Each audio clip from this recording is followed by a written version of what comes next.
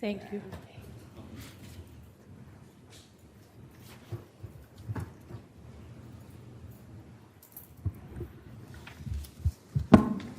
Hello? Can you hear me? I can hear you. I'm merging you with courtroom 2, BRC. So can you speak out loud over there to see if they can hear you? Yes, Your Honor. I'm dialing back so that I can connect through the headset. Okay. Sí. Your Honor, she can hear me now. Okay, excellent. All right. Good morning, ma'am. Can you please tell me your name? Buenos días. Ana Teresa Bisbal Hernández. Good morning. Ana Teresa Bisbal Hernandez. All right, Ms. Hernandez, excuse me. You're here in 2020 MM 546 AW. You're arrested for domestic violence battery. I do find probable cause for that offense, and I will appoint the public defender to represent you. Madam Interpreter, we do have a witness present here. Sir, do you speak English or do you need the interpreter? You need the interpreter. Okay, so he's going to need the interpreter too.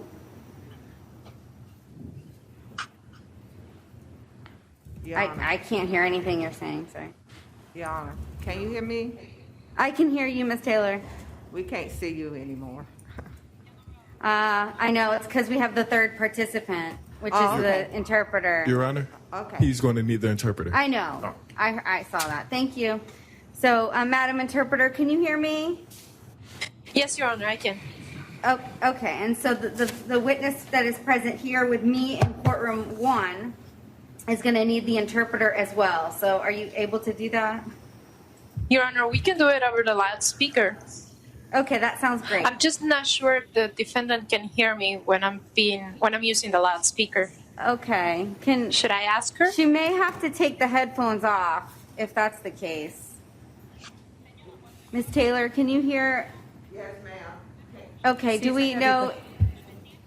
We may have to take the headphones off of her. Sí. I don't. Okay. Your Honor, she's indicating that she can still hear me in the headset. Okay, perfect, excellent.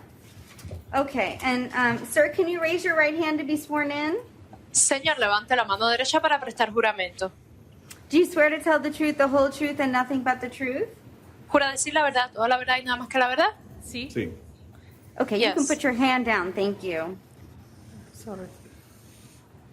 All right, sir, can you tell me your name and then spell your last name for me, please? Señor, me dice su nombre y por favor deletree el apellido. Juan Carlos Bejarano. B E J A R A N O.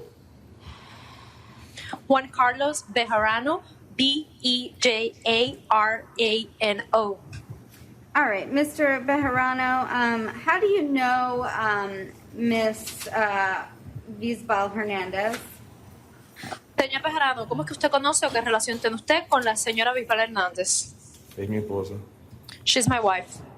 And how long have you been married? ¿Cuánto tiempo llevan casados? Tenemos 14 años. Well, we've been together, it's been 14 years. Okay, has there been any violence in your relationship in the past? ¿En el pasado había ocurrido algún tipo de violencia entre ustedes en esta relación? No. No. Are you afraid of her? ¿Usted le tiene miedo a ella? No. No. Do you want to have contact with her through the pending of this case? ¿Usted desea seguir teniendo contacto con ella mientras este caso está pendiente? Sí. Yes. Okay. I understand that there were children that were present during the incident. Are you in fear of their safety at all? Me queda entendido que había niños presentes durante el incidente. ¿A usted le preocupa o usted teme por la seguridad de ellos? No, son nuestros hijos. No, there are children. I'm sorry, I didn't hear that last part. They are our children. Right. But my question is, are you in fear for their safety based on the incident that occurred and the violence that is alleged to have occurred? Correcto, pero la pregunta es, ¿a usted le preocupa la seguridad de ellos teniendo en cuenta el incidente que ocurrió y los actos de violencia que se plantea que ocurrieron? No. No. Okay. Ms. Bush, did you have any, well, let me ask you one last question. If something like this, where you felt threatened, if something like this were to happen again, or you felt threatened, would you call law enforcement? Si ocurriera algo como esto nuevamente en el futuro o algún incidente en el que usted se sintiera amenazado, ¿usted estaría dispuesto a llamar a las autoridades? No. Well, no. So you're saying that you would not call law enforcement if she were to be violent against you or threaten you? Usted me está diciendo que si ella actuara de manera violenta en contra de usted o le amenazara, ¿usted no estaría dispuesto a llamar a las autoridades? Bueno, depende, porque yo no creo que vuelva a pasar esto. Well, it depends, because I don't think this is going to happen again. Okay. If it did happen again and there was violence or you felt threatened, would you call law enforcement? Ok, pero la pregunta es, si llegara a ocurrir, si ocurriera un acto de violencia o si usted se sintiera amenazado, ¿usted estaría dispuesto a llamar a las autoridades? Sí. Well, yes.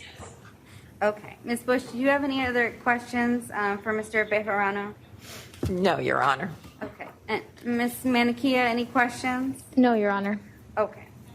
All right. Here's what I'm going to do. Based on my review of the affidavit and the testimony today, I'm going to allow non-hostile, non-violent contact. Ms. Bisbal Hernandez, that means that you're not to push, bite, scratch, kick, hit, get in his face, say anything mean to him. Do you understand? Sí, entiendo. Yes, Okay. I understand. And then, Madam Interpreter, if you could relay that as well to the victim so he understands.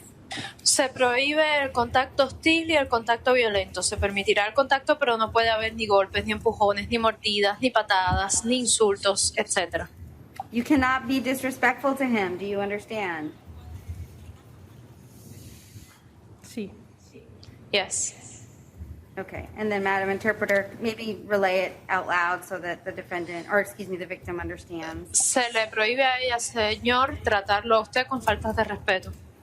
All right. You're not to possess weapons, any firearms, or any ammunition. A ella se le prohíbe la tenencia de armas, armas de fuego, munición. And the Department of Children and Families was contacted, so if there's an investigation, you must comply with that. Está bien. That's fine. All right. Could you advise the victim of that as well? Se ha abierto una investigación con el Departamento de Niños y Familias. Si esa investigación continúa, tienes que cumplir con lo que ellos decidan. All right, you do qualify for pretrial release, so I'm going to place you in that program. Please make sure that you comply with any court requirements and pretrial release requirements. Gracias. Thank you. And can you advise the victim that she'll be released to pretrial release Será puesta. I'm sorry, Iván. and that they'll probably call him when she's released. Sorry. Ella será puesta en libertad a través de la libertad provisional, señor, y probablemente lo contacten a usted para avisarle cuando ella va a salir. Hoy no Okay. sale. Is it going to be today? Yes. Sí. Ok. Sí. Yo la puedo Ok. venir a recoger. And can I come pick her up? Yes. Sí. Ustedes me llaman a la hora que ella esté ya. They will call you. Señor, lo van a llamar. Ok, gracias. Thank you, sir. Okay, thank you. Thank you. All right. Thank you, ma'am. All right.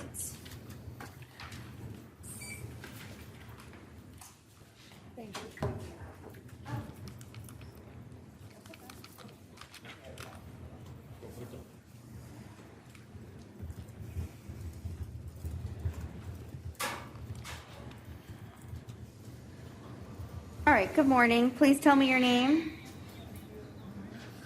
Roberto Belén Martínez. Roberto Belén Martínez. Mr. Belen Martinez, you're here in 2020 CF 7670AO. You were arrested pursuant to a warrant. Probable cause was previously found for aggravated battery with a firearm with discharge. and shooting into an occupied vehicle, and use of a firearm in the commission of a felony. And I'll appoint the public defender's office to represent you in your case. You're not to have any contact with any victim or witness in the case. You're not to return back to that specific car lot at 1453 West Land Street Road, nor are you to have any weapons, any firearms, or any ammunition. Your bond on count 1 is $5,000, count 2 $150, and count 3 $150. Thank you, sir.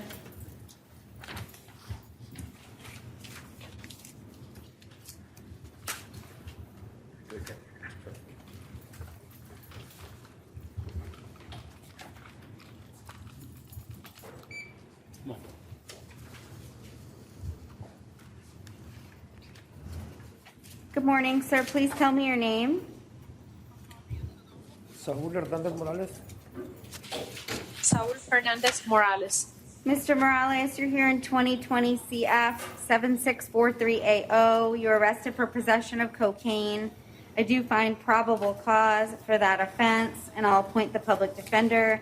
And in 2020 CT 804AW and 20 CT 805AW, you're arrested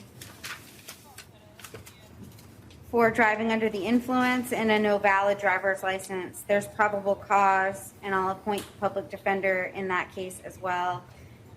No drugs or alcohol without a valid prescription, and you may not drive without a valid driver's license. Those are your conditions of release. There is an immigration detainer.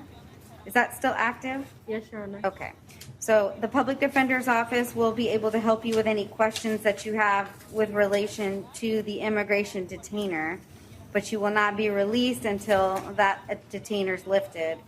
I'm going to set the bond at $1,000 on the cocaine possession, and on the DUI 500. On count 2, it'll be 100 on the no valid driver's license.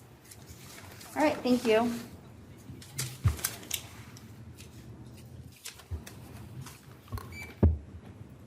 Your Honor, the next person on the docket, Capo Santiago Jean, behavior. Okay, I'm gonna find his behavior to be a waiver, and does he have the public defender already? It's a failure to appear. Mr. Capeles Santiago?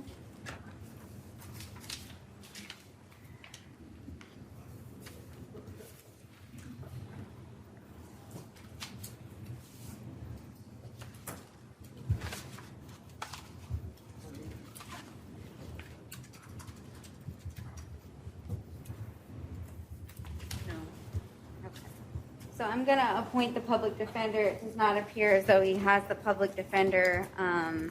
And I am going to stay the bond. It's set at the KPS at $2,000. Ms. Manicure, did you want to formally waive? Yes, Your Honor. Okay. So they can file any motions for him if he can't afford that bond.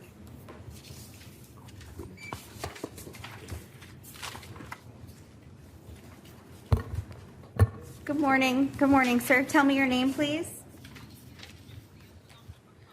Israel García. Israel Garcia. Mr. Garcia, you're here in 2020 MM 4563AO. You were arrested for trespass on property after warning. I do find probable cause. Ms. Bush, did you have an offer to resolve the case? Yes, Your Honor.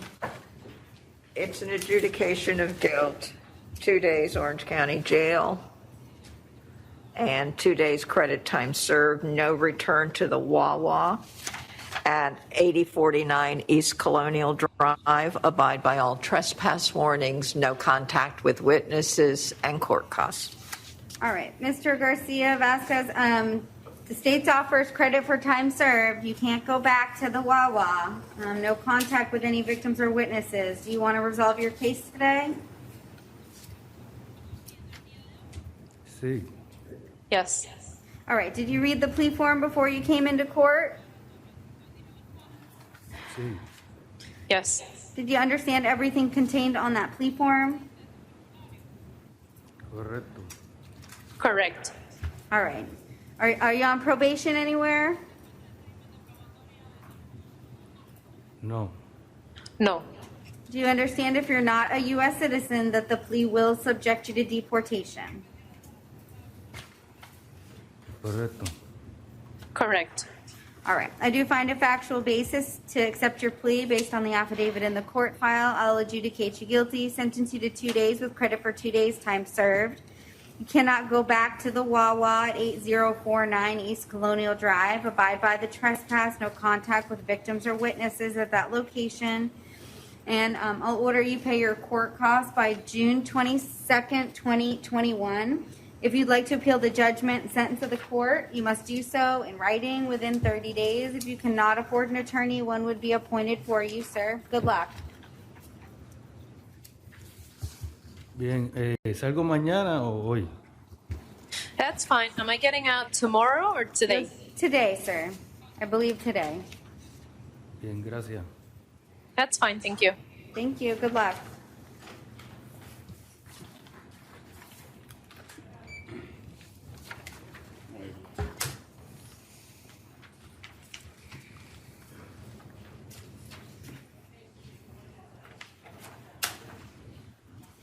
All right. Good morning. Tell me your name, sir.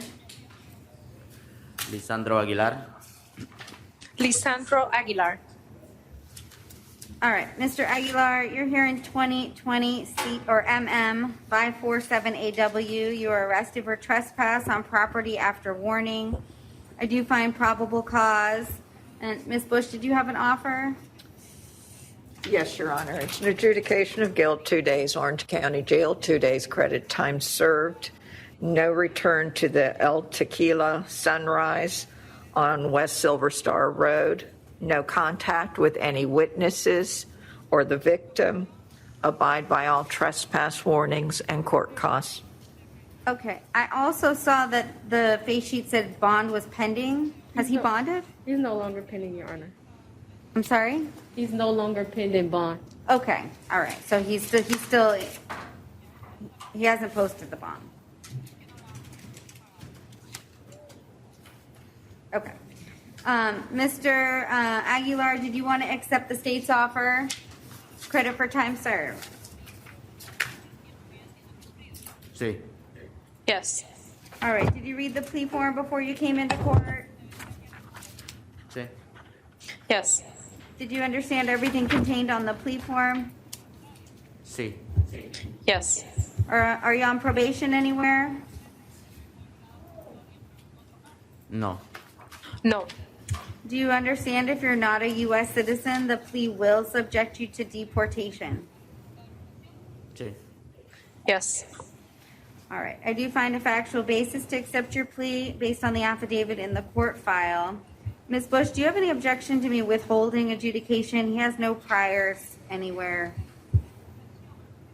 Your Honor, just for the court's information, the reason that the state recommended the adjudication were the facts contained within the case, the disturbance that he repeatedly created at the business, and but the adjudication is the court's purview. Okay.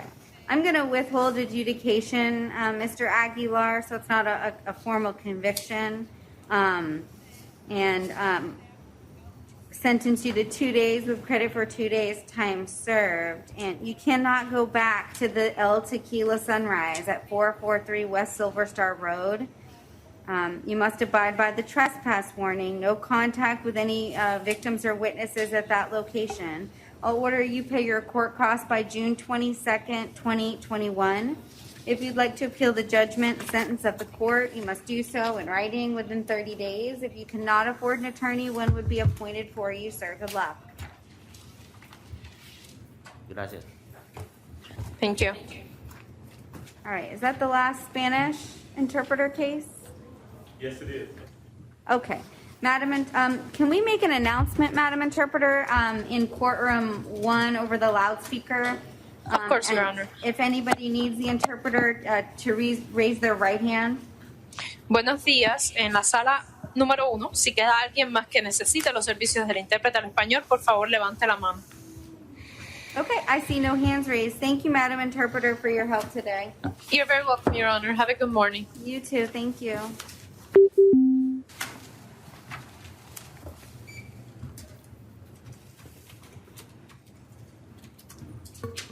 Your Honor. Can you hear me? I can. Oh, okay. The next person on the docket, Brianna Alcon, medical. Do we have any witnesses here for Miss Alcorn? No? Okay.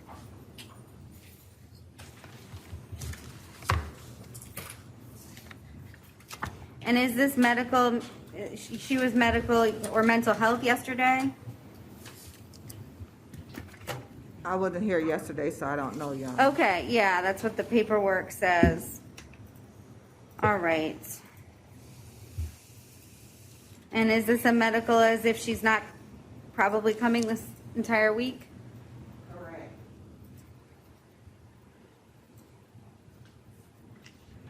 Yes, Your Honor. Okay.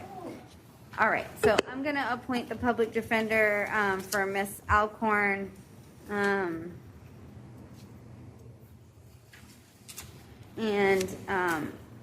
Miss Manikia, she was reset yesterday for mental health. Today is medical. My guess is they've been advised she's probably not coming. But because it's a domestic violence case, and if you're going to ask the court waive the appearance and proceed with the initial appearance, is your office going to make sure she receives the court minutes? Yes, Your Honor. Okay.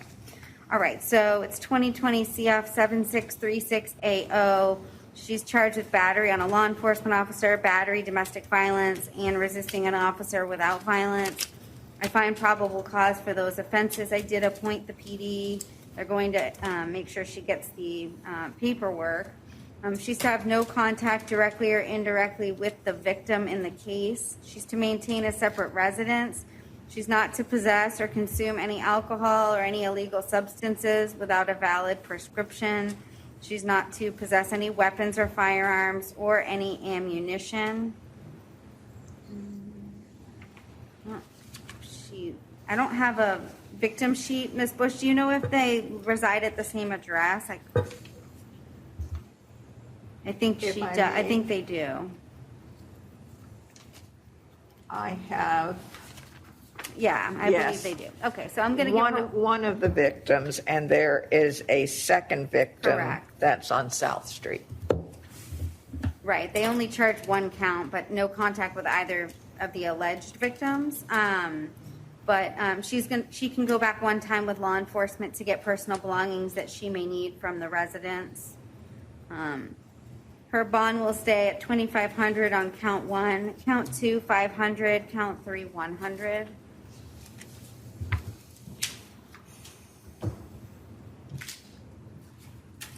Well, actually, she qualifies for pretrial release. Sorry, Madam Clerk. I'm going to release her to pretrial release. Sorry, I didn't see that. So she will actually, Ms. Manikia, I'd still ask that your office provide her with that documentation, but she's going to sign paperwork when she goes out and gets released on pretrial. Okay, thank you, Your Honor.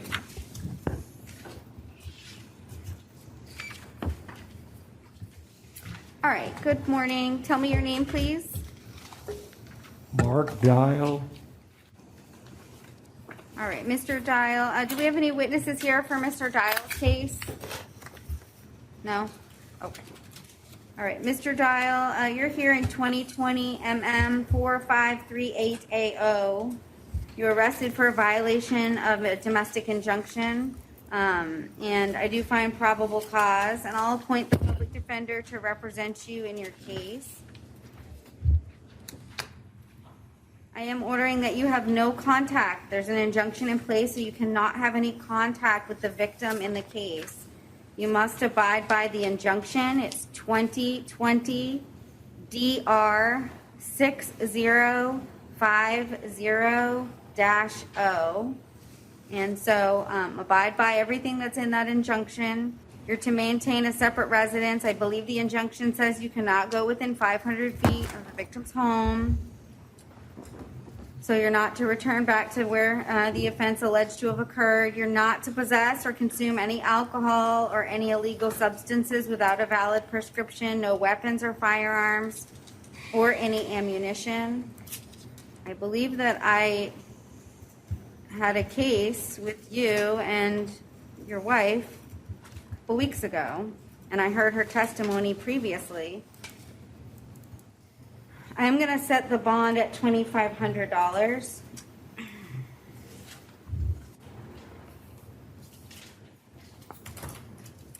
That case, just for purposes of the record, was no info on June 17th. That was 2020 MM 4055. And then I believe the victim went and got an injunction. Chief, I'm checking to see if any of them are DVs on this. All right, thank you, Mr. Dial. Did he sign the no contact order?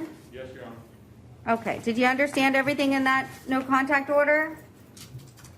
No, ma'am. Sorry? No, ma'am. What don't you understand, sir? Don't know why I can't go home.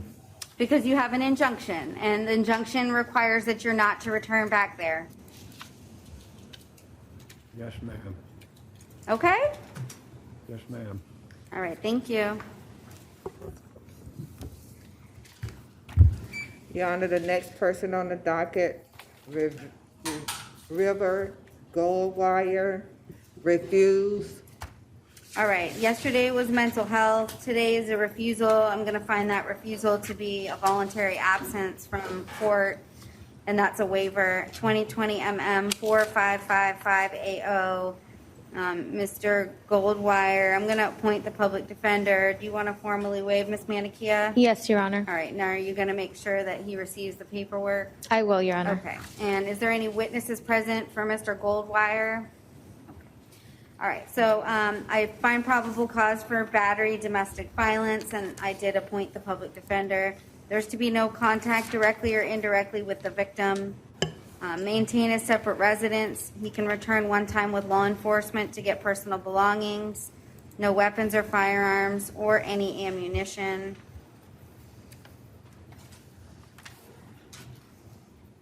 And the bond is set at $500.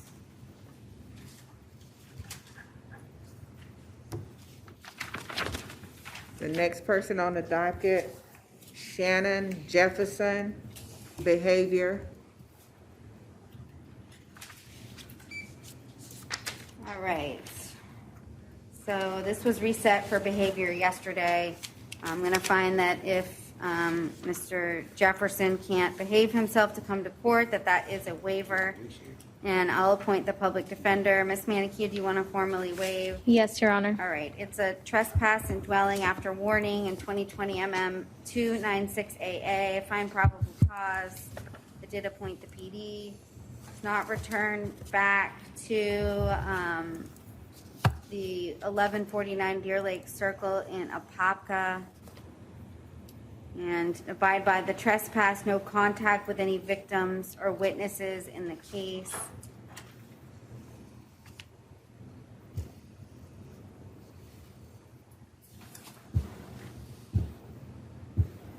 I'm going to stay the bond at the $500.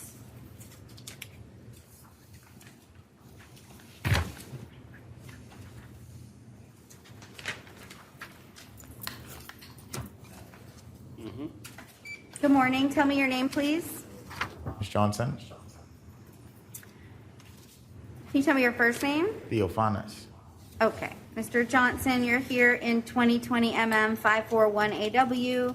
You're arrested for petty theft. Okay. I do yes, find probable cause for that offense, and I will appoint the public defender. I don't know if the state will have an offer for you today. No, Your Honor, he's out on release on another petty theft, Okay. and it is enhanceable, so.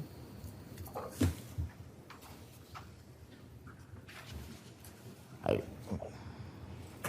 All right. So, Mr. Johnson, Gentlemen, the state does not have an offer for you today to resolve your case. It's not going to get resolved. So you're not to return back to Publix at 8863 West Colonial Drive. No contact with any victims or witnesses in the case. I am going to stay the bond at the $500. I'm not going to revoke your release.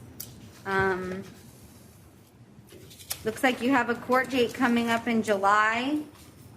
You don't want to miss that court date. If you get arrested again and you have 3 cases, it's not going to be a good day. I can promise you that. Okay.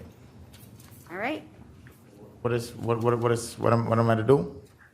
You have a $500 bond. Can't afford my bond. What is my cause? Then your attorneys will have to file a bond motion for you. What's the bond motion?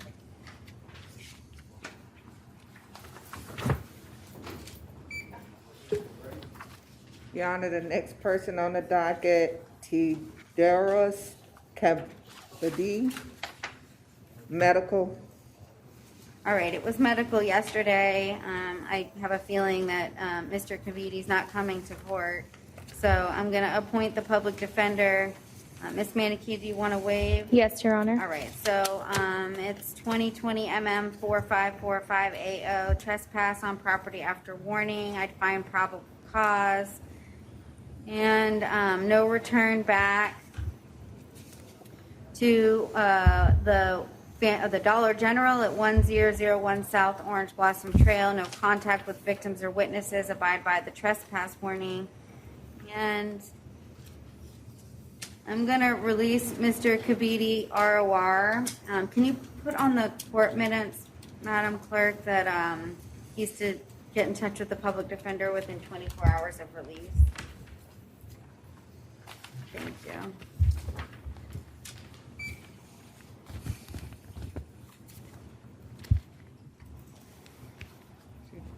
Your Honor, the next person on the docket, Latoya Key, medical. All right, so Ms. Key's been reset. I believe it was behavior yesterday. She has some competency issues, I believe, in other cases. Is that correct, Ms. Manikia? Yes, that's Okay. correct. All right, so I'm gonna waive her appearance, appoint the public defender. Do you want to formally waive, Ms. Manikia? Yes, Your Honor. All right, so I've got 2020 MM 4532AO, trespass on property after warning and possession of drug paraphernalia. I find probable cause for count 1. I don't find probable cause for count 2. The pipe was not tested. Yes, Your Honor. I had a PC challenge for that, and I'm sorry I didn't mention it, but thank you. The state concurs. Okay. The state has that note. Okay, so in that case, no PC for count 2. She's not to return back to the Acme Cleaners at 600 Northwest Moreland Drive. No contact with any victims or witnesses, and abide by the trespass warning. I am going to stay the bond at the 500. I'm not taking any action on her out on release cases. There was just one case, right? I have a lot of paperwork, I think. There were 10 cases, Your Honor. Huh? There were 10 cases. Yeah, that but I those are the out, yeah. Yeah. I meant like new law. Oh, no. It's only one. Yeah, I'm not taking action on the And is the court RORing on the no RORing on PC? count 2. Yes, thank you.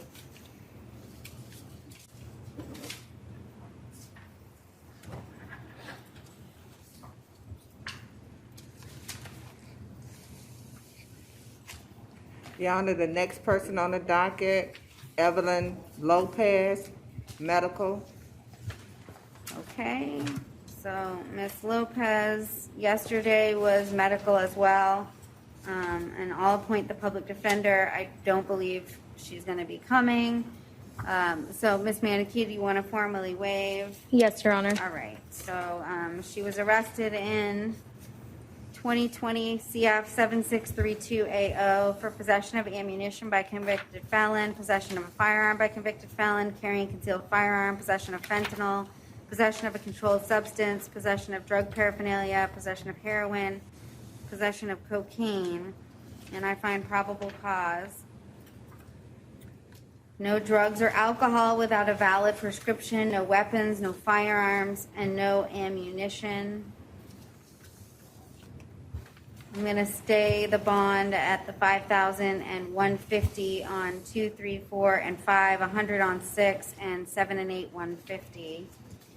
And I'm not taking any action. She's in pretrial diversion. My guess is she's going to get removed from that program if she hasn't been removed. It looks like she has a return date of June 22nd today, so I don't know what's going on with that case, but no action. She has the PD, I believe, in that case.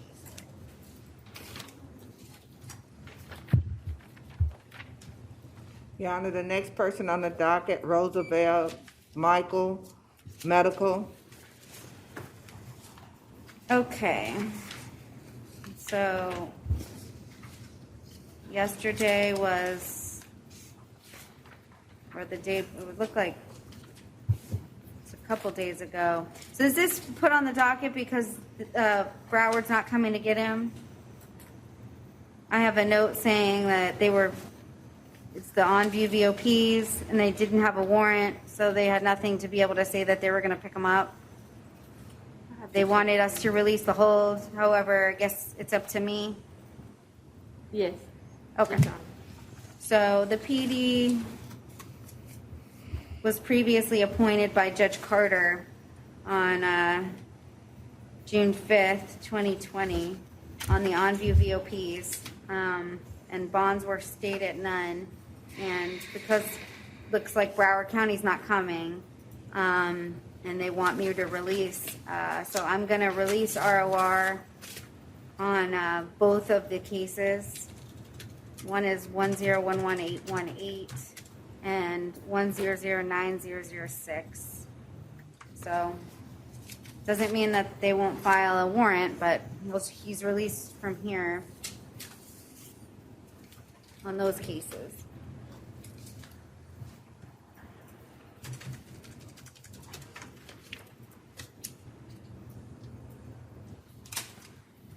Your Honor, the next person on the docket, Rhonda Pacheco, medical. All right, and this is an out-of-county warrant. And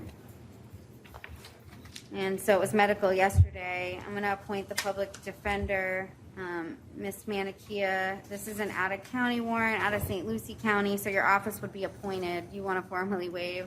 Yes, Your Honor. All right, so it's a no bond warrant out of St. Lucie. And so one of the judges here will contact St. Lucie County, see if the judge in St. Lucie will give a bond or modify any bond conditions of release. But at this time, it stays at none.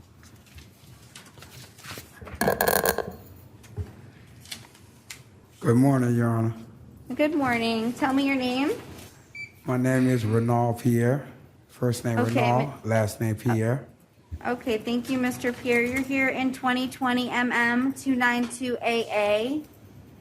You were arrested for battery. I believe it's domestic violence. They did not put it in as a domestic violence charge, but in the affidavit portion, it says that they placed you under arrest for domestic violence battery. No, that's not correct. What Yeah, they it told is- me, it was a Okay, sir, I battery. don't want you to talk, so you have an attorney here. I'm going to appoint the public defender. All right. So it's my understanding it's a domestic violence battery and the relationship is a domestic relationship. So I believe that was probably a scrivener's error when it was put into the System. system. So it would be 784.03-10. We do have a witness present, but I do find probable cause for the domestic violence battery, and I did appoint the PD. Can you raise your right hand to be sworn in, ma'am? Do May you I swear ask to you- tell the truth, the whole truth, and nothing but the truth? Yes, ma'am. Okay, and then you can put your hand down. Can you tell me your name and spell your last name? Speak a little louder for me if you can. Letitia Robinson, Robinson. All right, and Ms. Robinson, how do you know Mr. Pierre? We've been together 5 years. Do you live together? Yes. Yes, okay. And do you have children together? No. Okay. And are you afraid of him? Yes. Okay. So my guess is you do not want contact. Is that, you're shaking your head No, no? ma'am. Okay, thank you. Ms. Bush, did you want to ask Ms. Robinson any questions? No, Your Honor, thank you. And Ms. Manikia, any questions for the defense? No, Your Honor, just would request a one-time return. Okay. All right. So, Mr. Pierre, I am going to order that you have no contact directly or indirectly with the victim. I'll have you sign the no contact order form, please. Yes, before I sign, due to the fact, we just bought a house together. My house is surveillance with Vivid. I have footage that she's threatened Mr. me. Pierre, Mr. Pierre, that's all that stuff that you're going to have to tell your attorney. All right, So, right now, we're dealing with no contact. So All right. I need to make sure that you understand everything on the no contact order. Oh, yes, I understand it. I read it. Okay. Okay. This is, before I sign this, I need the courts to verify and to put it in writing that I'm getting an attorney to resolve this. You 'Cause can hire whatever attorney obviously- you want to hire. You can hire whatever attorney you want to hire, but that has nothing to do with the no contact. So All right. I need to make. Speaking of the no contact, right? Speaking on that behalf, on that matter, what I was told, we both were getting charged. She wasn't being placed in handcuff. I You're was. going to file charges with going the on? state attorney's office. What's that? They have filed charges with the state attorney's office. I'm understanding, this is what I don't understand, is she is the victim. How is she is the victim? I was victimized. I was abused. Actually, she was the more aggressive. And I'm the Mr. one who Pierre, called the everything police that in the you're beginning. saying, Mr. Pierre, please be quiet. Everything you're saying is being recorded. You're not helping yourself. You're not helping yourself by saying anything about the facts of the case, whether it's to benefit you in your mind or not, okay? Today is not that day. The officers in the case have filed charges with the state attorney's office. They will contact you. They will see about what you think about the case, and they will ask you your opinion. They will also contact her about her feelings about the case. That has nothing to do with me. I'm ordering no contact. All right, what I don't understand, this is why I don't understand, is why she is not charged and I'm in I can't charge. tell you that. I don't know why the officer made the decision he made. He charged her with the state attorney's office. You can either sign What? the form or not sign the form, but I am advising you, orally advising you, you are not to have contact. Oh yeah, I totally agree with that. I see it says 500 feet. This is my house. You know I'm what going you're to give you- saying? I can't go home to get my clothes. I've been Mr. Pierre, I haven't gotten there yet. I haven't gotten there yet. I'm asking you about the no contact order. Do you understand it? Yes, I do. Okay, I'll have you sign it, and then we'll get to that part. All right.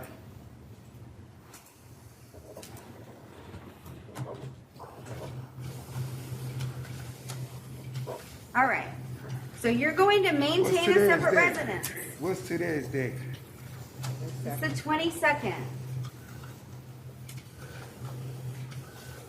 You're going to have to maintain a separate residence. I'm not kicking you out of your home, but if she's there, you can't be there, okay? That's something you're going to have to figure out on your own. Do not interrupt me. I'm sorry, Your Honor. Every time that you talk over me, we have no clean record, so you cannot talk over me. I will give you an opportunity to ask any additional questions that you may have. So maintain a separate residence. If you need to go back there to get anything, you must go with law enforcement. You can go one time with law enforcement to go get your things. Okay? No weapons, no firearms, and no ammunition. No drugs, no alcohol without a valid prescription. Is there anything that you don't understand about that? I totally understand. Okay. I'm going to release you to pretrial release. You must comply with my court orders and all of their requirements. If you go back there without law enforcement, that's a new law offense. If they arrest you at that house and you're there, okay? If you must go with law enforcement. If you get arrested for anything else, that can revoke your release and you can be held at no bond. Are we clear? Oh, yes, we are clear. Okay. Thank you, Your All Honor. right. Thank you. Thank you, ma'am. Yeah.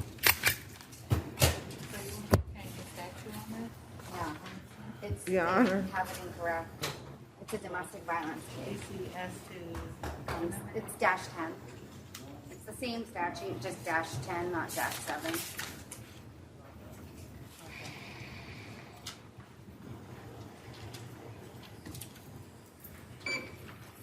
Your Honor, the next person on the docket, Daniel Prentice, medical. All right, so yesterday was medical 2. I'm gonna appoint the public defender, and Ms. Manikey, do you want to formally waive? Yes, Your Honor. All right, it's 2020 CF 7624AO, grand theft third degree and resisting an officer without violence. I find probable cause for those offenses. No return back to where the offense is alleged to have occurred. No contact with any victims or witnesses. And the bond will stay at 1,000 and 100. Looks like he has some out-of-state hold. Here's out-of-state hold for Alabama. Okay.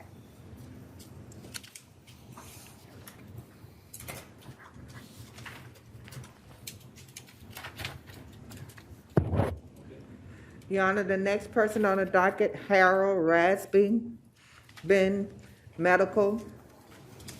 All right, and I believe this was reset from yesterday as well for a refusal. So I don't know why it was reset. So, should have been handled yesterday. All right, so I'm gonna find, I believe he's not coming, correct, at all this week, we think, No, Your Honor. medical? Okay.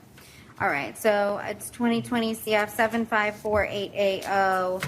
And I'm gonna appoint the public defender. Ms. Manikey, do you wanna formally waive? Yes, Your Honor. Okay, so, it's charged pursuant to a warrant. And probable cause was found, count 1's burglary of a structure during a state of an emergency. 2 counts of burglary of a conveyance, and 1, 2, 3, 4, 5, 6, 7 counts of attempted burglary of a conveyance, and count 9 is criminal mischief. And I did appoint the public defender. He's not to return back to any of the locations as named in the affidavit. No contact with any victims or any witnesses in the case.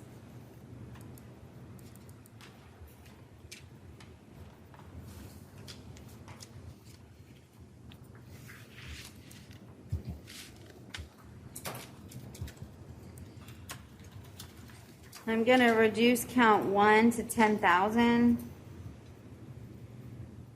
And all additional counts will go, counts 2 through 8 will be 150, count 9 will be 100.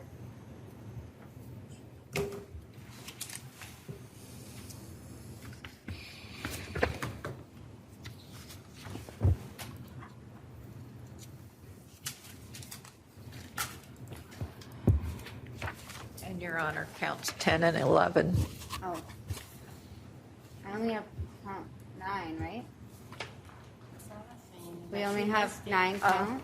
Okay, I had 11.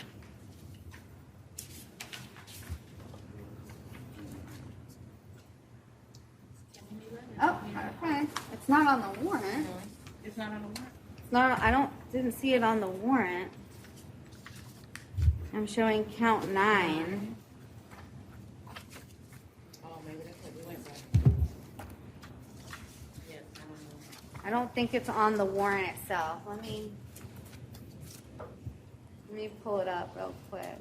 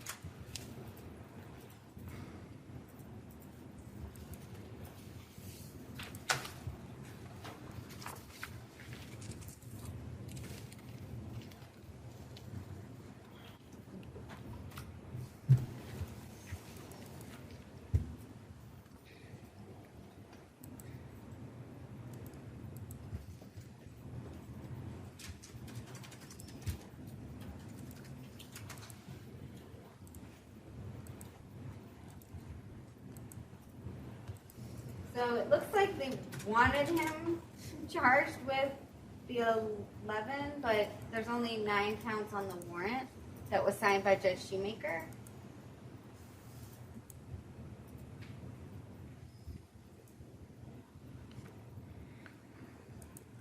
So I can only go by the warrant.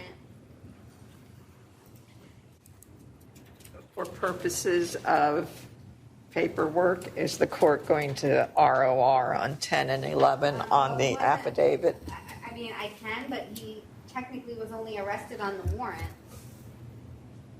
So there's really only 9 counts. So if for some reason they have anything in the system for counts 10 and 11, I would ROR. But the warrant specifically delineates 9 counts. So I don't know if I could do anything with 10 and 11. Yeah.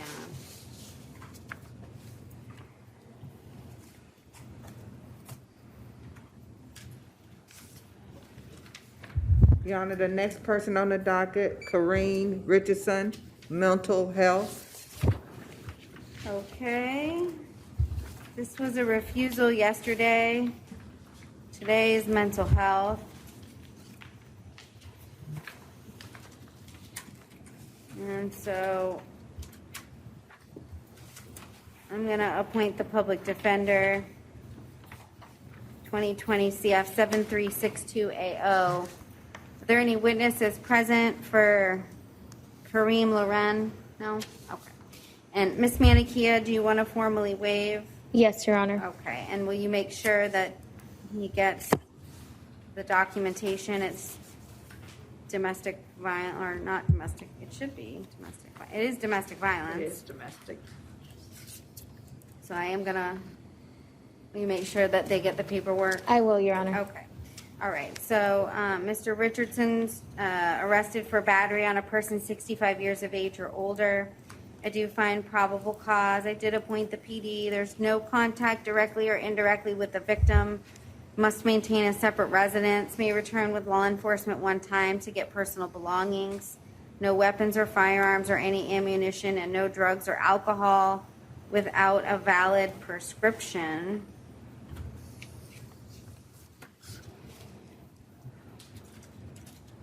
And I'm going to set the bond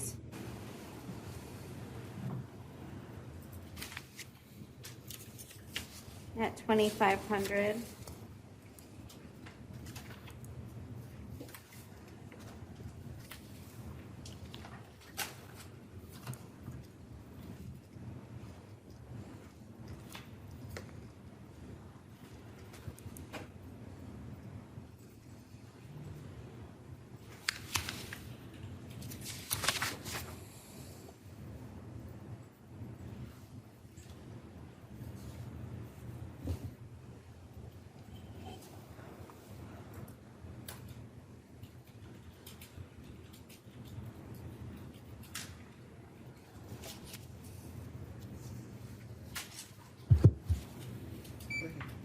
Your Honor, the next person on the docket, James Soka, medical.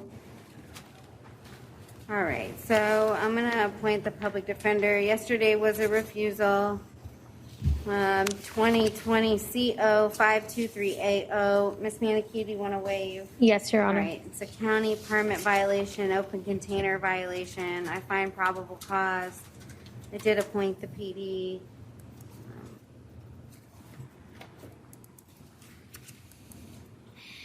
I'm going to release Mr. Sauka, ROR. He's to get in touch with the public defender within 24 hours of his release, if we could put that in the court minutes. And I'm not taking any action on the out on release case.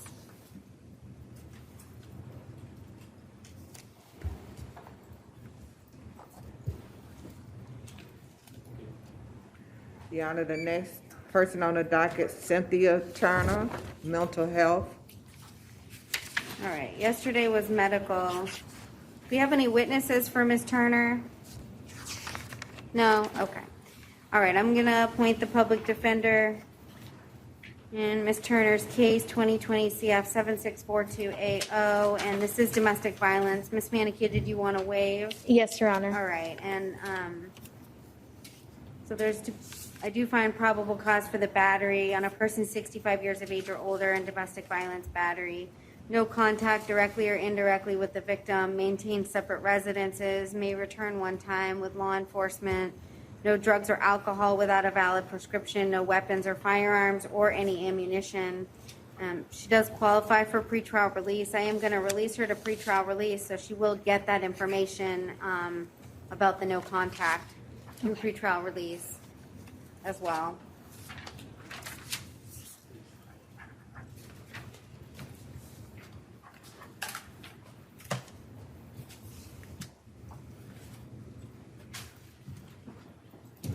Wow, we made it to our real docket. All right, please tell me your name, sir. Nathaniel Addison. All right, Mr. Addison, you're here in 2020 CF 6810A.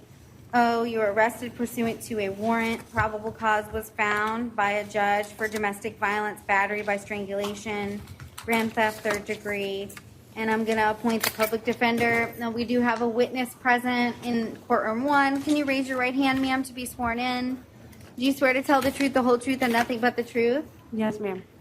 If it's possible, because you're isolated in there, it's difficult to hear with the mask on, and I need to see your face. So if you feel comfortable taking it down, I'd appreciate it. Okay. Can you state your name for me and spell your last name? Tiffany Cedeno, Cedeno. All right, Ms. Cedeno, how do you know Mr. Addison? We dated. Dated? So you're no longer together, is what you're telling me? Yes. You got to say yes, yes, or no. we're no Okay. longer together. Okay. And then did you live together, or do you live together? No. You don't live together anymore? No, ma'am. Was the incident at your residence? Yes. Okay, and he lives somewhere else now? He does. Okay. Are you afraid of him? No. Do you want contact with him? Yes. Okay. Is there a reason that you need to have contact? Not really. But I'm not, if he calls me, I'm not going to be upset about it or, you know. Okay. Has there been any violence in your relationship in the past? No, ma'am. Okay. So this is the first time law enforcement's been involved in any incident? Yes. Okay. And do you think drugs or alcohol had any involvement in what happened? I don't think so. No. Okay. If something like this were to happen again, or you felt threatened from him, would you call law enforcement? If it was to happen again, yes, I would call. Okay. And Ms. Bush, did you have any additional questions? No, Your Honor. And Ms. Manikia? No, Your Honor, just request non-hostile contact. Okay.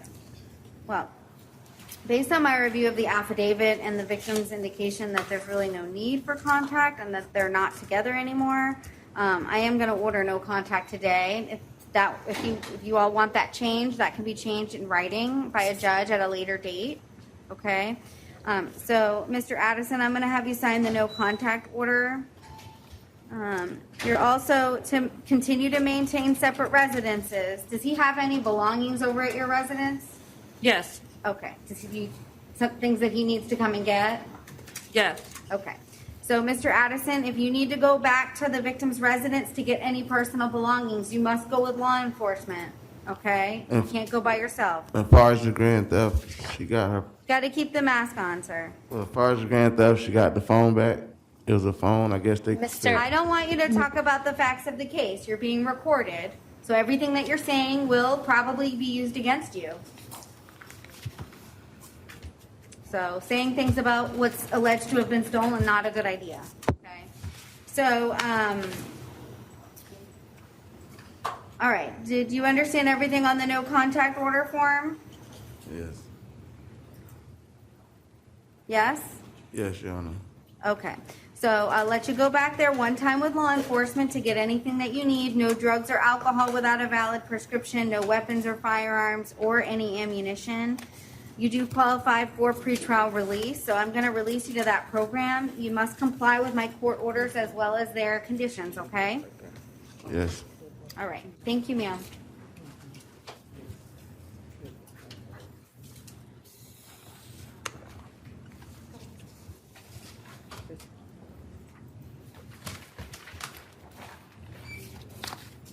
All right, good morning. Tell me your name. James Aid. All right, Mr. Aid, you're here in 2020 CF 7657AO. You were arrested for tampering with a witness to hinder communication to law enforcement and domestic violence battery. And I do find probable cause, and I'll appoint the public defender. We do have a witness present. Ma'am, please raise your right hand to be sworn in. Do you swear to tell the truth, the whole truth, and nothing but the truth? I do. I'm sorry? Yes, I do. Okay, you can put your hand down now. Can you state your name for me and then spell your last name, please? Yes, it's Rebecca Burtis, Burtis. All right, Miss Burtis, how do you know Mr. Aid? He's been my boyfriend for the last 2 years. Okay, and are you afraid of him? Yes. Okay, and so you're currently aware that there is a no contact order in place? Yes, ma'am. I did that? Yes. Okay, and you're aware of that? Yeah. Okay. And so you don't want contact with him? No, ma'am. Okay. Ms. Bush, do you have any other additional questions? No, Your Honor. Ms. Manikia? No, Your Honor. Okay. Mr. Aid, there's already a no contact order in place that I ordered on February 25th, 2020. It hasn't been changed at all by a judge. So, and at that time I did ask you whether you understood everything on the no contact order, and you advised that you did. So that will maintain the no contact order in this case as well. So I'll have you sign it again. Yes, ma'am. We have a no contact order for him. He signed it? Okay. Did you understand everything on the no contact order? Yes, ma'am, I do, completely. Are you 100% sure? Any questions about it? No, ma'am. 100% completely Okay, you're going to understand. continue to maintain a separate residence. If you need to go back with law enforcement, because it appears as though you may have been staying there, you can go back with law enforcement. That's it. You can't go back by yourself. If you go back with by yourself and law enforcement is there and arrests you, then that's a new law violation. Yes, ma'am. You've had contact, so basically you've violated my no contact order, which is also a new law violation, but they didn't arrest you for that. So you're not to possess or consume any alcohol or any illegal substances without a valid prescription, no weapons, no firearms, and no ammunition. I believe I ordered that you were to take all medication as prescribed previously, so I'm going to continue to order that. And I also ordered random urinalysis through pretrial release. So I don't know if you've had any of that, but I'm going to order that you have random urinalysis through pretrial release. Yes, ma'am, I had Okay, urinalysis before, but Okay, well, it's I think they stopped because of the whole COVID thing. okay. Well, if they're requiring you to come in, then you'll need to come in to do that, because I'm ordering that again. Yes, ma'am. On this case, your bond will be set on count 1 at $2,500. Count 2 will be $1,000. I am revoking the release in 2020 MM 1474AO, setting that bond at none. You do have the public defender. They're going to have to file a motion to set bond for you in the case. So you'll want to get in touch with them as soon as possible. Thank you, ma'am. I do not have the public defender's number. They'll give you that piece of paper. Okay.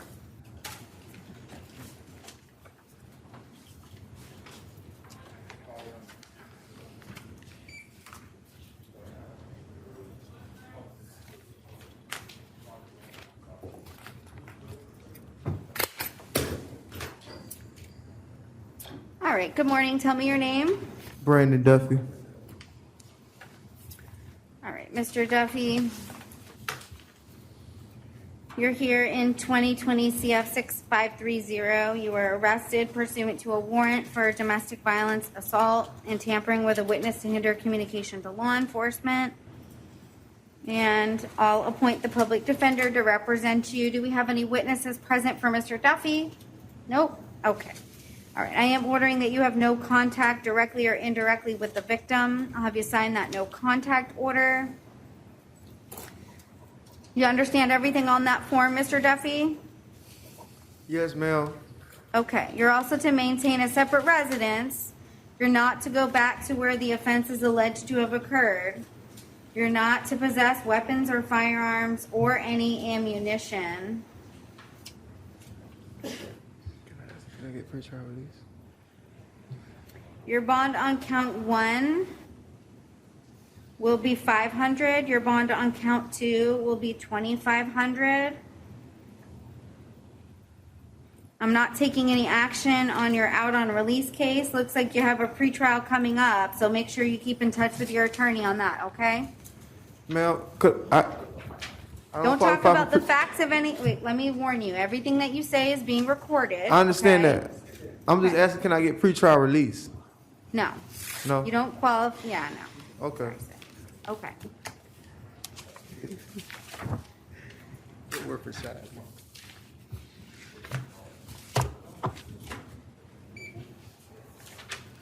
All right, good morning. Tell me your name. Stephen Johnson.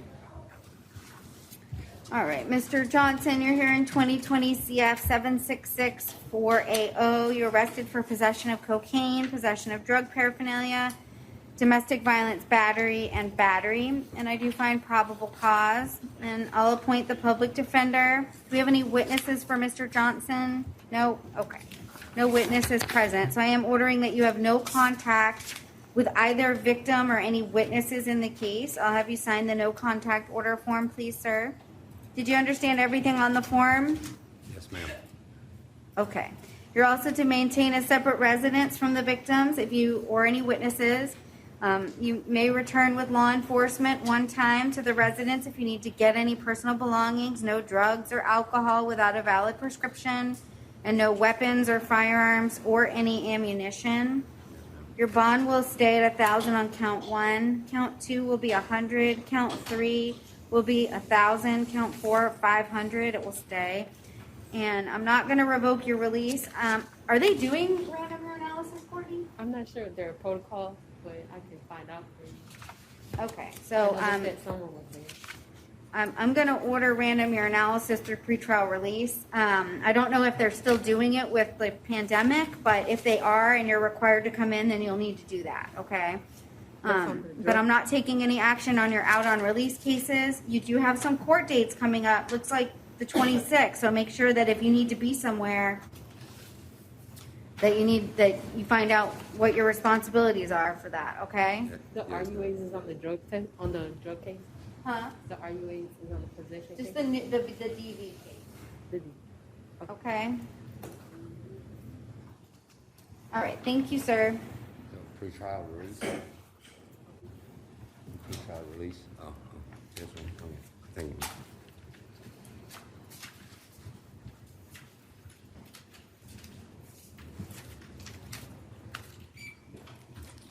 All right, good morning. Tell me your name, please. Marty Mitchell. All right, Mr. Mitchell, you're here in 2020 CF 7193 AO. You were arrested pursuant to a warrant. Probable cause was found for domestic battery by strangulation and false imprisonment. And I'll appoint the public defender to represent you. Do we have any witnesses for Mr. Mitchell? Nope. Okay. So, Mr. Mitchell, I'm ordering that you have no contact directly or indirectly with the victim. I'll have you sign the no contact order, please.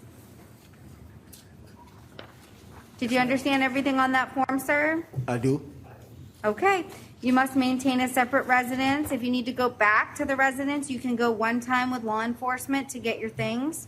No weapons, no firearms, no ammunition, and no drugs or alcohol without a valid prescription.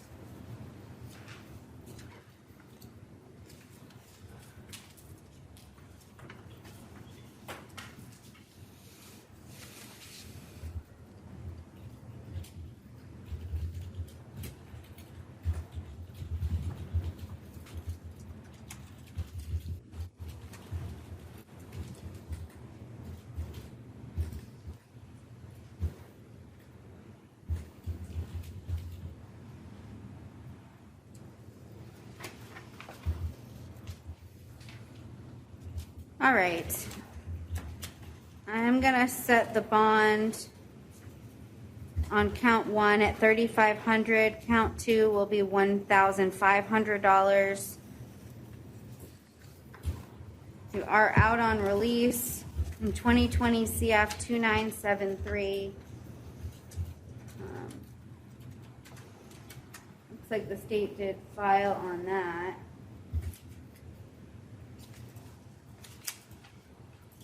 Could you tell me what I'm out on release for, ma'am?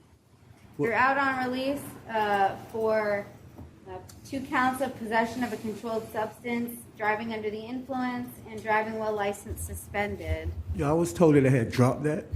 Nope. All right, I am revoking the release and setting the bond at none in that case.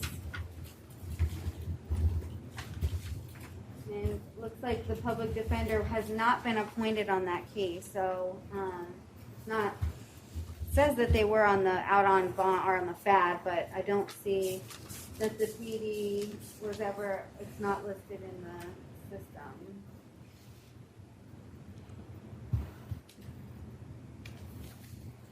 Maybe it was in the when they transferred it, but I just want to make sure that it shows that in the felony that they appoint that I appointed the public defender. It looks like because they were previously like CT cases, maybe that's why. So your turn. I've appointed the public defender. They're going to have to file a motion to set bond for you in that case. All right. Thank you, sir.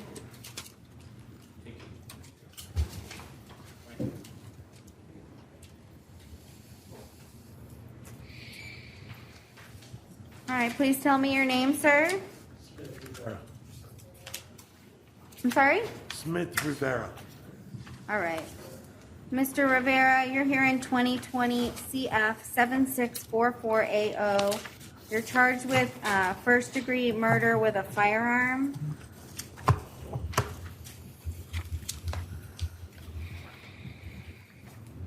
In that case, and I find probable cause, and I'll appoint the public defender.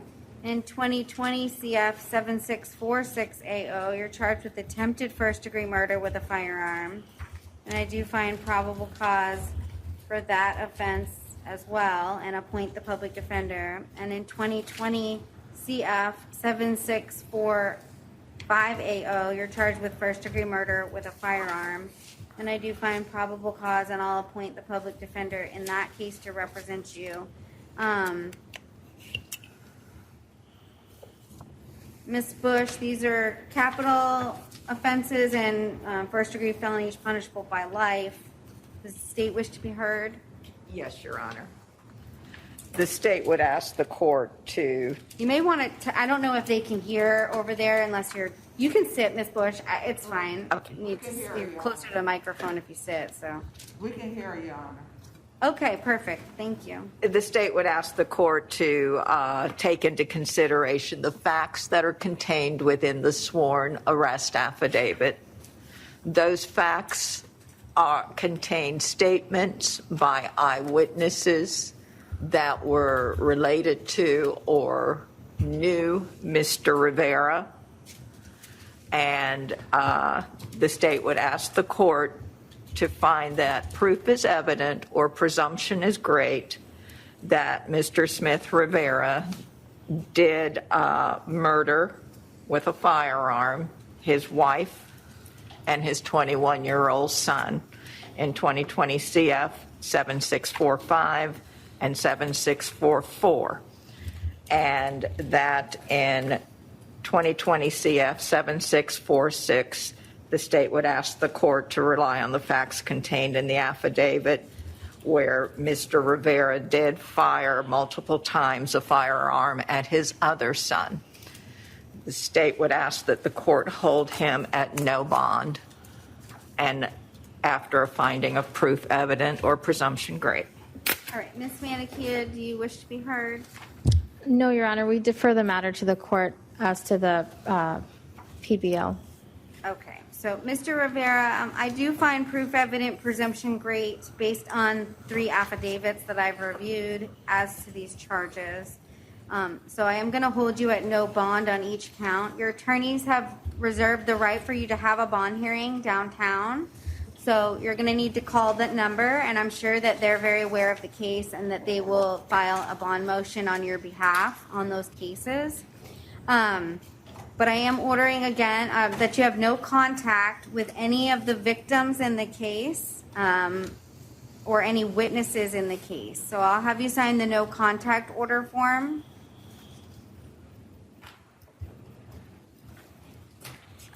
Mr. Rivera, did you understand everything on the no contact order? Yes. Okay. So if you are to be released, so that you, from jail you can't contact anybody, but if you are to be released, you cannot return back to the scene. Yes. If you need to go back there, you would have to go with law enforcement to get anything. You're not to possess or consume any alcohol or any illegal substances. You're not to possess any weapons or firearms or any ammunition. If you have any additional firearms or ammunition, if you are released, you would have to surrender those within 6 hours of your release. Do you own a passport? Yes. Okay, you would have to surrender that as well within 12 hours of your release from the Orange County Jail.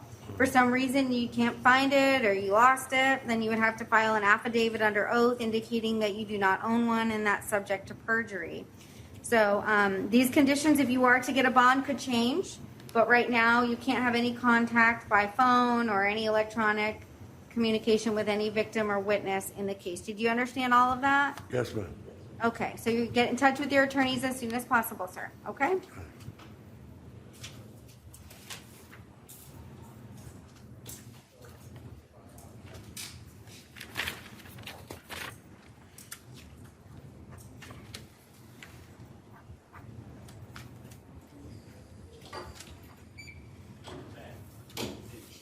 All right, good afternoon or morning. Tell me your name, please. My name is Otis Thompson. All right, Mr. Thompson, you're here in 2020 CF 7666AO. You're arrested for battery on a person 65 years of age or older and domestic violence battery. I find probable cause and I'll appoint the public defender. Do we have any witnesses for Mr. Thompson? No, Your Honor. Nope, okay. So I'm ordering no contact directly or indirectly with any victim or witness in the case. Mr. Thompson, I'll have you sign the no contact order. Did you understand everything on the no contact order? Yes. Okay. You're also to maintain a separate residence. If you need to go back, you must go one time with law enforcement to get any personal belongings. You can't go by yourself. No weapons or firearms or any ammunition. Your bond on count 1 is $2,500, count 2, $500. All right, thank you, sir. Okay.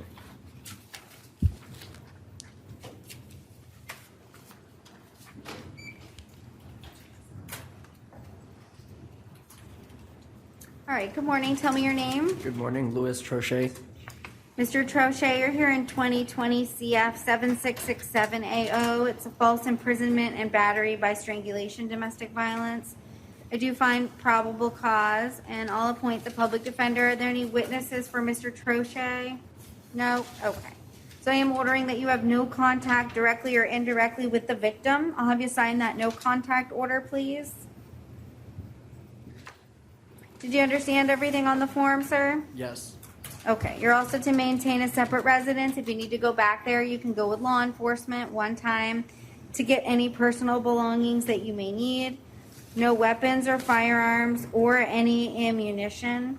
Your bond on count 1 is $2,500. Count 2 will be $1,000. All right, thank you, sir. Thank you.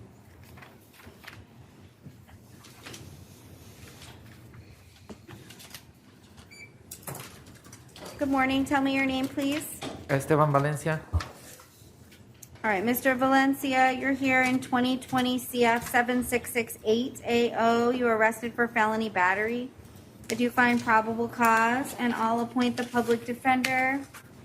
Are there any witnesses for Mr. Valencia? Nope. No. Okay. So I'm going to order that you have no contact directly or indirectly with the victim. I'll have you sign the no contact order, please.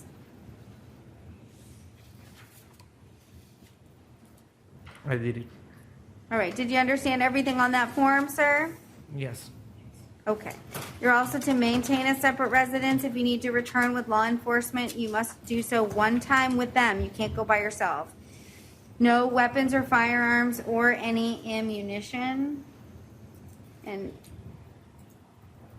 he did not qualify because He didn't qualify during his interview. he did not. He did not qualify. Okay. And Did were you you want able to provide an emergency contact, Mr. Valencia? Yeah, I can give you a number, Okay. What's the number? but I have to see it on my phone. I'm sorry, I don't Yeah. know it. Okay. All right. And they weren't able to. It says alternative address provided but not verified. Yes, Your Honor.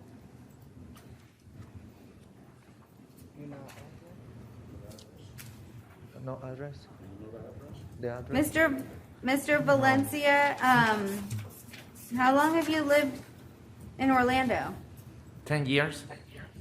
Okay, and do you work? Yes. Where do you work? I work in construction at Ross and Shingle Creek. I am a painter.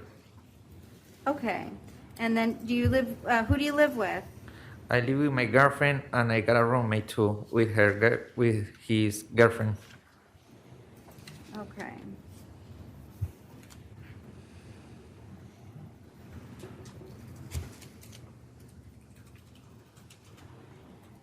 And the only you just don't remember any phone numbers? I have my roommate phone number. I can give it to you. Okay. It's just that he doesn't speak English, so. Okay. Well, I think they have people here who can speak Spanish. Okay. Yeah, this is his phone number. 407-399-3556. All right, Courtney, I can court order him, right? Yes, Your Honor. Okay. I feel like that I've established some community ties here. You have no criminal history whatsoever.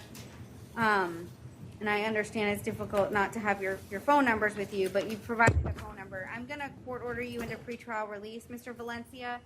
Oh. That means you won't have to post a bond, okay? So you're going to need to make sure you comply with my orders as well as pretrial release, okay? Don't miss any court dates. Make sure you follow everything they tell you to do, okay? Yes. Okay. Thank Good you. luck.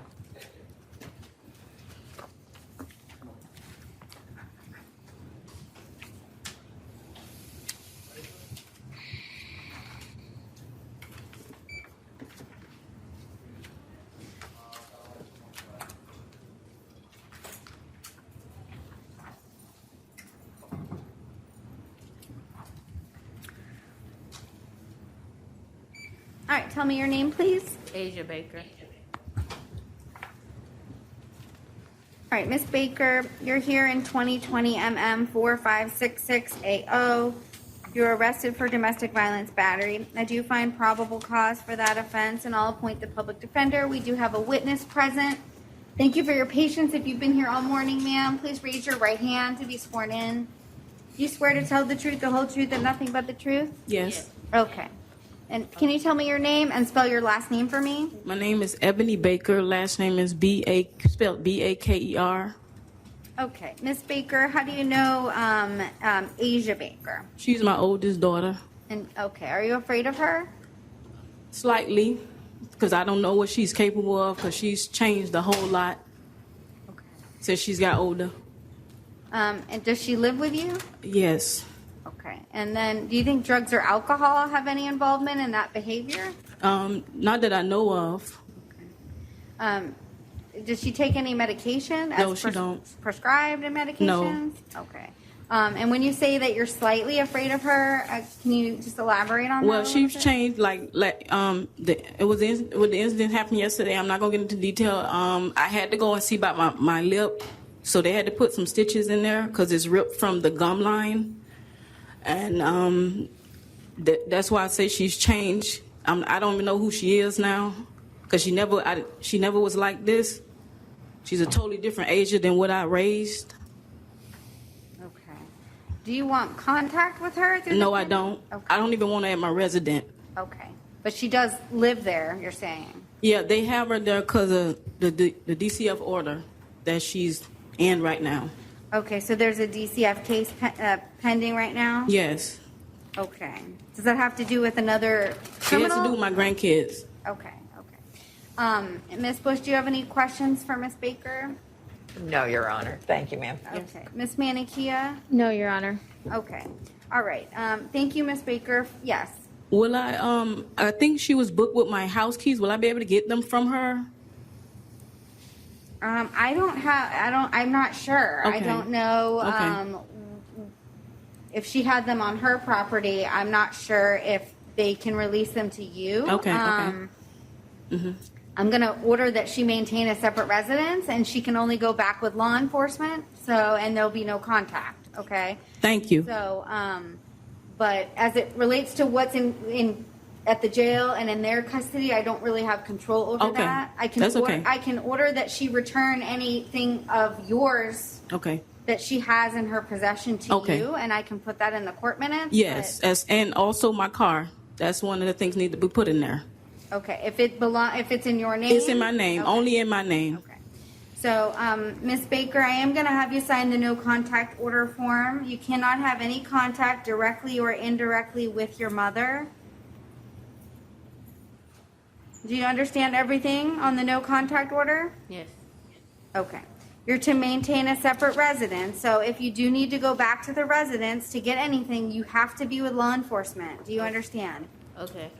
If you go back and you're not with law enforcement, then that's a new law arrest as well as a violation, okay? Do you understand? Yes. Okay. You're not to possess any weapons, any firearms, or any ammunition. And if you have any of your mother's property in your possession or control, you are to return that to her within 6 hours of your release from the Orange County Jail, but you can't give it directly to her, so you'll have to give it to law enforcement to give to her, okay? Okay.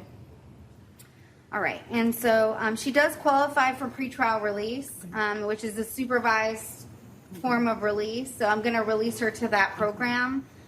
So if you violate any condition of that release, I can hold you at no bond. If you get any new law arrest, a judge or myself can hold you at no bond on this case. Do you understand? No, I didn't hear the first part. You're releasing me Okay. on what? So I'm going to place you on pretrial release. If you violate any conditions of the release that I've given you, or you violate any of their conditions, that your release can be revoked and you can be held at no bond. Okay? Okay.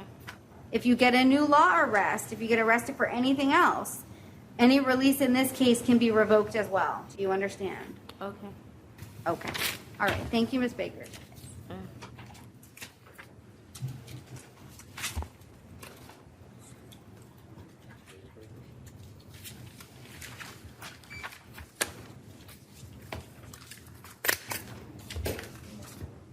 Your Honor, the next person on the docket, Byron Harding, medical. All right. Do we have any witnesses for Mr. Harding? Nope. Okay. I'm going to appoint the public defender, 2020 MM 4567AO, and it's a battery domestic violence. I do find probable cause. Ms. Manikia, did you want to waive? I'm sorry. Yes, Your Honor. So, and you're going to make sure that they get the paperwork? I will, Your Honor. Okay. So, Mr. Harding's charged with battery, domestic violence. I did find probable cause, appoint the PD, no contact directly or indirectly with the victim, maintain separate residences, may return one time with law enforcement, no weapons or firearms or ammunition, no alcohol or drugs without a valid prescription. Looks like there is a DCF case that is pending in another case, but it's, I guess, somewhat related. So I'm going to say comply with any DCF investigation as well. And I'm sorry, and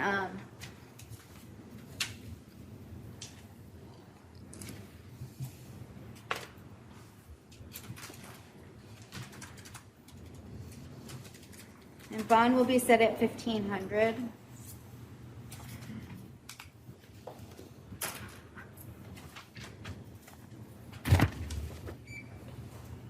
All right. Good morning. Tell me your name, sir. Your Honor, my name is Albert Perez.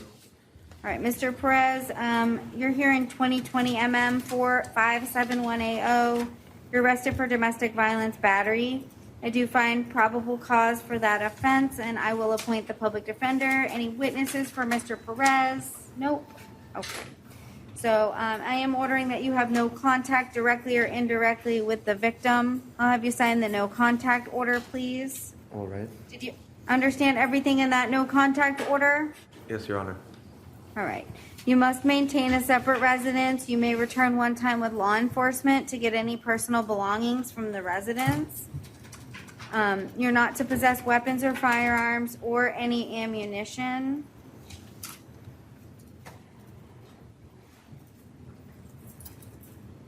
Your bond is set at $1,000. All right. Thank you, sir. Thank you, Your Honor. Your Honor, the next person on the docket, Perez Sanchez, medical. Okay. Mr. Perez Sanchez is medical. I guess is not coming. And so I'm going to appoint the public defender. Ms. Manikia, did you want to formally waive? Yes, Your Honor. All right. So he's charged. Or she's charged, yes. She's charged with battery, domestic violence, and resisting an officer without violence. I do find probable cause, and I did appoint the public defender. We have some witnesses present today. Can you each individually raise your right hands to be sworn in? Do you swear to tell the truth, the whole truth, and nothing but the truth? You're going to have to speak up because you're not real. I swear. Okay. Yeah. Okay. Can you each individually, one at a time, state your name and spell your last name for me? Shirley Ann Sanchez, Sanchez. Diane Perez Sanchez, Perez. Okay. And then I'm gonna call you Shirley if that's okay. Can you tell me how you know Mr. or Miss Perez Sanchez, the defendant? It's my daughter. Okay. And then are you afraid of her? No. Do you want to have contact with her through the pending of your case? Well, it was against her. Well, it wasn't me involved, but she's a minor. An incident happened outside of our residence. Can I say a statement really quick? Sure. On November of last year, we had a similar incident with her. The police took her into the Polk County in Seminole. I contacted the state attorney, spoke with the state attorney because she has a illegal substance abuse with Xanax, that she does this and she doesn't remember what she did the next day. So it's not that she's lucid. So once I spoke with the state attorney ordered her release, but for us to take her straight to a detox program. When we took her straight to the detox program, they didn't want to take her because she wasn't under the influence anymore. After the fact, I spoke with her therapist. We ordered and we said, let's do a Marchman Act. But she didn't have an address to serve her because she didn't have a place where we can serve her the Marchman Act. She just came home 3 days ago from living in the streets. We were trying to help her. She fell again under the influence, and she and her sister basically had that incident happen where they needed to call the police. And we were trying to explain to the police that we need help with her substance control. And now if she gets released, she doesn't have no family because I'm a single mother, raised her by myself. If you look at the system, there's a back due child support of $45,000 for both of them. I've been just by myself. I've had to work 12 hours straight, and they've contacted the wrong people in the area, obviously. So all I need is just somebody to help me to get her program so she can rehab and detox. That's all I want for my daughter. I've been trying to get that since November.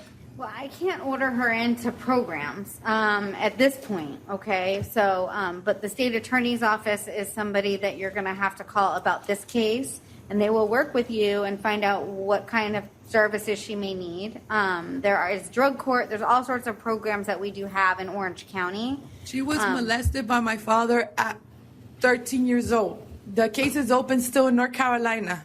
He hasn't been trialed. She has a lot of depression because of that.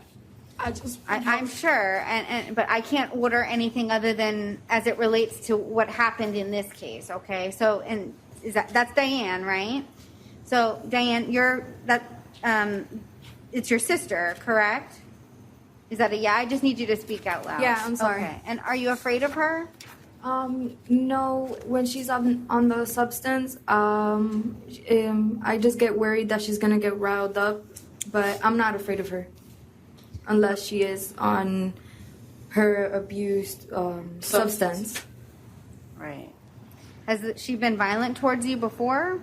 Under substance. Under her substance, yes. And then, do you want to have contact with her?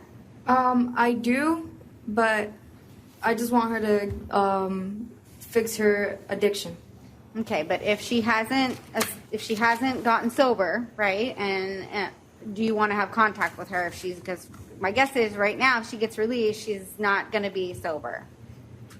Correct. Like that's the thing. Like I don't want because she's gonna come out angrier. You know what I mean? And it's like I don't know what to do. I don't know what type of advice and what type of rights. Well, I have to look at what's alleged in the affidavit, and it's alleged that she came to the house with a machete and threatened you all with it. So that's the information that I know and what you're telling me. I'm not going to allow her to have contact with you, okay? So I know that means that she won't have family or friends to help her, but I need to protect and make sure that you all are safe, okay? And if she has an addiction that's causing her to do these things, then you're not going to be safe, okay? So I'm going to order no contact, directly or indirectly, with any witness or any victim in the case. So that does include you, Mom, okay? I wasn't in the mix. I was in Tampa when it happened. She was at her boyfriend's house. It happened at her boyfriend's house. Okay. Well, do you want to have contact with her? Yes. Okay. I want to help her. Okay. But she cannot have contact with Diane. Okay. That's fine. So I don't think you are named as a witness in the affidavit, but I do see that Mr. Gutierrez was. So no contact with Mr. Gutierrez. And then no contact with you, Diane, okay? She can have contact with you. You're telling me that you feel safe and comfortable with that, and she's your daughter and you want to help her, so I'll allow that, okay? So no drugs or alcohol without a valid prescription. She may not, does she have things at the residence? Is she living there? Huh? Does she have items of personal possessions at the residence Yes. that she needs? All her clothes and everything is there, but Diane lives with her boyfriend and Gutierrez family. So is Jarellis able to come to my house if Diane stays at the Gutierrez address? Okay, so you stay with Frank? Okay, so she can't go to that's where the offense is alleged to have occurred, correct? She can't go back to where the offense is alleged to have occurred. So that's the location where she can't go back. She has to maintain a separate residence from Diane and Frank, okay? So she can go back. There's no need for she doesn't have anything at Frank's house, right? No. Okay. All right. So no weapons or firearms or any ammunition, and I think I said no drugs or alcohol without a valid prescription. Can you request her to like urinate or something like that? I can order random urinalysis through pretrial release. I just don't know if they're requiring them to come in because of. But at least she knows like it's in the back of her mind, and I So can will use that order to kind of help. I will order that.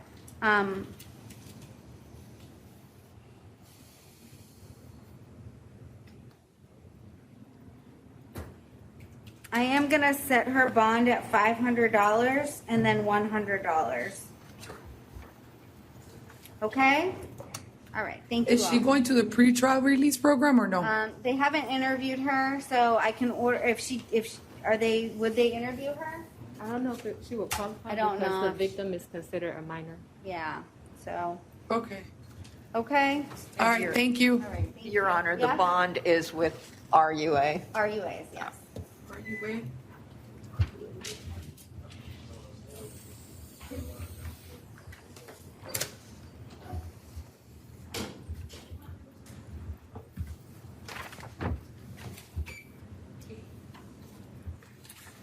All right. please tell me your name. Lorenzo Swift. All right, Mr. Swift, you're here in 2020 MM 4576AO. You're arrested for domestic violence battery. I do find probable cause, and I'll appoint the public defender. I don't think we have any other witnesses in the gallery at all. So I am going to order that you have no contact directly or indirectly with the victim. I'll have you sign the no contact order form, please. Do you understand everything on that form, sir? Yes, ma'am. Okay. So you're going to have to maintain a separate residence from the victim. So if you need to return back there to get personal belongings, you'll go with law enforcement one time. No weapons or firearms or any ammunition, and no drugs or alcohol without a valid prescription. I do see that the wife was arrested too. Yes. Is she coming to court? Yes. Courtney took. I don't know if she wants to be heard as to contact or. Yeah, it's okay. I just noticed that. I'm sorry.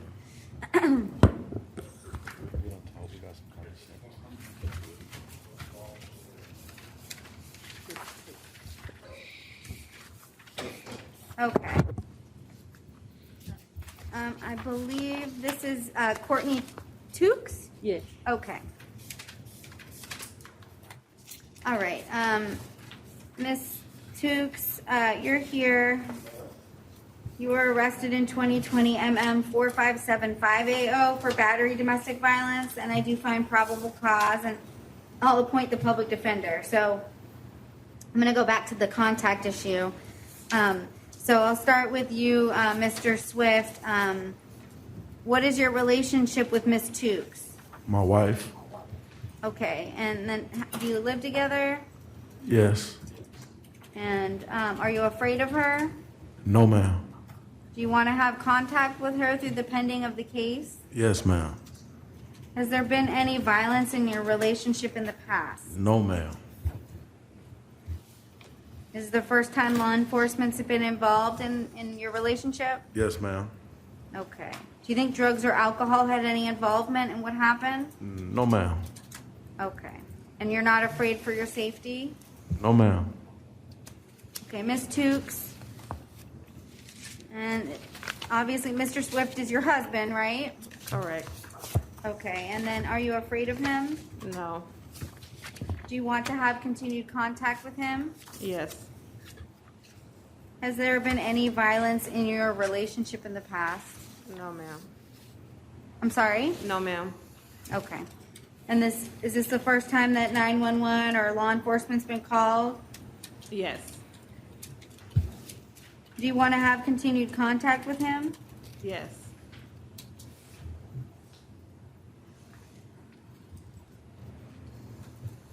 And this is a question for both of you. If you felt threatened, or if something like this were to happen again, would you call law enforcement?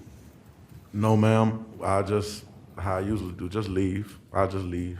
Just go. If we Okay. argue or anything. Or, Yeah. Well, arguing is different. Arguing is different than if something physical or yes, ma'am. threatening occurs. So if you felt threatened, or she physically hurt you or attacked you, would you call law enforcement? No, ma'am. No? Okay. Ms. Tukes? No, I wouldn't. Okay. All right, so based on the testimony, I am going to order that there's no contact directly or indirectly with either the victims, so you can't have contact with each other. I'll have you sign the no contact order form.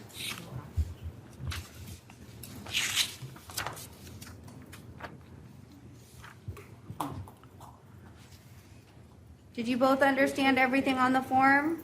Yes, ma'am. All right, you're gonna have to maintain a separate residence, so you cannot live together. I don't care where you Judge. live, but you can't live together. Yes? Excuse me. I would like for you to repeat the last question for better understanding. I said, did you understand everything on the form? No, not that, before that one. The last question that you asked the two of us. Well, I asked you twice, and you both said no, so you would not call law enforcement. So he said no, and then you said no. So that was the last question I asked. Okay. All right, do you understand everything on the form?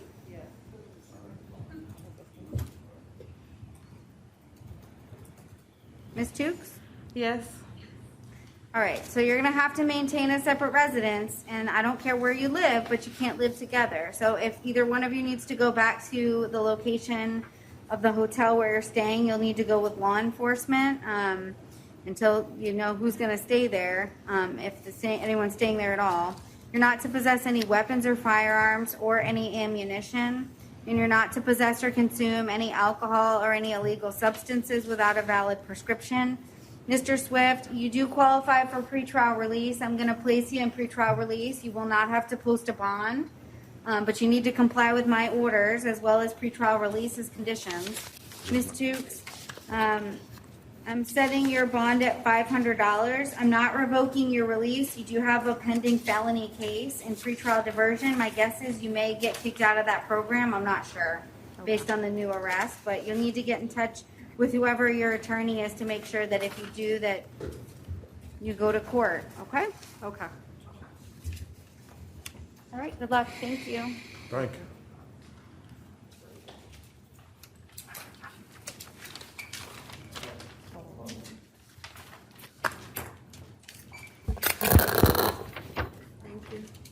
All right, please tell me your name. Audrey Thomas. All right, Ms. Thomas, you're here in 2020 MM 4573AO. You're arrested for domestic violence battery. I do find probable cause. I'll appoint the public defender. We don't have any witnesses present here for, do we have any? I see somebody back there, but I don't, no. All right, so Ms. Thomas, I'm ordering the no contact directly or indirectly with the victim. I'll have you sign the no contact order, please. Did you understand everything on that form? Your Honor, I work from home. My job is at home. We do not share bedrooms. His room is on the other side of the apartment. Okay, We so really my- don't have contact.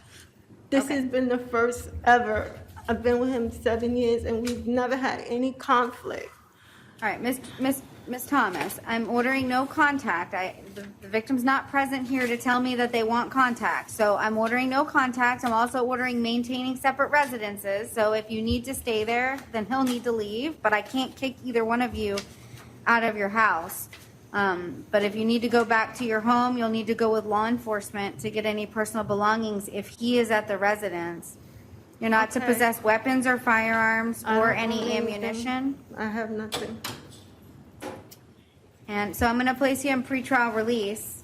You won't have to post a bond, but you need to make sure you comply with the court order. Thank you. All right, do you understand everything on that form? I understand.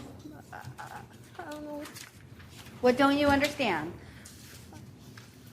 It's my apartment. Well, then that's a civil issue. If he's not on the lease, then you'll have to deal with that civilly and have him removed from the residence. But I can't kick him out of the residence. All I can do is order that you maintain a separate residence, okay? If you have questions about those court orders and anything that I've explained to you that you don't understand, then you need to call your attorney, okay? Yes. He works at night. Can I go home and get my things, like what I ordered that you can go back with law enforcement to get your things one time with law enforcement, so you'll need to read the court order. Okay?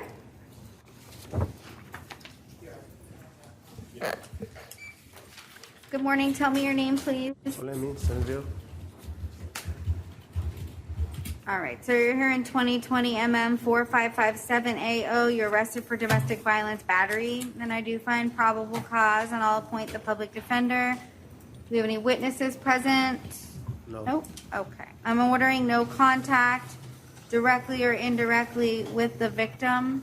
I'll have you sign the no contact order, sir. Did you understand everything on the no contact order? Yes. All right, you must maintain a separate residence. You may return with law enforcement one time to get any personal belongings. No weapons, no firearms, no ammunition, and you must comply with any DCF investigation if there is one pending. You do qualify for pretrial release. I'm going to place you in that program. Make sure you comply with those court orders, sir. Good luck. Thank you.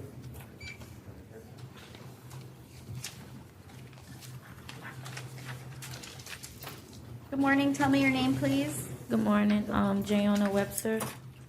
All right, Ms. Webster, you're here in 2020 MM 4565AO. You're arrested for domestic violence battery.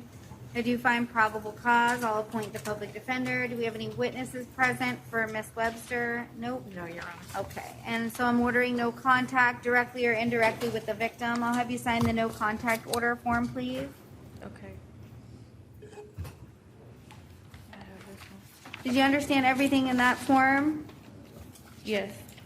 All right, you're also to maintain a separate residence. If you need to return back with law enforcement, you can go one time. To get things that you may need at the residence, you're not to possess weapons or firearms or any ammunition, and you must comply with any DCF investigation if there is one pending. You qualify for a pretrial release. I'm going to release you in pretrial release. Make sure you comply with the court's orders and their conditions. Okay, ma'am? Okay. Good luck. Thank you.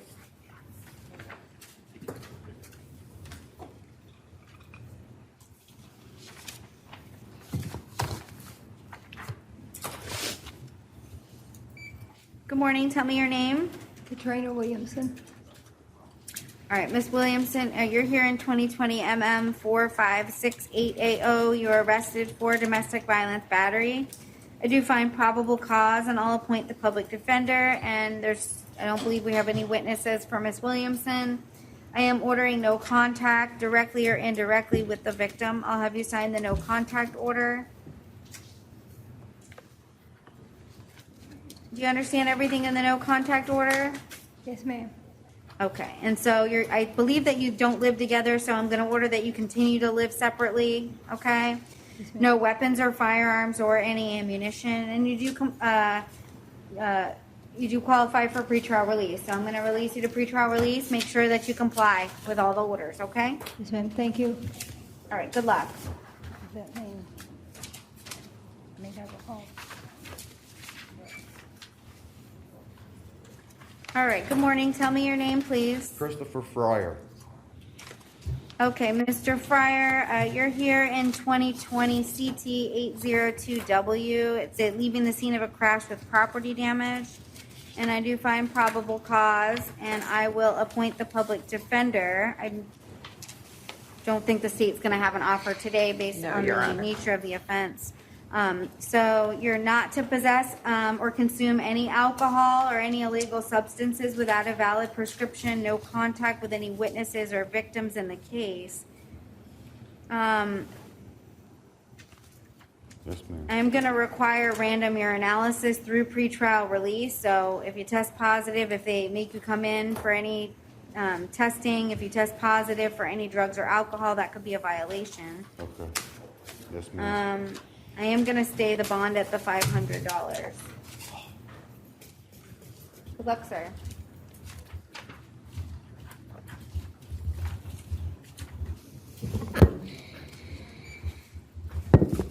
Tell me your name, please. Good morning, Your Honor. My name is Jordan Sarah. Okay, Mr. Your Honor, I Sarah- didn't hear that name. Mr. Sarah. Gordon Jordan. Sarah. Okay. Jordan Sarah. Jordan? Yeah, Okay, Jordan Sarah. Sarah.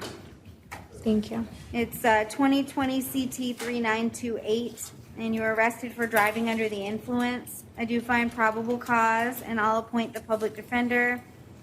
And you've also got 2020 MM 4562AO. It's possession of cannabis less than 20 grams and possession of drug paraphernalia. And I'll appoint the public defender and there is probable cause. And they filed 2 on-view violations of probation out of St. Lucie County for the new law violations.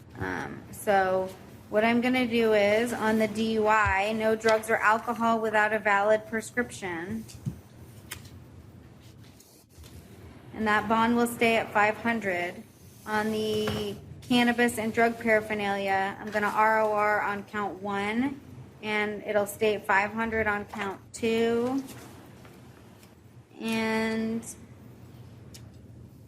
there is probable cause for the on-view violations of probation. I'm going to stay those bonds at none at this time, and the PD was appointed on both of those cases for you. One of the judges here will reach out to St. Lucie County. They may They may not want you to be held also, unless there's a warrant by the probation officer that's filed. So you'll probably come back in a couple days for a status hearing on that issue. But right now, the bonds will stay set at none on the out of county. But the PD was appointed on all of your cases, so if you have any questions, you can contact them, okay? All right, no problem, Your Honor.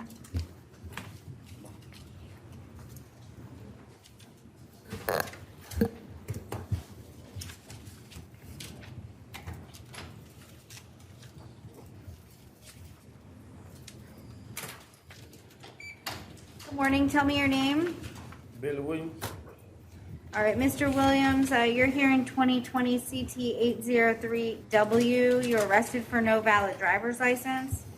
And I do find probable cause for that offense. And I'll appoint the public defender. Ms. Bush, did you have any offer or anything? Your Honor, in light of the fact that he is out on release in 2019 CF 14841-0, the state's just acknowledging that, but on this matter, the state's offer would be an adjudication of guilt, 2 days credit time served, and don't drive without a valid driver's license, and court costs. All right, Mr. Williams, if you wanted to resolve your case today on the no valid driver's license, the state's offer is credit for time served. So it's, I think you've got 2 days in total, and you'd get that credit. You can't drive without a valid driver's license. Do you want to do that? Yes, but I still get released. Huh? Still get released with the. Yeah, I'm not going to revoke your release on the other case. But, you know, you still have that other case. If you I know, keep yeah. getting arrested, chances are you may not get a bond, right? Yeah. Okay. Do you want to take the offer on the no valid driver's license? Yes. Okay. Did you read the plea form before you came into court? Yes. Did you understand everything on the plea form? Yes. You understand all those rights you're giving up by entering the plea? Yes. Are you on probation anywhere? No. Okay. You understand if you're not a U.S. citizen, the plea will subject you to deportation. Yeah. All right. I do find a factual basis to accept your plea based on the affidavit in the court file. I'll adjudicate you guilty, sentence you to 2 days with credit for 2 days time served. Order you pay your court costs by June 22nd, 2021. If you'd like to appeal the judgment and sentence of the court, you must do so in writing within 30 days. If you cannot afford an attorney, one will be appointed for you. And I'm not taking any action on the other case, so make sure you know if you have a court date that you don't miss it, okay? Yes, ma'am. All right, good luck. Your Honor, did you appoint the PD's office for this one? No, he pled. I Okay. did not. Thank you. Your Honor, the next person on the docket, Martin Gonzalez, medical. Oh, I don't have a Mr. Gonzalez. It's a misdemeanor arraignment. Oh, okay.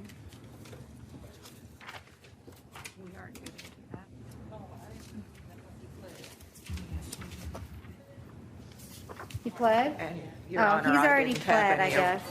I didn't have any arraignments for today, so I didn't get an arraignment list for today. Oh, we have a lot.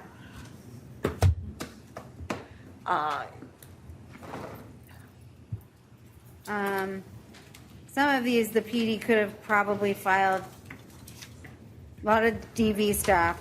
So a lot of this stuff probably could have been, well, not a lot, but some of these are a lot of victim cases that are not getting resolved today, so I'm not sure why. But we'll see what we can do. Ms. Bush, we're gonna bring you a copy. All right, thank you.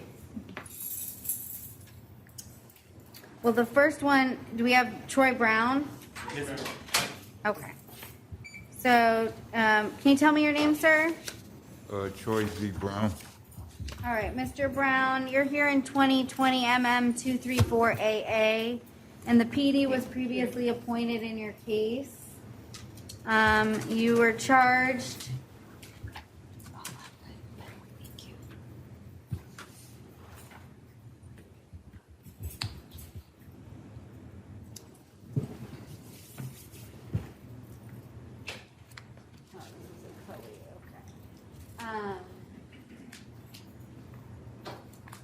You're charged by information with a violation of a domestic violence injunction or foreign protection order by going to a frequented location within 500 feet. And that's alleged to have occurred on or about the 20th day of May 2020. So my guess is there's no offer today. Correct? It's a DV injunction. Anybody? I'm sorry, Your Honor. It's a domestic violence injunction case, so my guess is we're not resolving that today.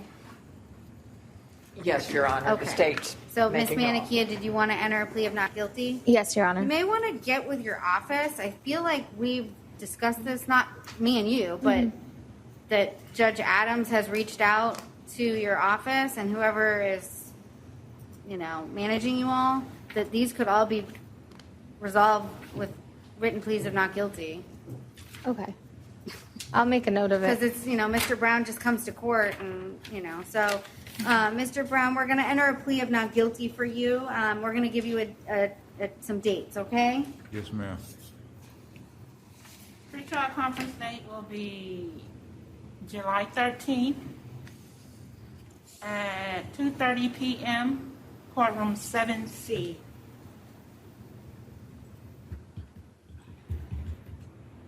All right. Okay. Thank you, man. Have a good day. All right, you too. Thank you, sir. The next All person, right. Yes? the next person on the docket, Your Honor, is Betsy Carr, medical. Okay, so Ms. Carr, 2020 MM 434AW. It's the PD was previously appointed. She's charged with resisting an officer without violence and is alleged to have occurred on or about May 20th, 2020. Ms. Manikia, do you want to enter a plea of not guilty? Yes, Your Honor. Division 81, pre-trial conference July 24th at 9 a.m., courtroom 4E. All right, tell me your name, please.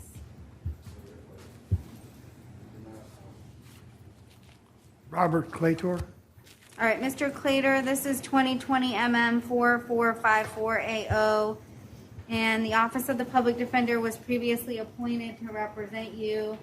Looks like you were charged by information with a violation of pretrial release, domestic violence, or dating violence, excuse me, and that's a misdemeanor of the first degree alleged to have occurred between the 2nd day of May and the 15th day of May 2020. And so my guess is there's no offer today.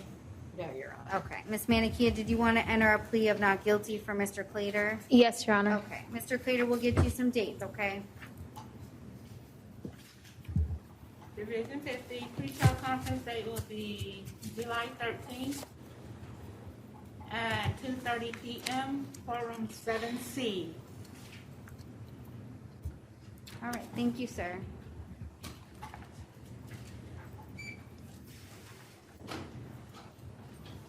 The next person on the docket, Christopher Clemens, temporarily released to the hospital. Okay, well, we'll reset within 24 hours of release from the hospital.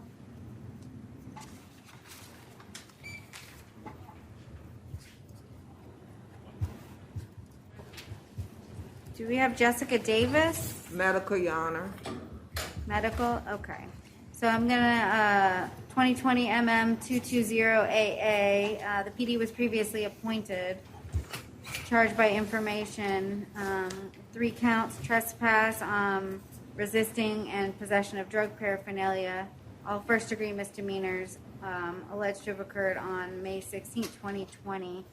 Ms. Manikia, do you want to enter a plea of not guilty? Yes, Your Honor. Division 81, pre-trial conference will be July 24th at 9 a.m., courtroom 4E. All right, do we have Mr. Haddon coming or no? He refused, Your Honor. Okay, and so that's 2020 MM 3588. The PD was previously appointed. He's refused to come. Ms. Manikia, do you want to enter a plea of not guilty? Yes, Your Honor.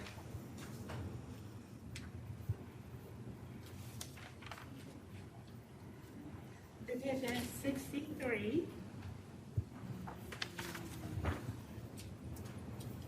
Pretrial conference July 23rd at 8:30 a.m., courtroom 12C.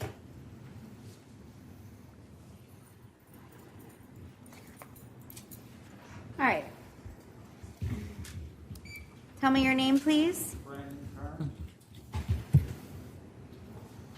Can you tell me your name? Brandon Kern. All right, Mr. Kern, you're here in 2020 MM 4474AO. The Office of the Public Defender was previously appointed in your case. You're charged by information, I believe with criminal mischief. It's a second-degree misdemeanor, alleged to have occurred on or about the 12th day of May 2020. Was there any resolution or any contact with the victim? Your Honor, if I may have just a moment. Okay. You're not, are you on probation, Mr. Kern? No, ma'am. Okay. Do we know if there's any, it came from a felony and then was filed as a misdemeanor, so my guess is there's no related felony.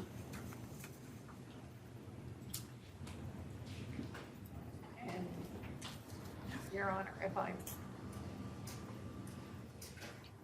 And may I have the case number again? I'm not finding... 2020 MM 4474AO. It originally came in as a felony and then was transferred to a misdemeanor.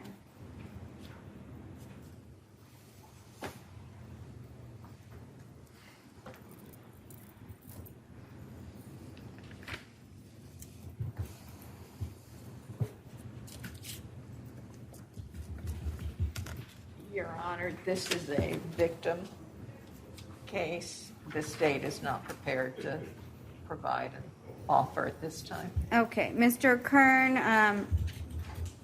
the state has not made the victim contact that they need to make in the case, so there's no offer today for you. Is there anything else holding you? No, Your Honor. Does he have a, what's his bond?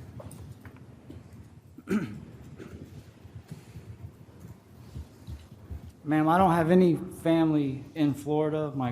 The girlfriend, the victim, alleged victim, is a single mother with a 1-year-old.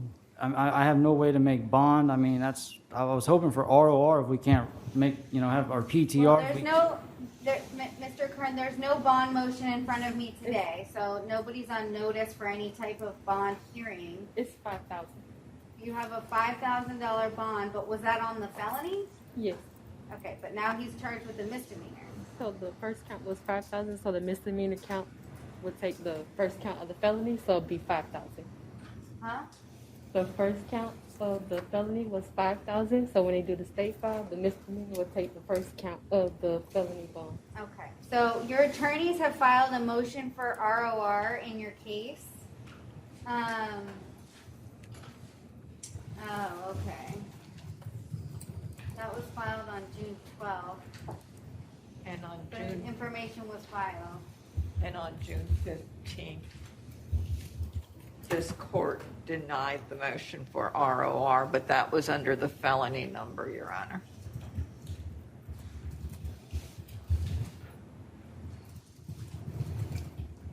Well, I mean, that makes no sense to me. So he was charged with tampering with a witness, assault, and then criminal mischief. And he had a $5,000 bond on the tampering, and assault was $1,000, and criminal mischief was $1,000. So they only filed on the criminal mischief.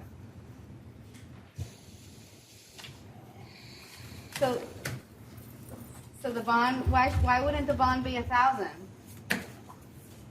That's what they ended up charging.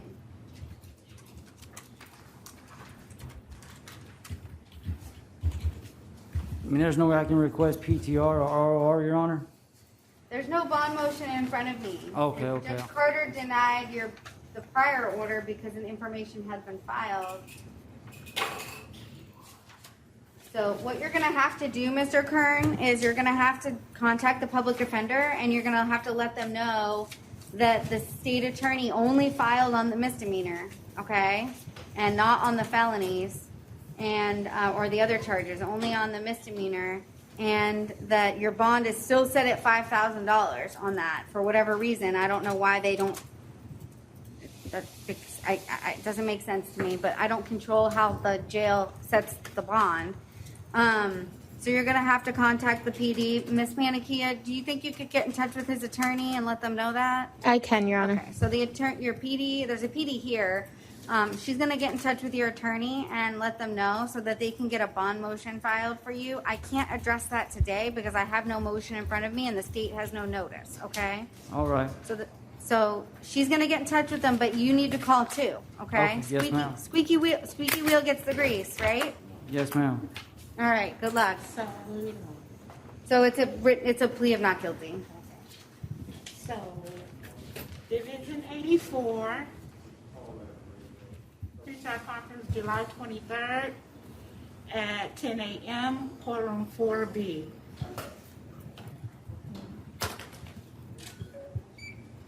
All right, tell me your name, please. Samuel Smith. Okay, do we know what happened to Angela King? Medical, Your Honor. Medical? Okay, 2020 MM 359780. The PD was previously appointed. Ms. Manikia, do you want to enter a plea of not guilty? Yes, Your Honor. That was Ms. King, medical.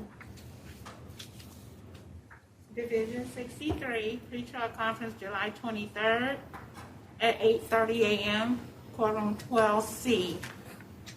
And then you're Mr. Smith? Yeah. Okay. Mr. Smith, you're here in 2020 MM 292580, and you were charged by information with exposure of sexual organs, alleged to have occurred on April 23rd, 2020. It's a misdemeanor of the first degree, and the PD was previously appointed. I don't know if the state will have an offer for you today. There is not, Your Honor. Okay. So, Ms. Manikia, did you want to enter a plea of not guilty? Yes, Your Honor. Division 62, pretrial conference will be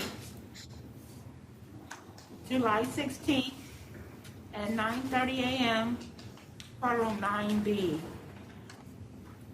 All right, and then Ms. Scaglione is not coming? Medical, Your Honor. All right, 2020 MM 379480. The PD was previously appointed. And Ms. Manikia, do you want to enter a plea of not guilty? Yes, Your Honor.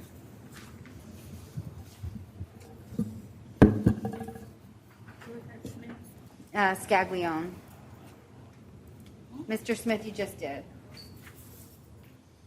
Ms. Scaglione's not coming. She's medical. Mr. Smith. Oh, okay. Oh, Your Honor, may I have a moment with the state? Sure. Okay, thank you. No, she's not. Yeah, just now. Okay. We need to repeat Mr. Smith's dates. You want it back, Your Honor? Well, we got the wrong dates for Mr. Smith. Smith. Mrs. Smith is Division 84. Pretrial conference is July 23rd at 10 a.m., courtroom. So what are you asking it to be reduced to? We'd prefer ROR, but if it has to be a monetary bond, 100. State have a position? I mean, there's no, the last failure to appear was May of 2019. I'm gonna ROR, no return back to the victim's residence, abide by the trespass warning, and no contact with any victim or witness in the case.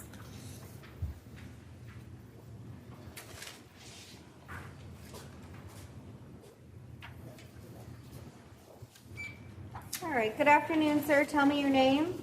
Jamarian Brown. All right, Mr. Brown, you're here in 2020 MM 297AA. You were arrested for petty theft and battery, and I do find probable cause for those offenses. I'll appoint the public defender to represent you. I don't believe the state would have an offer today based on the nature of the offense, Ms. Bush? Correct, Your Honor. So, no return back to where the offense is alleged to have occurred. That's the Dollar Tree store at 910 Lee Road. No contact with any victims or witnesses, no weapons, no firearms, and no ammunition. I am going to stay the bond at $250 and $500. I'm not revoking your release, Mr. Brown. Make sure that you don't miss any court dates. Keep in touch with the Office of the Public Defender, okay? Yes, ma'am.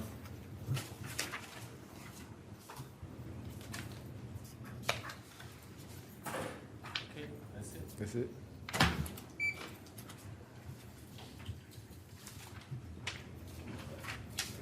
All right, good afternoon. Tell me your name. Tony Chapman.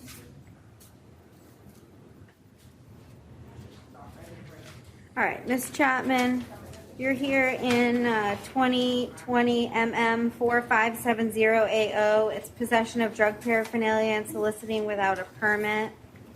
And I do find probable cause. Was there an offer, Ms. Bush? Yes, Your Honor. The offer would be an adjudication of guilt as to count 2, soliciting, null pros as to count 1, as that was positive for cannabis, 2 days Orange County Jail, 2 days credit time served, and court costs. Okay. Are you filing a no info notice or? Yes, Your Honor. Okay. It would be a no bill. Okay, Or so decline to Ms. prosecute. Chapman, did you want to resolve your case? The state's gonna offer you credit for time served on count 2, and then count 1, they would file what's it called a no information notice, meaning that they wouldn't proceed forward with any prosecution on that count. And you would get released today. Yes, I'll do that. You want to do that? Okay. Did you read the plea form before you came into court? No, ma'am. Okay, I I need you didn't. to read the plea form for me. And I'm not appointing the public defender because nobody's there to talk to her. Is that it right there? Please read.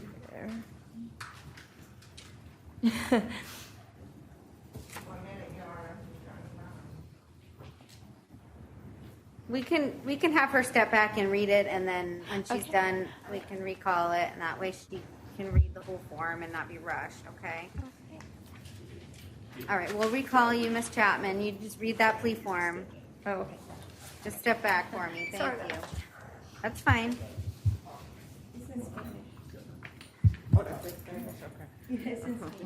Okay, Your Honor, the next person on the docket, Felipe Fascion, is medical. Okay, and medical meaning not coming, ever? Okay, so I'll appoint the public defender in 2020 MM 4564AO. And, Ms. Custon, did you want to waive? Yes, Your Honor, okay. So it's trespass on property after warning, and I do find probable cause. I did appoint the public defender. I'm gonna order no return back. I guess it's at the hospital, so unless there's a medical reason for him to be there, he cannot return to the hospital. Abide by the trespass. No contact with any victims or witnesses. I'm gonna release him on his own recognizance. Can you just put in there within 24 hours to get in touch with the public defender's office? Thank you.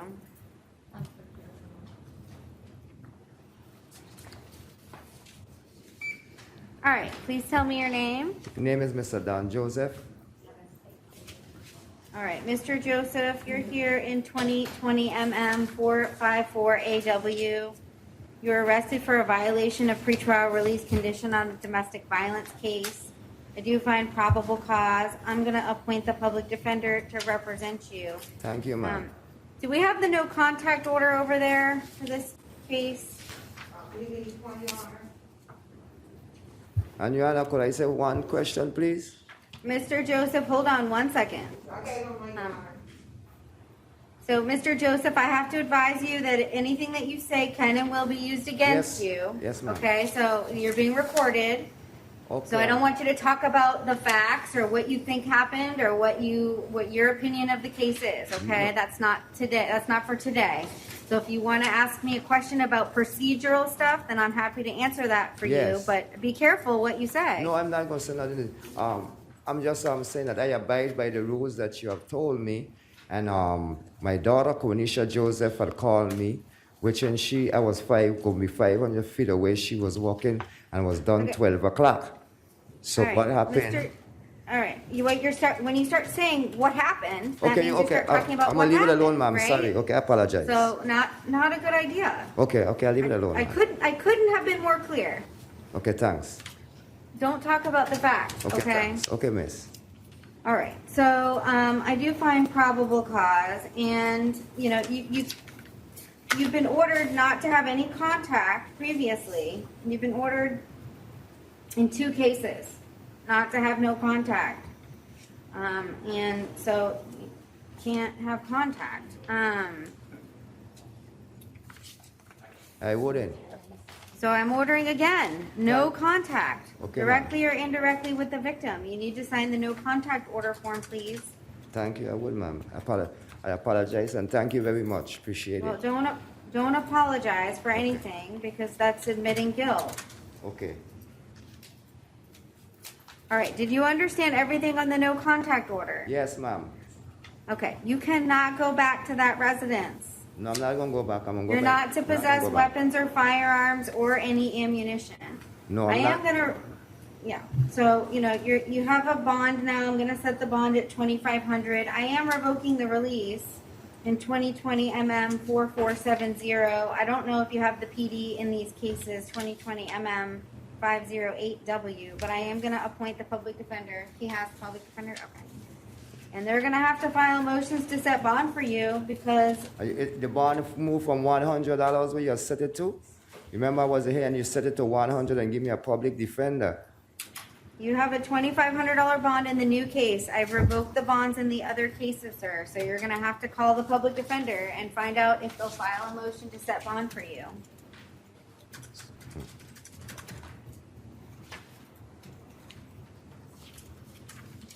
So 2,500 I have to pay to get out of here? You have no bond in the other cases, sir. Huh?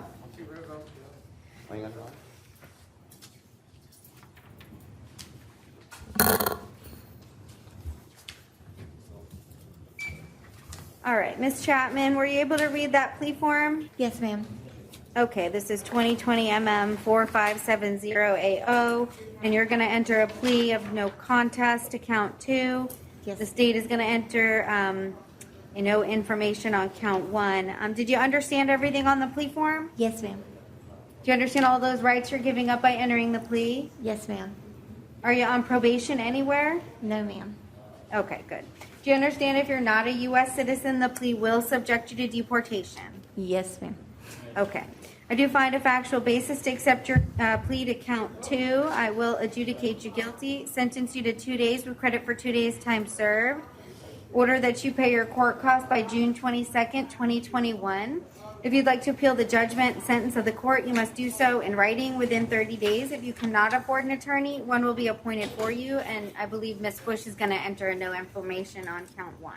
Okay. Yes, Your Honor. All right, In thank you, 2020 MM 4570-0, the state is announcing a no information on count 1, possession of drug paraphernalia. All right, good luck, ma'am. Thank you. All right, thank you.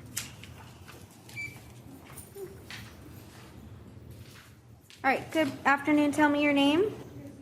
I'm sorry, I can't hear you. Kirsten Consul. Okay, Ms. Consul, you're here in 2020 MM 4577AO. You're arrested for possession of drug paraphernalia. I do find probable cause. Ms. Bush, did you have an offer? I did, Your Honor, I was writing the no info and Your Honor, it's global for both of them. The information was filed in March on the prostitution of 10 days. No return and all the other conditions that are involved with the prostitution case. And then the drug paraphernalia new case, if she only wanted to resolve that one, it would be an adjudication 1 day with 1 day credit and court costs. Okay, so if I understand you correctly, the state's made a global offer to resolve the prostitution case in 2020 MM 1172AO, and the offer's global with the new case, and it's a 10-day offer. How Yes, much Your time do we know, does she have in the, I looks I like did 2 not days? have a chance I to think look it might that be up. It might be 2 days. And then if you did not want to resolve both cases, it would be credit for time served on the drug paraphernalia, and you would still have to go back to court for the other case. Yes, ma'am. What do you want to do? Time served on this case and then come back to court. Okay. So I get the RR on the prostitution. Well, I'm not going to revoke your release. So you would just be released on that case with any conditions that you already have. Right. So I'm going home today. If you wanted to take the plea in the other case. Yeah, I want to do the time served. Okay. And then I'll come back to court on the prostitution charge. Okay. Did you read the plea form? Yes, ma'am. Did you understand everything on the plea form? Yes, ma'am. Do you understand all the rights you're giving up by entering the plea? Yes, ma'am. Are you on probation anywhere? No, ma'am. Do you understand that if you're not a U.S. citizen, the plea will subject you to deportation? Yes, ma'am. Okay. And do you find a factual basis to accept your plea based on the affidavit in the court file? I'll adjudicate you guilty. Sentence you to, it looks like 1 day with credit for 1 day time served. Order you pay your court costs by June 22nd, 2021. If you'd like to appeal the judgment and sentence of the court, you must do so in writing within 30 days. If you cannot afford an attorney, one will be appointed for you. I don't know when your next court date is for that other case. No, I looked online yesterday. There's nothing set right now, so Yeah. make sure that you keep in touch with the public defender and they know how to get in touch with you. And you have the correct address with the clerk, okay? Yes, ma'am. Because if they send you notice and you don't get it, and you don't show up, even if it's by video, you could get a warrant, okay? Yes, ma'am. All right, good luck, ma'am. And Your Honor, we were appointed on the prostitution case. Yes, you are, you previously Previously? were appointed, yes. Perfect, And then, and so I'm not taking any action on that case. Great.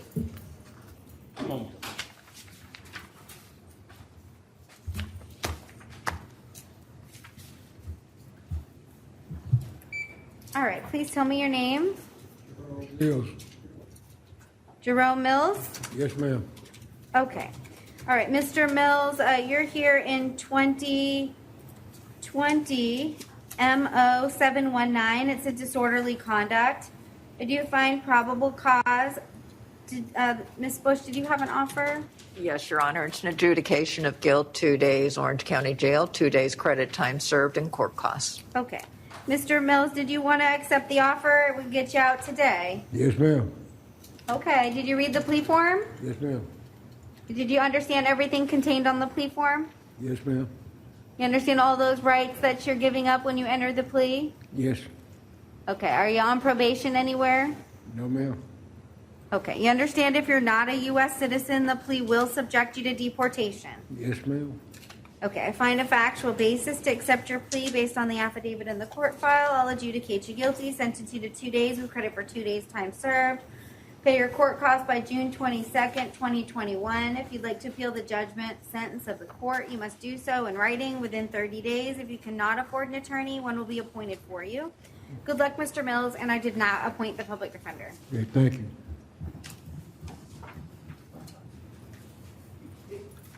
Your Honor, the next person on the docket, Francis Rosa Lopez, bonded. Okay, we'll take no action.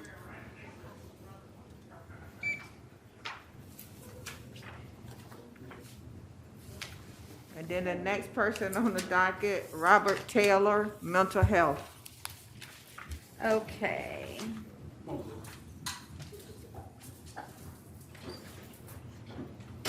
I'm gonna reset Mr. Taylor. Yeah, I'm gonna reset Mr. Taylor.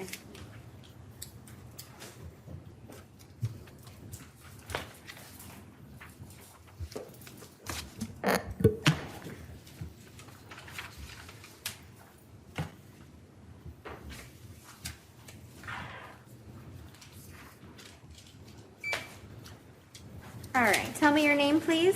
Cornelius Mr. Broadus. Broadus. I didn't recognize you. Yeah, How you doing today, Mr. Broadus? I'm doing good. Okay, good.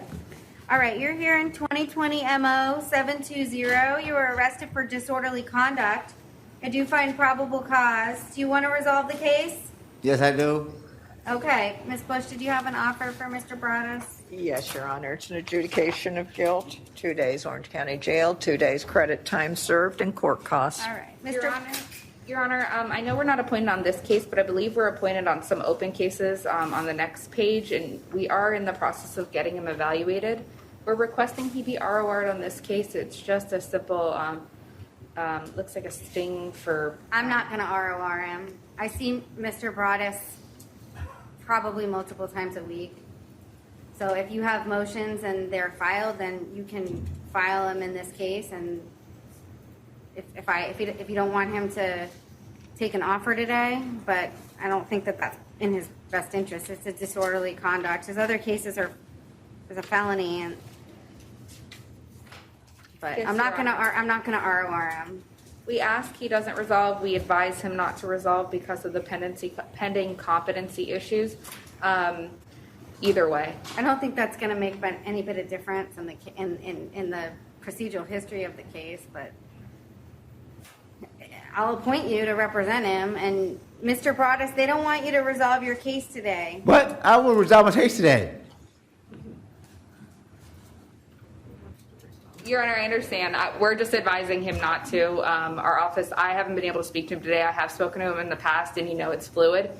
So I'm not. He sounds pretty good to me today. I just know that we have those pending motions, and we would advise him not to resolve if he goes against our advice. That's his decision. But our office in general does have competency concerns. Okay, so Mr. Broadus, your attorney over here has filed. The Office of the Public Defender has filed some competency motions in some of your other cases. Yes. I'm confident. See, I would like to resolve the case today if I could, please. Okay, you want to resolve this case today, despite the fact that your attorneys don't want you to resolve it. Yes. Okay. Do you understand what's going on today? What are you charged with? Disorderly conduct. Okay. And then, do you know who I am? Yes, I am. Your judge, yeah. Okay. And then, do you understand that if you pled today, what would happen? I go home today. Okay. All right, Mr. Broadus, did you read the plea form? Yes, I did. Did you understand everything on the plea form? Yes, I did. Yeah? Yeah. Okay. Are you on probation anywhere? What is that? Are you on probation? No, I'm not. Is that a no? I'm sorry, it's a little muffled. No, I'm not. Okay. All right. Do you understand that if you're not a U.S. citizen, the plea will subject you to deportation? Yeah. And you want to resolve the case today despite your attorney's recommendation that you do not resolve it today? Yeah. Okay. All right, I find a factual basis to accept your plea. I'll adjudicate you guilty, sentence you to 2 days with credit for 2 days time served. Order you pay your court costs by June 22nd, 2021. If you'd like to appeal the judgment and sentence of the court, you must do so in writing within 30 days. If you cannot afford an attorney, one will be appointed for you. I'm not going to take any action on your out on release case today. Good luck, Mr. Broadus, okay?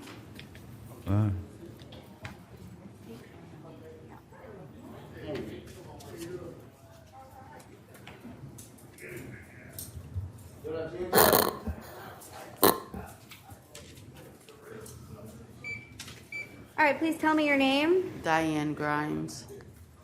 All right, Ms. Grimes, you're here in 2020 MO 721. You were arrested for disorderly conduct. Yes. Did you find probable cause for the offense? Ms. Bush, did you have an offer? Yes, Your Honor. It's a withhold of adjudication, 2 days Orange County Jail, 2 days credit time served, and court costs. Did you hear that, Ms. Grimes? I got 2 days time served, including today. And it would be a withhold, and you would get out today if you want to do that. Yes, I do. Okay. Did you And read the how- plea form? How Yeah. long do I have to pay back the $250? I'll give you a year. I'll give you a year to pay your court costs. All right. Okay? Thank you. All right. Did you read the plea form before you came into court? Yes, I did. Did you understand everything on the plea form? Yes, I did. Do you understand all the rights you're giving up by entering the plea? Yes, I do. Are you on probation anywhere? No. All right, you understand if you're not a U.S. citizen, the plea will subject you to deportation. Yes. All right, I do find a factual basis to accept your plea based on the affidavit in the court file. I'll withhold adjudication. Sentence you to 2 days with credit for 2 days time served. Order that you pay your court costs by June 22nd, 2021. If you'd like to appeal the judgment and sentence of the court, you must do so in writing within 30 days. If you cannot afford an attorney, one would be appointed for you, ma'am. Okay, good luck. All right, thank you. Thank you, Your Honor. And Ms. Custon, I looked up both of the cases that Mr. Broadus is out on release on, and there's no motions filed in either of those cases. I'm not sure if they're just getting them evaluated Okay, on I'm their just own. letting you know there's been nothing filed, and I wanted to put on the record that there has been no motions filed in the felony or the misdemeanor. And that was in 2020 CF 1466 and 2020 MM 3894.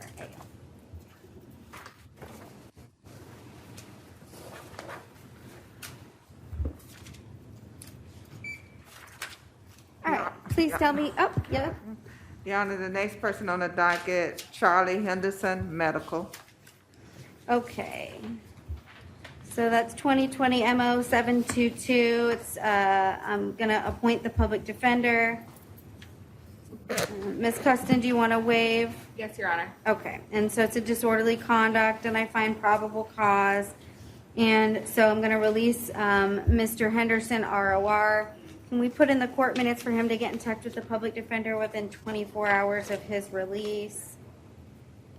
No other conditions. Good afternoon, tell me your name. Ray Law. Mr. Lamar? Yes, ma'am. Okay.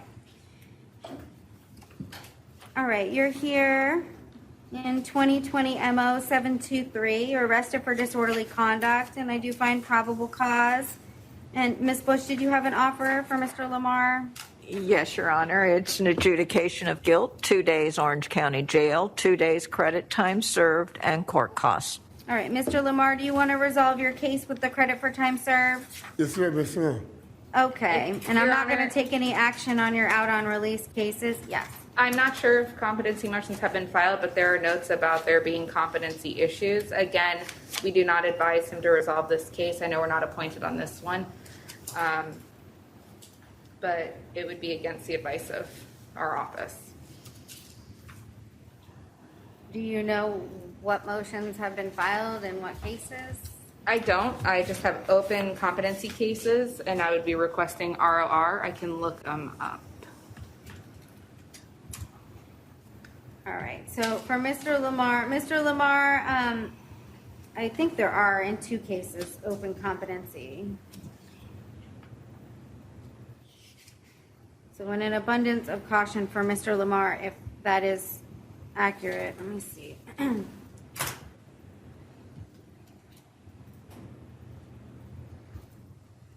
He is set for a status, well, that's come and gone. I take it back.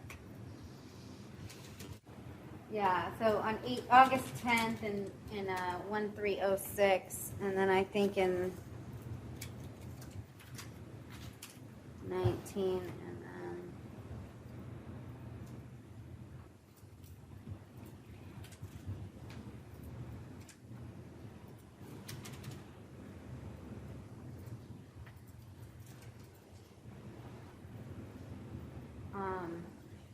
looks like December 21st.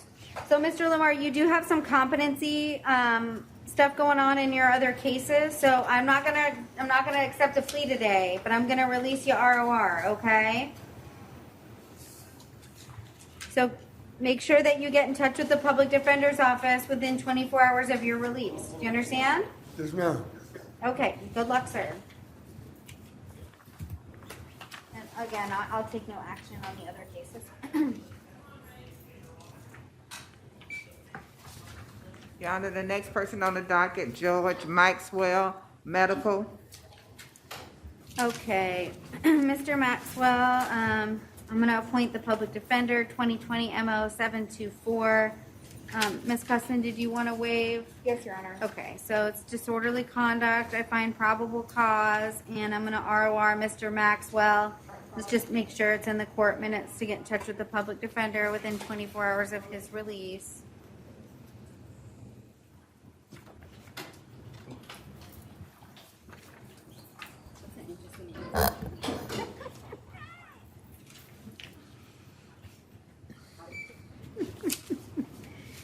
All right, good afternoon. Tell me your name, please. Anthony Rivera. All right, Mr. Rivera, you are here in 2020 MO 725. It's a disorderly conduct. I do find probable cause. Ms. Bush, did you have an offer to resolve the case? Yes, Your Honor. It's an adjudication of guilt, 2 days Orange County Jail, 2 days credit time served, and court costs. Okay, Mr. Rivera, did you hear that? Do you want to do the credit for time served? Yes, ma'am. Okay, did you read the plea form? Yeah. All right, did you understand everything on that plea form? Yes, ma'am. Are you on probation? No, ma'am. Okay, you understand if you're not a U.S. citizen, the plea will subject you to deportation. Yes, ma'am. Okay, I find a factual basis to accept your plea. I'll adjudicate you guilty, sentence you to 2 days with credit for 2 days time served, order you pay your court costs by June 22nd, 2021. If you'd like to appeal the judgment sentence of the court, you must do so in writing within 30 days. If you cannot afford an attorney, one will be appointed for you, sir. Good luck. You And Your Honor, the public defender is not appointed. I did not, yeah.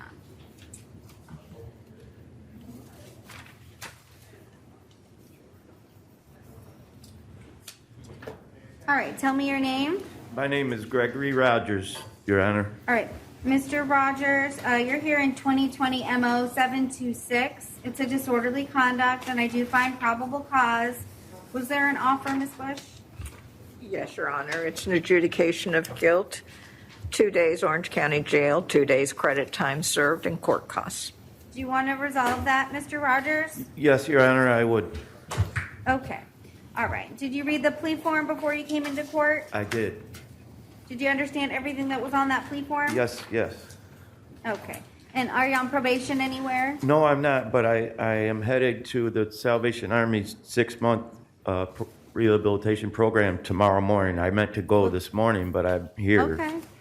Okay. But Well, I I am- think that's a great idea, and I wish you the best of luck. But you're not on probation anywhere, right? No, I'm not. Okay. All right. And so you understand if you're not a U.S. citizen, the plea will subject you to deportation. Yes. Okay. I find a factual basis to accept your plea based on the affidavit in the court file. I'll adjudicate you guilty, sentence you to 2 days with credit for 2 days time served, order you pay your court costs by June 22nd, 2021. If you'd like to appeal the judgment, sentence of the court, you must do so in writing within 30 days. If you cannot afford an attorney, one will be appointed for you. Good luck, sir. I wish you the best of luck in that program, okay? Your Honor, thank you very much. All right, you have a good day. And I did not appoint the public defender. Your Honor, the next person on the docket. The next person on the docket, Andrews Acevedo, medical. Okay, and medical, like he's not coming medical? Yes, Your Honor. Okay. I don't know how many levels of medical we have, so I am trying to make sure that. All right, so I am gonna appoint the public defender for Mr. Acevedo Vega in 2020 CF 7652AO. He's Ms. Custin, did you want to waive? Yes, Your Honor, and we request that his out of bond not be revoked. They're unrelated, and this aggravated battery seems as if it may have been in self-defense.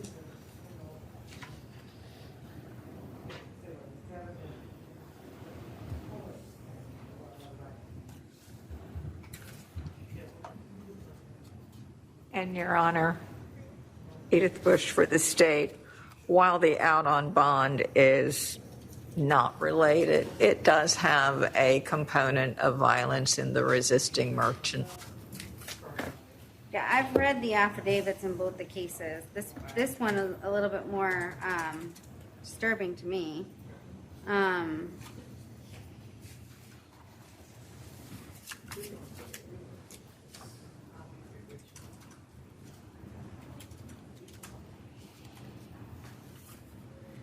but if you want me to reset it, Ms. Custom, but it was my intention to revoke the release today, so.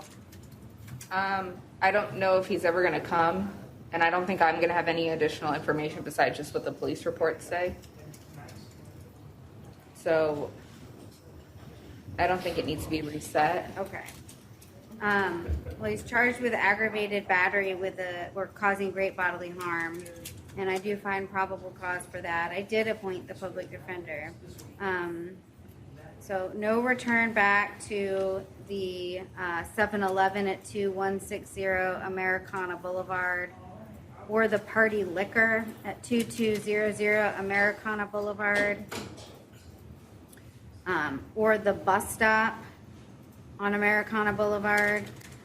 No contact with any victims or witnesses in the case. No drugs or alcohol without a valid prescription, and no weapons or firearms or any ammunition.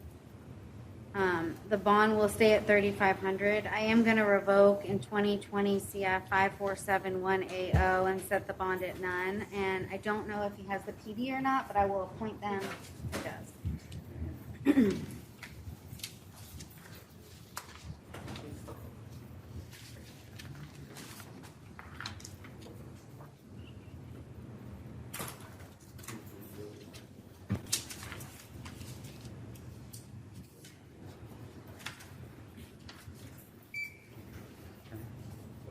Hi. Can you tell me your name, please? Robert Cherico. All right, Mr. Cherico, you're here in 2020 CF 75960. You were arrested pursuant to a warrant. Probable cause was found for aggravated battery with a deadly weapon and aggravated assault with a deadly weapon. And I'll appoint the public defender to represent you in your case. So no return back to where the offense is alleged to have occurred. No contact with any victims or witnesses in the case, and no weapons or firearms or any ammunition. I am going to stay the bond at $2,500 and $500. Ma'am? Yes. Your Honor, is there any way we could go down to $2,500 for the total bond? I'm sorry, I can't hear you. Is there any way we could reduce the bond total to $2,500? Well, why don't you tell me, are you working, sir? I was until COVID-19. I worked through People Ready, and they haven't called me back yet. Okay, where do you live? Where said incident occurred, ma'am, I was protecting my home. I don't want you to talk about the facts. Okay, so I was. just I answer live the behind. question. I live behind the Circle K on the corner of Avalon and Chiltonville School Road and Highway 50. Okay, and then do you have any stocks or bonds or anything like that? No, ma'am, I'm homeless. Do you own a vehicle? No, ma'am. No? No, ma'am. Okay, do you own any property? A bicycle, Okay. How much would you say your bicycle is worth? $50.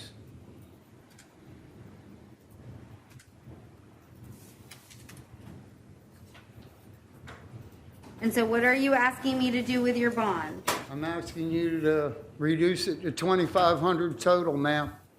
Okay, so what I'll do is I'll stay the $2,500 bond on count 1, and I'll ROR on count 2, okay? Thank you, ma'am. All right.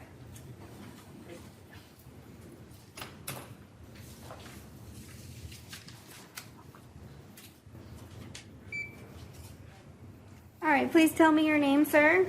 Samuel T. Eason. Mr. Eason, Yes, you're ma'am. here in 2019 CF 14786AO. You were arrested for failing to appear for your arraignment on June 8, 2020.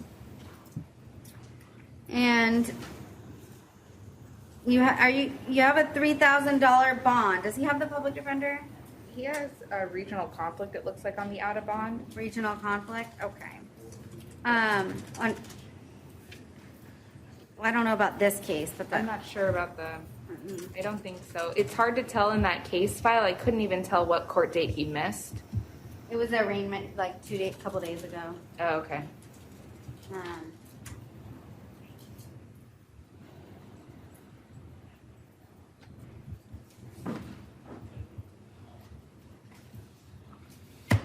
So the PD was appointed in that case. Mr. Eason, are you able to make the $3,000 bond? No, ma'am. I mean, no, ma'am. I mean, I worked, but I promise, ma'am, I didn't know nothing about the court data. Nothing. So, like, Right. I mean, So, okay. So Judge LeBlanc and Judge Marquez, who are handling all these arraignments, have contacted myself and Judge Carter, who also does the IAs here too, and indicated that we can modify any of those arraignment cases if we feel it's appropriate. So you probably didn't get notice of your court date. What is your address? 216 Winter Garden. 216 Jean Street, Winter Garden, Florida. 216 Jean? How do you spell that? JeanSt, Winter Garden, Florida. What's the zip code? 34787. Okay. So, Mr. Eason, I am going to release you ROR. You need to keep in touch with the public defender. Now that the court has your correct address, we're going to put that in the court file, okay? Yes, ma'am. And the PD has that now too. Okay. You can't miss court, okay? No, ma'am. I promise I won't, Mom. Because if you miss court, next time it may be no bond. And I ROR'd you because I know you probably didn't get notice and it's been a crazy time. But you need to make sure that you, even if you don't know, you keep in touch with the public defender, okay? Yes, ma'am. All right, no action on the other case.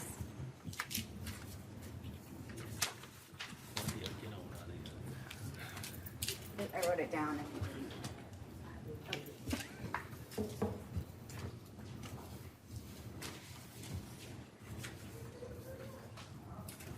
Ms. Custon, did you get that address? Yes, Okay. Honor.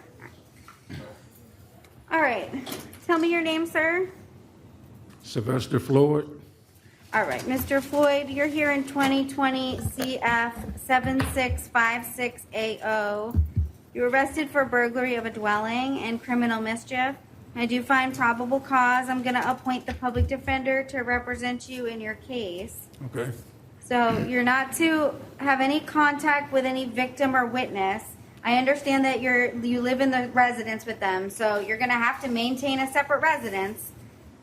It's a civil issue as to where you're going to have to live because I know that you do live there. But if the victim is there, you can't be there. Well, So she was being evicted at I the don't time. want you to talk about the facts. Okay. Okay. Yeah. Okay. So if you have questions about what I'm telling you, you need to call the public defender and ask them legal questions. Okay. Right. But I'll give you one-time return back there with law enforcement to get anything that you may need. Okay. Right. She doesn't live there anymore, like I said. Okay. If she's Okay. not there, then you can be there. Okay. Yes, ma'am. You're not to possess any drugs or alcohol Okay. or consume any drugs or alcohol without a valid prescription. No weapons or firearms or any ammunition as well.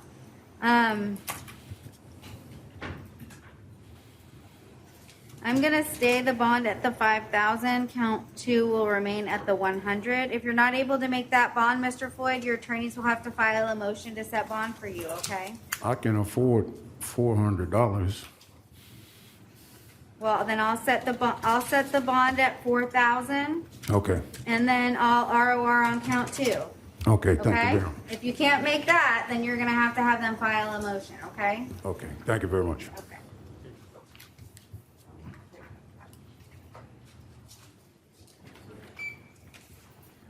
All right. Please tell me your name, sir. Good morning, Your Honor. My first name is Richard, last name Geyer, G-A-Y-E-R. All right, Mr. Geyer, you're here in 2020 CF 7655AO, and you were arrested for aggravated battery with a deadly weapon and assault. And I do find probable cause, and I'm going to appoint the public defender to represent you in your case. So you can't have any contact with any victim or witness in the case. No weapons or firearms or any ammunition.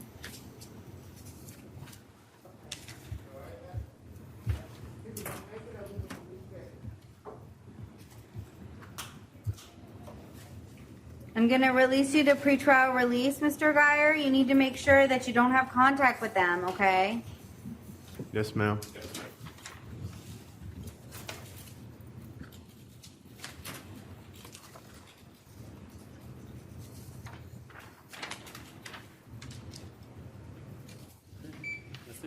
What was the last part, the release, the pre-child release? I didn't understand. Yes. Pretrial release, so that means that you're going to have to report. They'll explain that to you when they process you out, okay? But you'll Thank get out today. You won't have to post a bond, okay? Thank you. I won't have to post a bond? No. Thank you, ma'am. You have a blessed day. All right. Thank you, you too.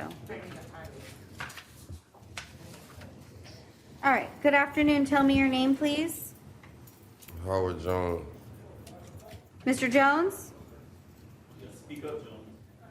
Howard Jones. Okay, thank you, Mr. Jones. You're here in 2020 CF 6694. You are arrested pursuant to a warrant. Probable cause was found for possession of MDMA and possession of drug paraphernalia. And I do find probable cause was found. I'll appoint the PD. Do you live here locally? Homeless. You're homeless? Okay. Do you work at all? Not at the moment. I'm sorry, I can't hear you. Not at the moment. Not at the moment, okay. If I release you ROR, you understand that if you don't show up to court, when you have a court date, you're probably gonna get a warrant with no bond, do you understand? Yes, ma'am. Okay, and then tell me your address. My address is 143 Grand Valencia Drive, Orlando, Florida, 32825. Is there apartment 301? Yes, ma'am. Okay, and is that the address you get your mail at? Yes, ma'am. Okay, if you move, you need to let the public defender and the clerk's office know, okay, if you get a different address. Yes, ma'am. Thank you. Okay, so no drugs or alcohol without a valid prescription. All right. Good luck, sir. So I'm leaving today? Yeah.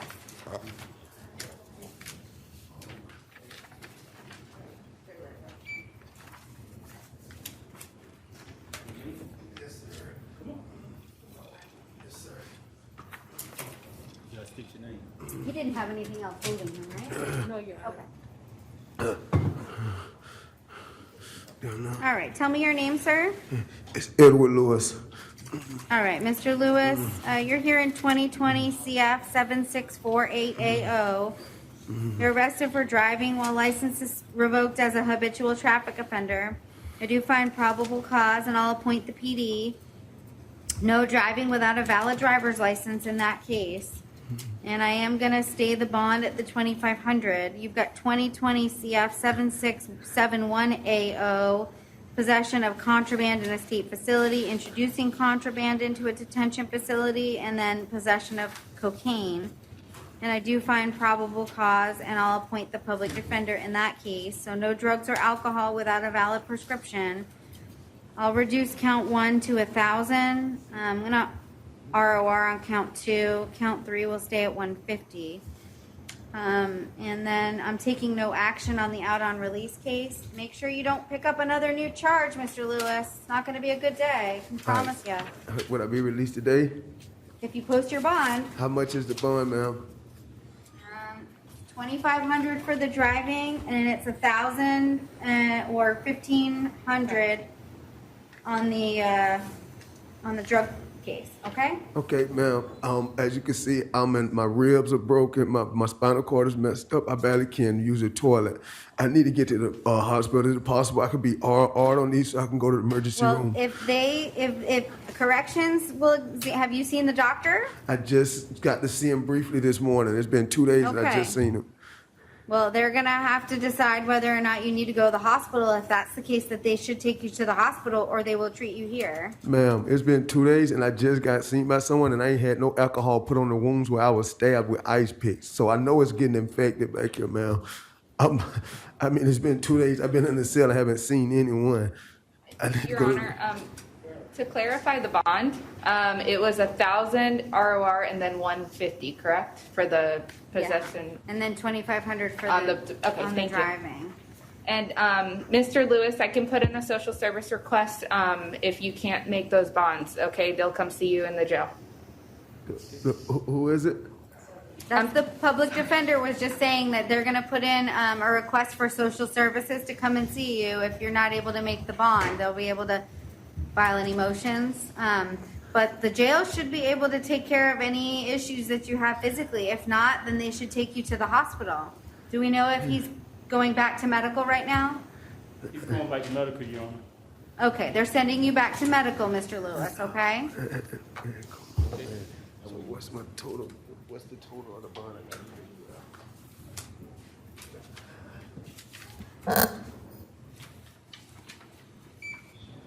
All right, please tell me your name. Anthony Lucchese. Mr. Lucchese? Yes, ma'am. Okay. All right, you're here in 2020 CF 765180. It's possession of cocaine, possession of drug paraphernalia. I do find probable cause for those offenses, and I'll appoint the public defender.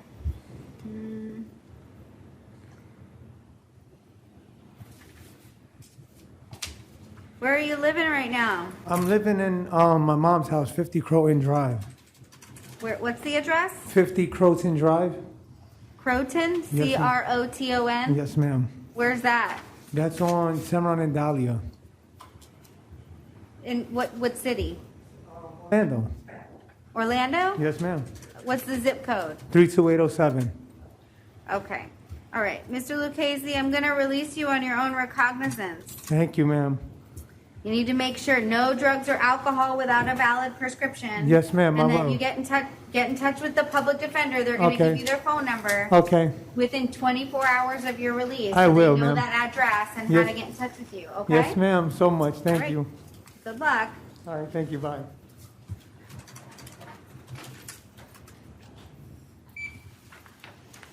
All right. Good afternoon. Tell me your name. Dion Martin. All right, Mr. Martin, you're here in 2020 CF 765880. It's possession of cocaine, possession of oxycodone, and I do find probable cause. I'll appoint the public defender. Where are you living? Right now I'm with a friend near Where's that? What's the address? 350 Oleander Way, Altamont Springs, 32714. It's Castleberry, Florida, not Altamont Springs, Castleberry. I couldn't hear the street. What was it? It's 350 Oleander, Oleander Way, Castleberry, Florida, 32714. Okay.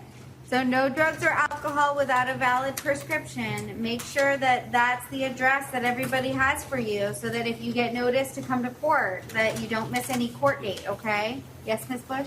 Your Honor, since it's a different address than he has on the arrest affidavit, if he could fill out a change of address and provide it today. No Can problem. we have him fill out a change of address form? We don't have them over there? The 3438 North Lake Man. Hold on, Mr. Martin. We'll fill it out for you. Thank I you. think, what, 3438? North Lake Man Drive is the one that I put down. That's my sister's address, but I'm currently staying between my sisters and my friend. Can somebody repeat it's like really muffled every time I know, keep the mask on, okay? I said the 3438 North Lake Man Drive is my sister's address. I use that as a mailing address, but I'm more easy to be reached at the 350 Oleander is where I'm at on a daily basis. Where do you want your notice to go? Where do you want all your mail to go? 350 Oleander Way. Oleander Way, okay. Did we get the address or no? I didn't. Is that 3438? No. What was the Oleander again? Write it down. Okay, thank you. Thank you, Ms. Taylor.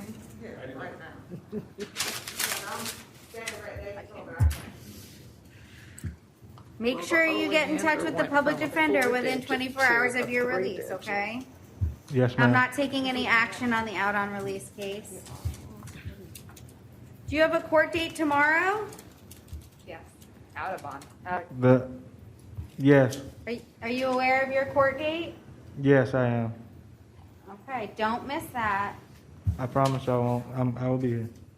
I don't know if you have to be there or if you appear any other way. I think they're still doing arraignments this week until the end of the week.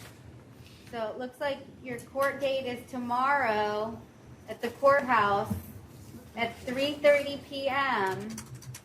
Courtroom 4D as in dog. Yes, ma'am. Don't miss that. Don't miss court, okay? I won't. Thank you so much. Okay. All right. Okay, thank you.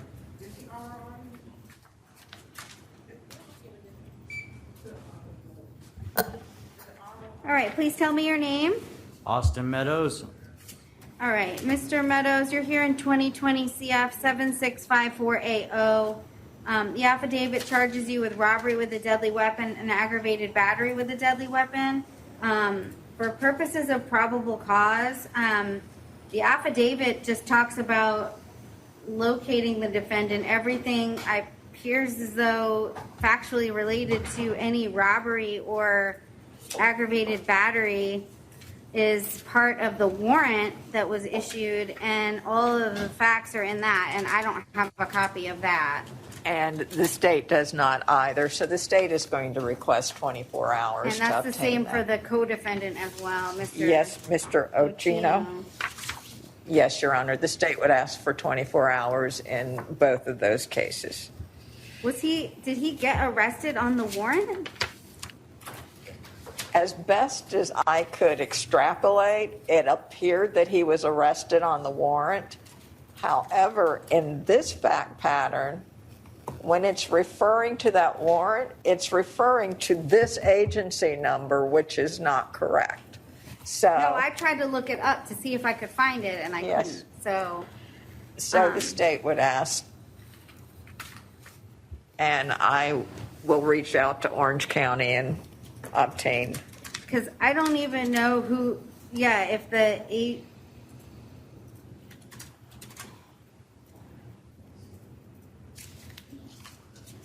Because I couldn't find an arrest warrant. Miss Custon, I don't know. Your Honor, I couldn't find anything. We were going to argue that there was no probable cause for the robbery or the aggravated battery with a deadly weapon. We're requesting, if the court does allow 24 hours, that that robbery with a deadly weapon, a bond be set, and then in 24 Well, hours I don't know to what the review. facts are. Like, I don't know anything about it, so I don't feel like I can make a bond determination based on not knowing. I mean, I have no factual thing to go by as to what even happened. I know there's a warrant, so obviously probable cause was found. I don't even know. And then I would have to make a determination as to is robbery with a deadly weapon a PBL? I believe it is, Your Honor. Right. So then I would have to make a determination. If the deadly weapon is a firearm, Your Honor. So. And if what I'm reading, I believe it's a bat and a chain link. But it's not a PBL if it's just a deadly weapon? I'd have to look at it. If it's just the deadly weapon, the bat and the chain link, I don't believe it's a PBL. I believe it's a 30-year. Okay. Let me just, for purposes of it being clear, I think you're right.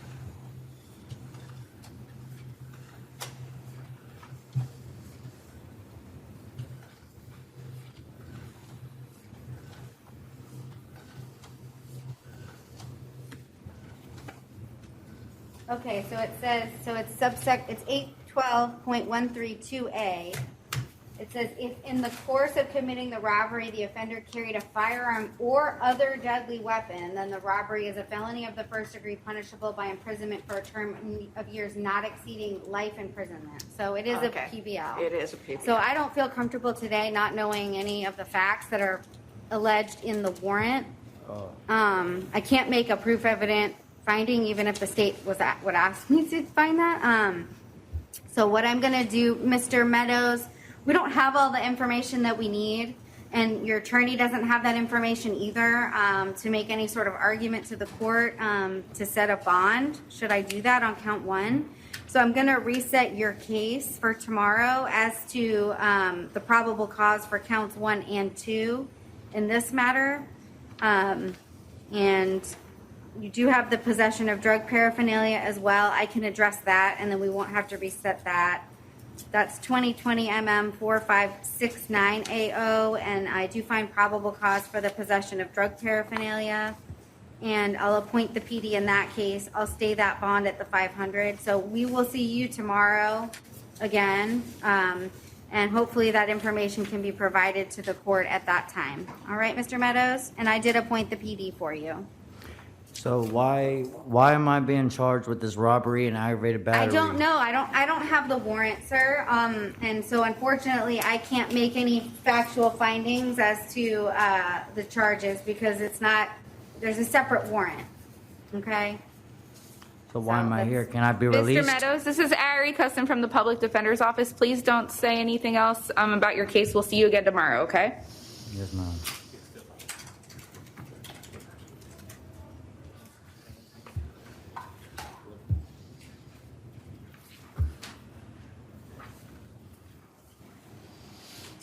All right. Please tell me your name.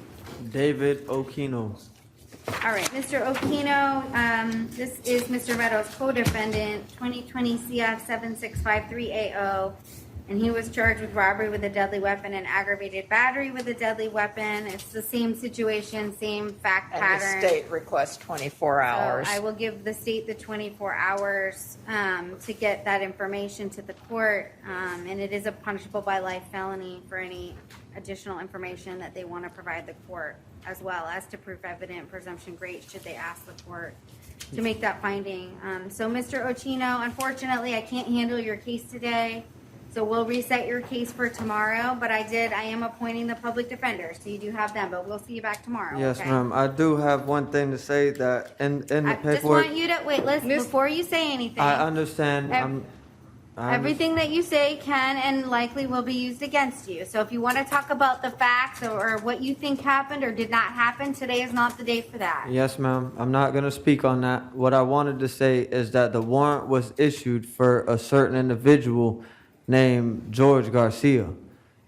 That I warrant. don't know because I don't have the warrant. Mr. Ochino, just stay quiet, please. It's Ari Custom from the Public Defender's Office. We'll have someone appointed to your case, and they'll be able to more fully discuss everything about the warrants and all that, okay? And we'll see you tomorrow. All right?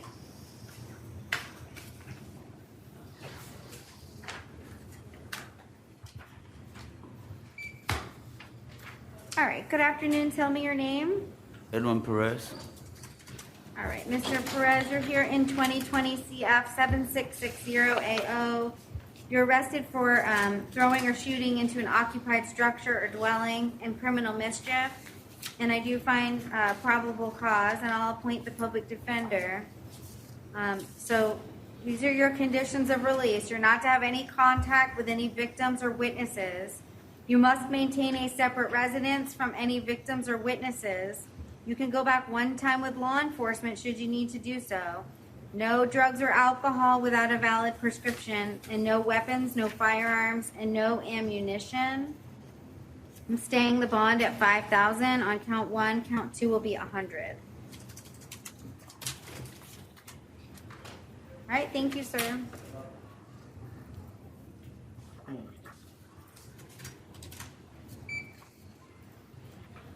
All right, please tell me your name. Rayshawn Richardson. All right, Mr. Richardson, you're here in 2020 CF 7650AO. It's possession of cocaine and possession of methamphetamine. I do find probable cause, and I'll appoint the public defender to represent you. No drugs or alcohol without a valid prescription. I'm gonna stay the bond at 1,000 and 150. I'm not revoking your release on the other case. You need to make sure, and you do have the PD in that case. Don't miss any court dates, okay? Yes, ma'am.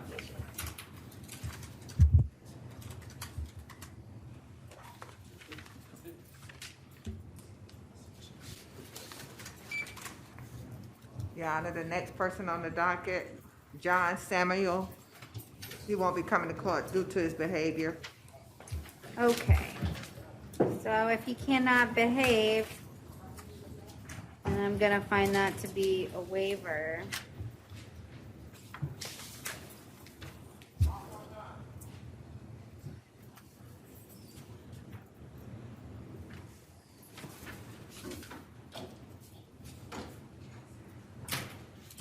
I'm gonna appoint the public defender.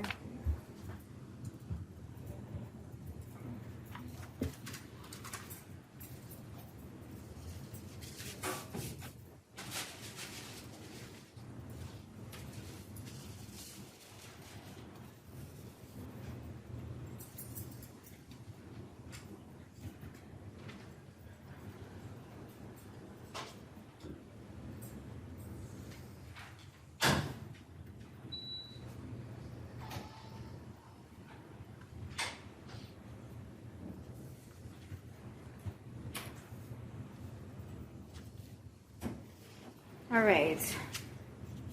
So 2020 CF 765980, for Mr. Samuel, his behavior is not allowing him to come to court today.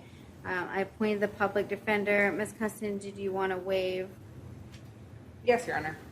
All right. So I find probable cause for the aggravated assault with a deadly weapon and resisting an officer without violence. And he is not to return back to the 7-Eleven at 1201 South Hiawassee Road. No contact with any victims or witnesses. No weapons or firearms or any ammunition.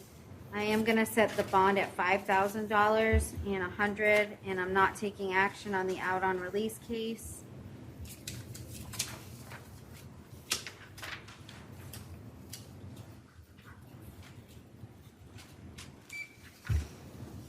All right, good afternoon. Tell me your name. Drew Smith.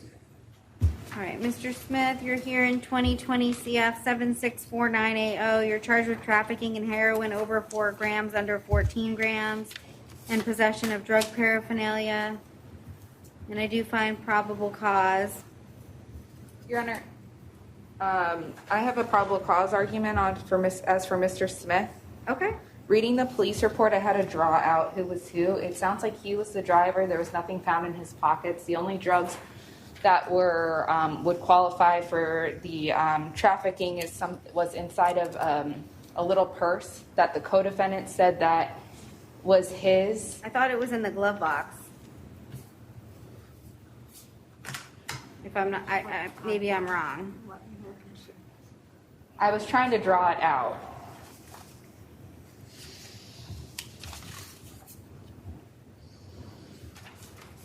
Your Honor, I'm seeing glove compartment of the vehicle. Yeah, that's what that's what I saw. But if you can show me where it's somebody else's purse.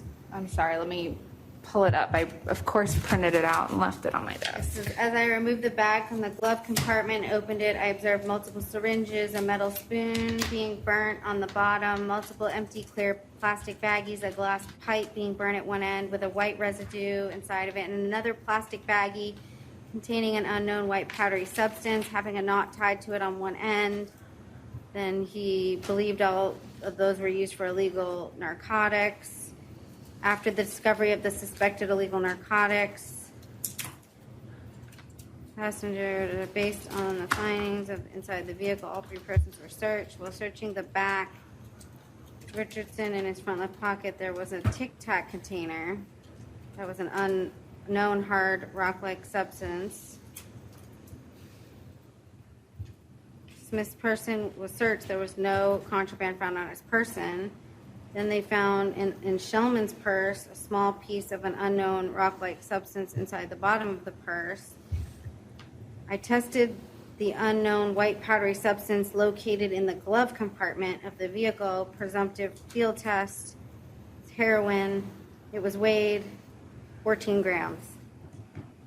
And Your Honor, does that say glove compartment? I'm sorry, I don't. Yeah, it says located in the glove compartment. Okay, so the glove compartment to me is next to the passenger. The glove compartment of the front passenger side seat. And then from how I understood this is that this was all inside the pink bag, including the tied knot powdery substance, which is where the, from how I read it, was the larger amount of the drugs. The glove compartment is the glove compartment of the car.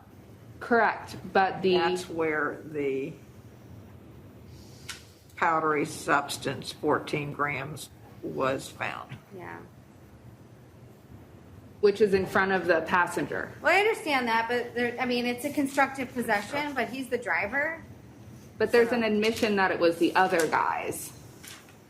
And so from our perspective, there's no probable cause that he had any knowledge of it. He did not admit that he knew of it. The other guy said that he knew of it and it was his stuff. So we're asking. Where does it say that what was in the glove box, that somebody acknowledged that it was theirs? I'm sorry, I read it and I didn't see that.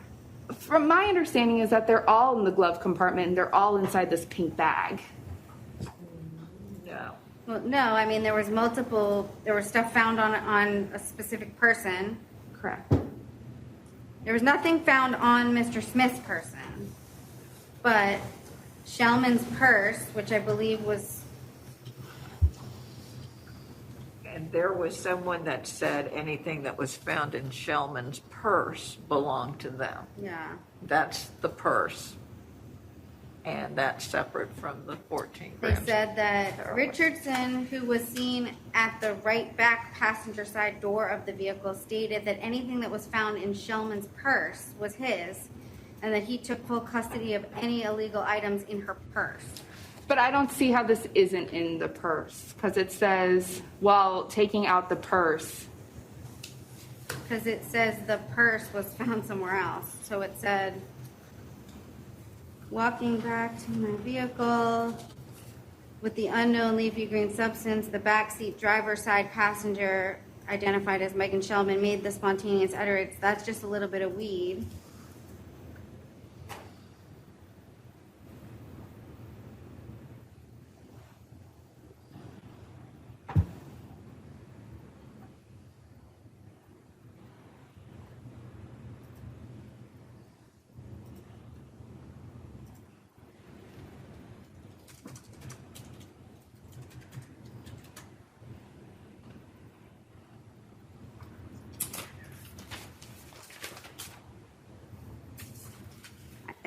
There's nothing that indicates that the purse was found in the glove compartment. It's only saying that... As I removed the bag from the glove compartment and opened it, I observed multiple syringes, a metal spoon, multiple clear plastic bags, a glass pipe with bright residue, another plastic bag with the unknown substance having a knot tied on at the end of it. But it doesn't say purse. Oh, so the pink and white bag is separate from her purse? Okay.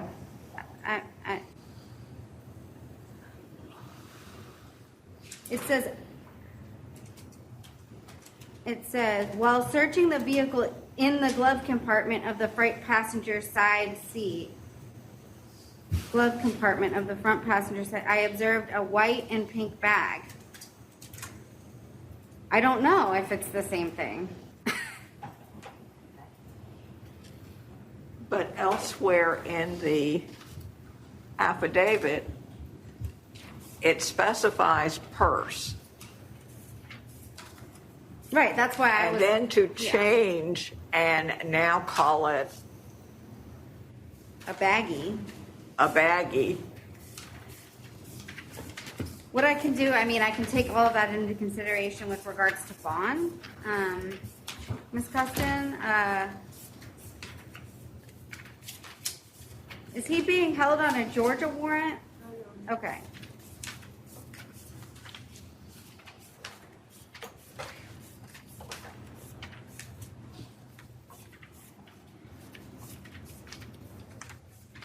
I mean, I understand where you're coming from. I'm just, regardless of what it is, I mean, if you want to make that argument, I can give the state 24 hours to provide a little more Your Honor, specification, the but I state- feel like it's pretty, The state would object to another 24 hours because this clearly defines each location of each drug.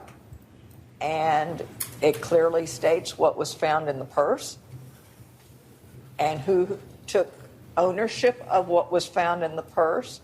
But it clearly states that the bag of the powdery substance, the heroin, was found in the glove compartment. And Your Honor, for the record, even so, there's no smell indicating that he had any, that would be apparent to everyone. There's nothing indicating that he would have just known. There's no statements. It's right in front of somebody that would have more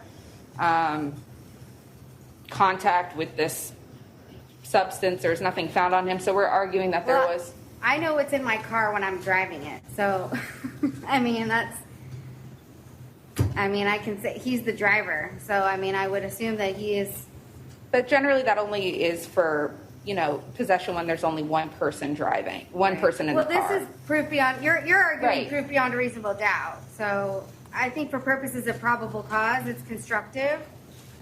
And whether the state's able to prove that or able to charge that even is a whole other issue. So, I mean, these are all things I will take into consideration with regards to bond, but I do find the probable cause. So, Mr. Smith, no drugs or alcohol without a valid prescription, no weapons or firearms or any ammunition, no contact with any witnesses or any possible co-defendants as named in the affidavit. I'm gonna set your bond at $15,100. And so the PD was appointed. You'll be able to file any motions or they'll be able to file any motions for you if you can't afford that bond, okay? Am I being held on a warrant for Georgia? No, I don't believe so. I've asked pretrial and they said that you're not being held on the out-of-county warrant or out-of-state warrant, but I don't know if that will change or not. So what is my bond now? I'm sorry, I misheard It's you. $15,100. So $15,100. Okay, thank you. Okay?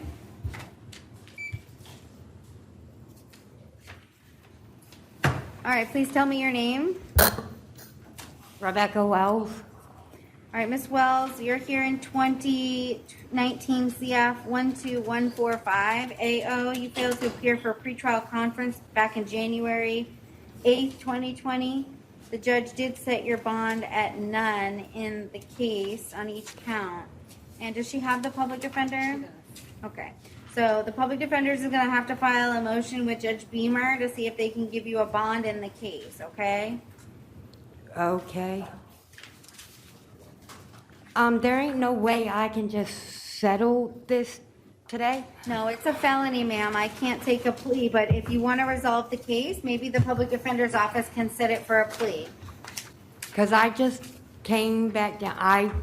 The reason why I left the state is to get clean. Okay, I can't resolve your case today, and I can't give you a bond on that specific habeas, okay? Okay, so how do I do that? They're going to give you the public defender's phone number, and then you want to call that number. And I believe Ms. Custon may be writing all this information down. There's a public defender in here with me, and she'll contact your attorney. Okay. Okay. Thank you.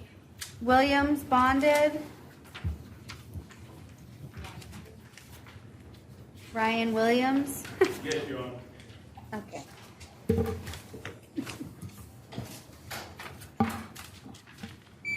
And the next person. All right.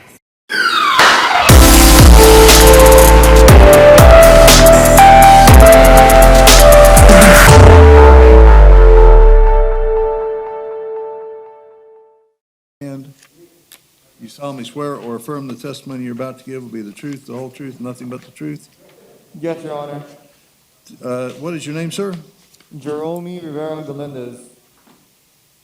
Mr. Rivera Galindez, you are here today in case 18 CF 1769, in which you were placed on probation for attempted robbery with a weapon, which is a second-degree felony punishable by up to 15 years state prison, up to 15 years probation, and/or a fine of up to $10,000.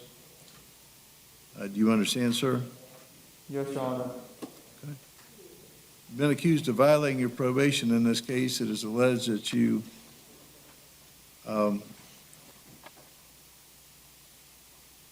violated Condition 10 by failing to pay the fines and court costs as ordered.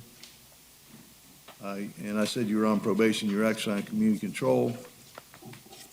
It's alleged that you violated Condition 13 by being away from your approved residence at 2836 California Boulevard in Kissimmee on November 24th of 2019 at 5:05 p.m. without prior approval of your probation officer. It's alleged that you failed to submit to a substance abuse evaluation as ordered. It is alleged that you failed to submit to a mental health evaluation as ordered. It's alleged that you failed to complete community service hours as ordered. And it is alleged that you failed to work diligently towards obtaining a GED or high school diploma as ordered. You understand what the allegations are, sir? Yes. If you admit that you willfully violated your probation can be revoked and terminated, and you could be sentenced to up to 15 years state prison. Do you understand? Yes. And do you wish to admit that you violated your probation as charged? Yes.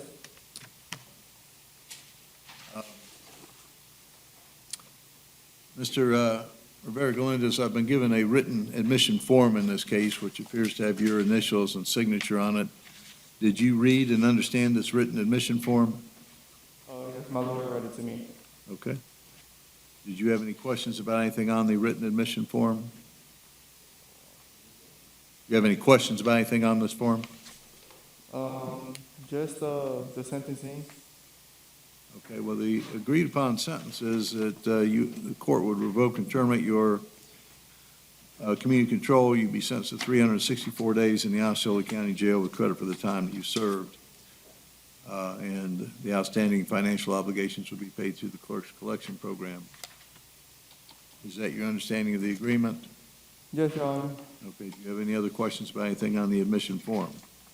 No, Your Honor. Are you currently under the influence of medication or any other type of drug or alcohol? Heart medication. Okay. What kind of medication, I'm sorry? Heart. Heart, okay. Anything else? No, Your Honor. Does the medication that you're taking affect your ability to think clearly and know what you're doing here today? No, Your Honor. And are you thinking clearly at this time? Yes. Has any person coerced or forced you to enter the admission? No. Are you fully satisfied with your lawyer in this case? Absolutely. You believe it is in your best interest to enter the admission? Yes. You have the right to have a hearing in this case to determine whether the state can prove that you did willfully violate your community control. If you chose to proceed to hearing, you could not be found guilty of any violation unless the state proved by the greater weight of the evidence that you did, in fact, violate your probation as alleged. You understand? Yes. You would have the right to be represented throughout your violation of probation hearing by your attorney, Ms. Hernandez, and you would have the right to confront and cross-examine witnesses who testified against you at your hearing. You would have the right to present witnesses and evidence in your defense. You are entitled to have the court order any witnesses you have to be present at the hearing. You also have the right to testify yourself at the hearing. Do you understand? Yes. By entering an admission here today, you are giving up those rights as well as the other rights that are written on the admission form, and there won't be any hearing in your case other than a sentencing hearing. Do you understand that? Yes.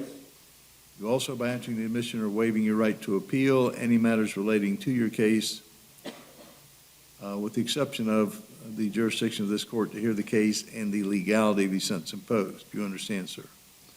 Yes. All right, Mr. Rivera-Galindez, I find that you are alert and intelligent, that you understand the nature of the allegations against you. You understand the penalties that you're facing in this case, and you understand the rights that you're giving up by entering the admission.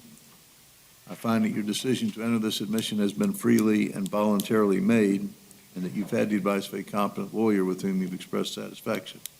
Judge, may we approach briefly? All right.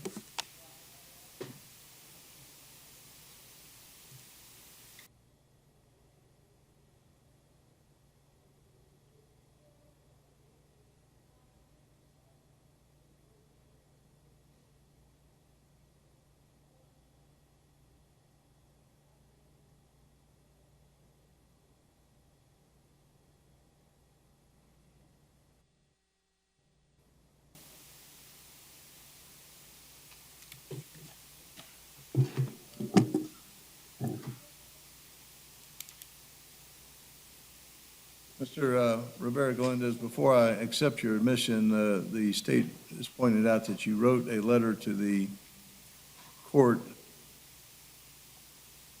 indicating that you had a hard time understanding some things. Do you understand everything that we've talked about here today? Yes. My lawyer explained everything when she saw me.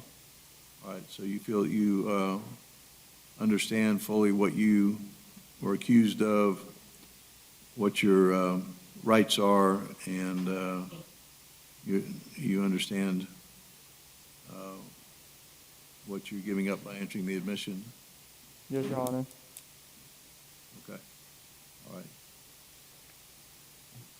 Well, again, I will find that you are alert and intelligent, that you understand the nature of the allegations against you, the penalties you're facing, and the rights that you're giving up by entering the admission.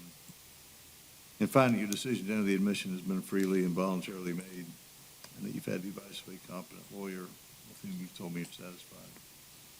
So I will accept your admission in violation of probation. Mr. Hernandez, do you have any objection to this course? You get 80 total sentence points.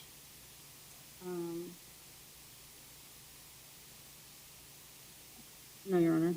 Okay. State directly downward departure sentence. Yes, Your Honor. What's the time, sir? 305 days.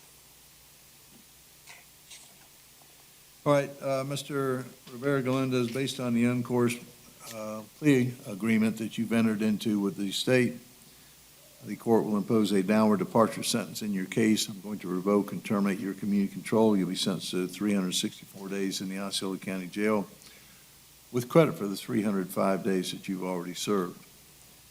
You are ordered to pay the outstanding financial obligations, which total $4,289.21, plus a $100 public defender lien for representation in this proceeding. Now, when you're not in jail, how do you normally support yourself? Work, What kind of work do you do? fast food. I'm going to order you pay the money that is owed in this case through the clerk's collection program at the rate of no less than $50 every month. I know it may be a little bit difficult to get employment right now, so your first payment will be due by February 1st of 2021. You need to make those payments to the clerk on the second floor of the Osceola County Courthouse. You can come down and make those payments in person, or you can pay by mail, or you can pay online. You have any questions? I'm sorry? Oh, no. I was just acknowledging it. Okay. If you have any questions about how to make the payments, you can contact the clerk's office, or you can talk to your attorney's office, and they can assist you. You do have 30 days within which you can appeal the judgment and sentence which is entered in your case. If you want to appeal and you are unable to afford to hire a lawyer, I will appoint one to represent you. If you do not file an appeal in writing within 30 days of today's date, you waive your right to appeal. Do you understand? Yes, Your Honor. All right. Thank you, sir. Good luck to you. As to Gregory Tuck. Mr. Zaleski.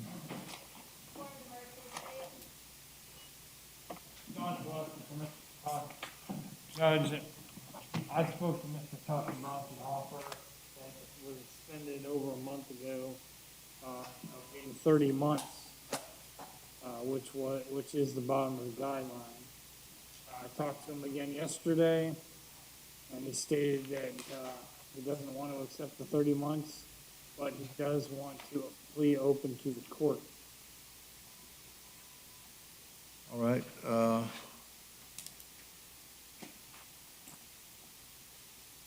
right. Good morning, Mr. Tuck. State your name, please.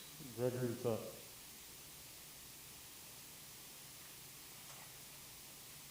Okay.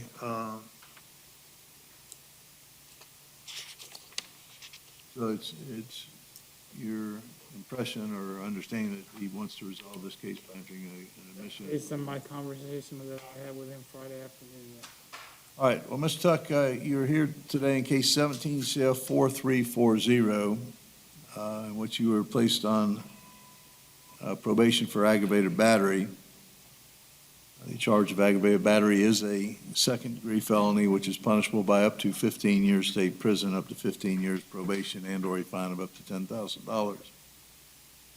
You're accused, as you know, of violating this probation. It's alleged that you violated Condition 5 by committing the offense of battery on or about December 12th of 2019 in Osceola County, that you violated the special condition that you not have contact with Michelle Martin by having contact with that person on December 12th of 2019. And it's alleged that you failed to complete the community service the anger management as ordered. You have the right to have a hearing in this case to determine whether the state can prove that you did willfully violate your probation.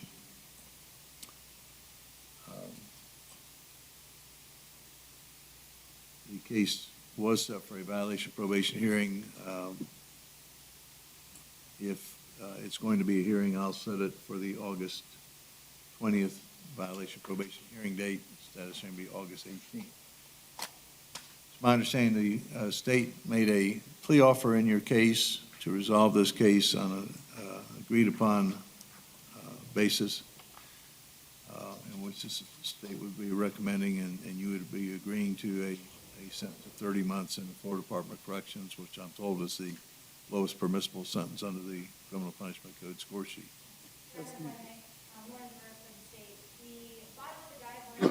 Case is 30 months Department of Corrections. The state originally made an offer of 36 months and did receive notice that he did complete an anger management class. So the global offer was then related to the bottom of the guidelines and credit time served on the new law offense, which I think he's been in since he was arrested back in December. So globally it's 30.15 months, otherwise on the DOP it's 30 months. The only other thing I'd like to add, Judge, is that Mr. Tuck did counter with 20 months. I discussed that with Ms. Demers, and she declined. Okay. Well, Mr. Tuck, it's fine. You have the absolute right to go any direction you wish in the case. It's your case. Right now, the case is set for a violation of probation hearing, and that's fine. If you do wish to resolve this through an admission, you can enter an admission with the agreement with the state as to what the sentence would be, or you can enter an admission without any agreement. If you enter the admission without any agreement, I'm told the lowest permissible sentence would be 30 months Department of Corrections. The maximum sentence would be 15 years Department of Corrections. The court would have discretion to impose any sentence between the lowest permissible sentence and the maximum sentence. There are circumstances in which the court can impose a sentence of lower than 30 months, but that would require the court to make a finding that there's a valid legal basis for a downward departure sentence in your case, and to further find that a downward departure sentence in your case is appropriate. I really don't know anything about you or about the facts of your case, and I haven't engaged in any plea discussions with your attorney in the state. So Suffice it to say that if you enter an agreement, admission with an agreed-upon resolution, I'm required to follow that resolution or allow you to withdraw your admission. If you enter an admission without an agreement, I will listen to anything that you or your attorney may wish to present at sentencing or argue at sentencing. I'll listen to anything the state may wish to argue in aggravation at sentencing, and impose a sentence the court feels is appropriate under the circumstances. So he hasn't gone over an admission form at this point. Well, I brought over one on Friday, but he was unwilling to engage in that discussion or sign the document. All right. Well, we'll set the case at this time for a violation probation hearing August 20th, status hearing August 18th. And if you decide to resolve it through an admission or other resolution, you can get with Mr. Zaleski and proceed how you wish. All right, thank you. Your Honor, Yes, sir. I have just a Nelson hearing yesterday for a Nelson hearing. Okay. I don't see that.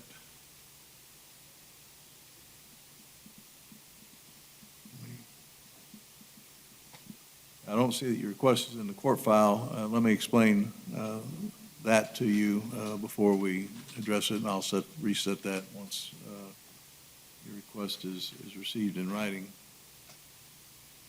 You have the right to be represented by a lawyer. You have the right to appoint counsel if you cannot afford to hire a lawyer. The court has made a determination that you qualify for court-appointed counsel. So you are represented at this time by Mr. Zaleski.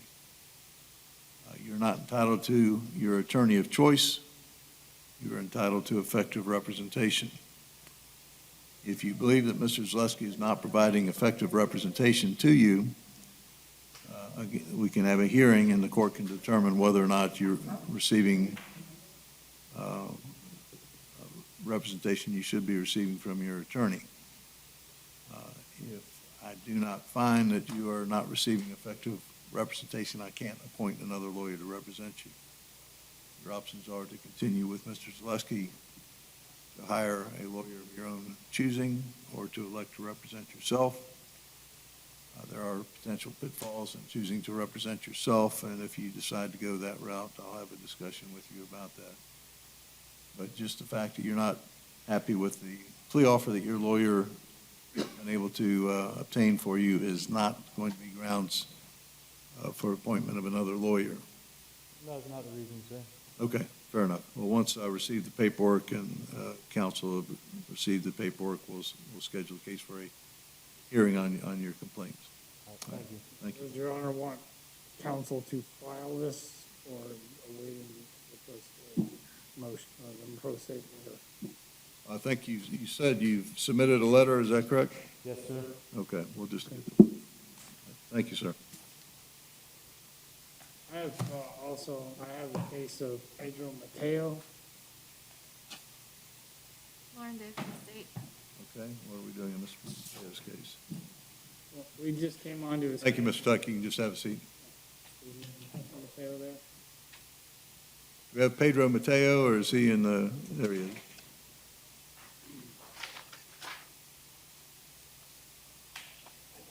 Good morning, Your Honor. Morning, sir. What is your name? My name is Pedro Mateo, sir. Okay. Your Honor, we came on to this case on June 2nd. I have not had an opportunity to come and see him at the jail yet. I would ask to continue this to the next week. All right, Mr. Mateo, I'm setting your case for a violation probation hearing on August 20th. Status hearing is August 18th. Mr. Zaleski will be out to see you or see you by video very shortly, so you can talk about what direction you want to go with your case. All right? Thank you, sir. All right, you also have another one.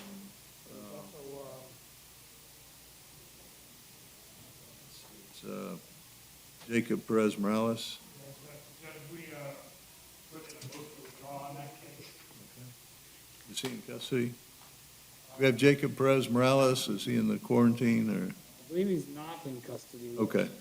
He missed on June 8th.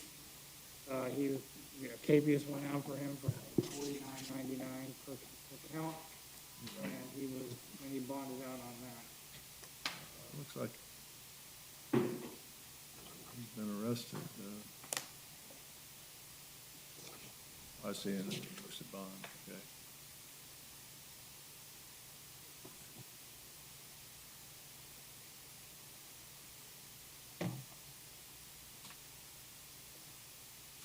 All right, well, based upon your motion, which was due to conflict, I will grant your motion withdrawal. We'll appoint the next attorney on the list, which will be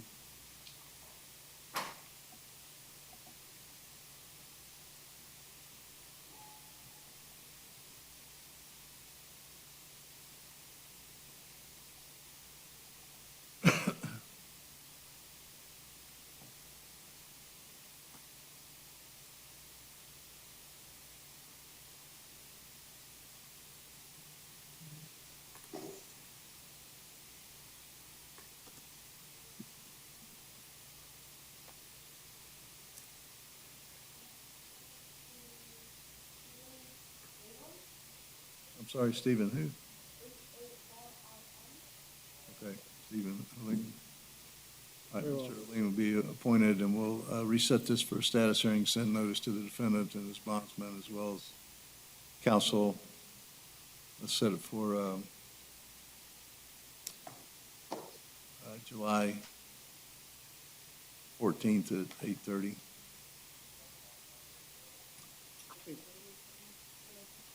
Status hearing. Yes, I believe that's all I have, Judge. thank you. Yes, thank you.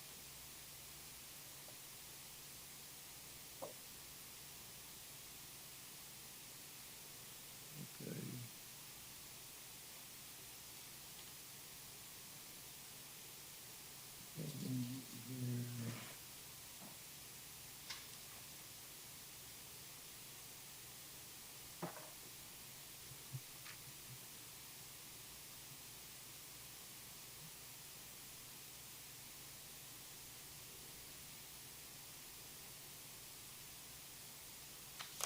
All right,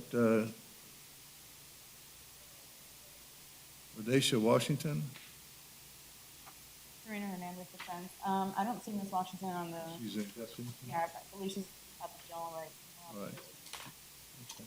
According to the. Yeah. Actually, yeah. Okay, Reynaldo Olmo Cuadrado, That's quarantine, Your Honor. okay. Detron Vaughn, Lauren Day for the state.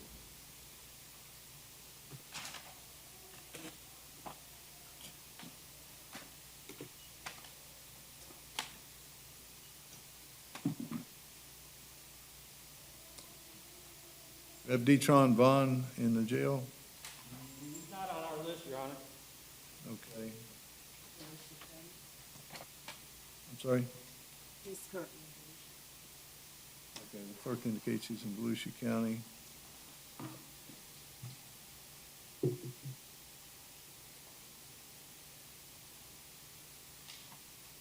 So, we will reset him to, July 14th and state the transport order. We'll see if we can get him here.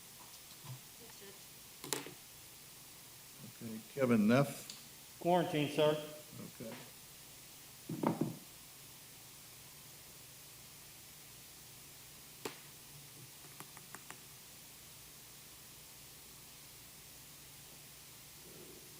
We have a competency status hearing on Christopher Smith. Serena Hernandez covering for Ms. Mendoza. Your Honor, Mr. Smith has not been he's not in the jail, and he hasn't been transported back from the state hospital. Okay. Can that be reset, please?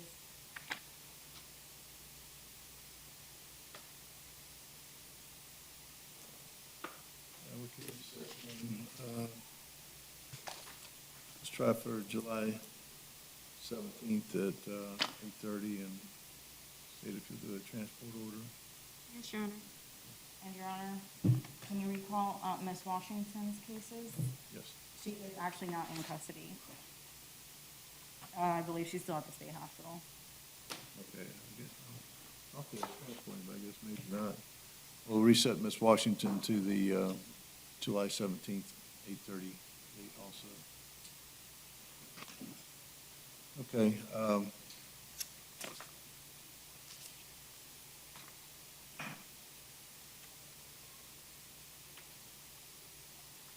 We have Jimmy Heil. Alicia Smith, on behalf of the Public Defender's Office. All right, Mr. Heil, if you'll raise your right hand. You solemnly swear or affirm the testimony you're about to give will be the truth, the whole truth, and nothing but the truth? State your name, please. All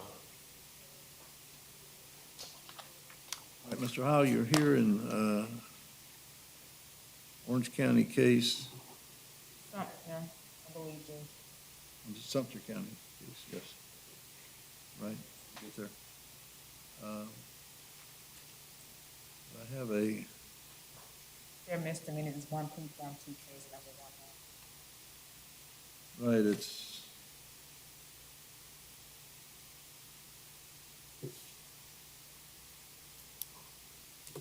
there's one plea form, one case is a new case and one's a VOP, which is odd.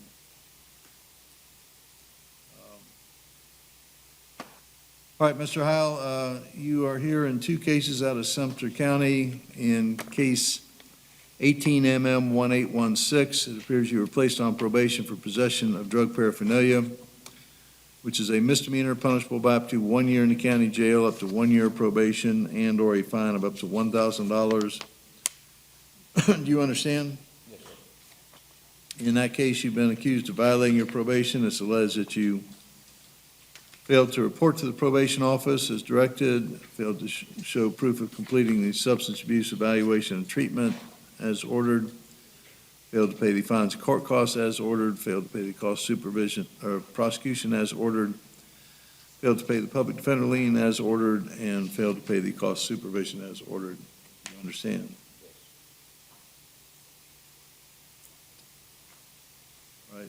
And I've been given a waiver of rights and plea agreement that appears to have your initials and signature on it. Did you read and understand the waiver of rights and plea agreement? Yes, sir. And is it your desire to enter an admission to the violation of probation in this case? Yes, sir. You understand that if you do so, the court can revoke and terminate your probation. You could be sentenced to up to 1 year in the county jail. Understood. In case 19MM2445, which is also a Sumter County case, the plea form indicates that you wish to enter a plea of guilty to resisting an officer without violence as charged. Is that what you wish to do? Yes, sir.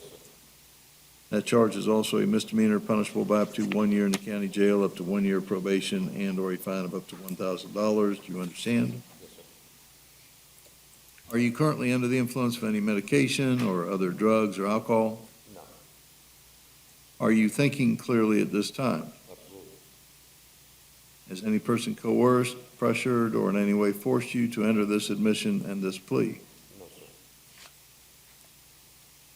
Your recommendation is that you would be adjudicated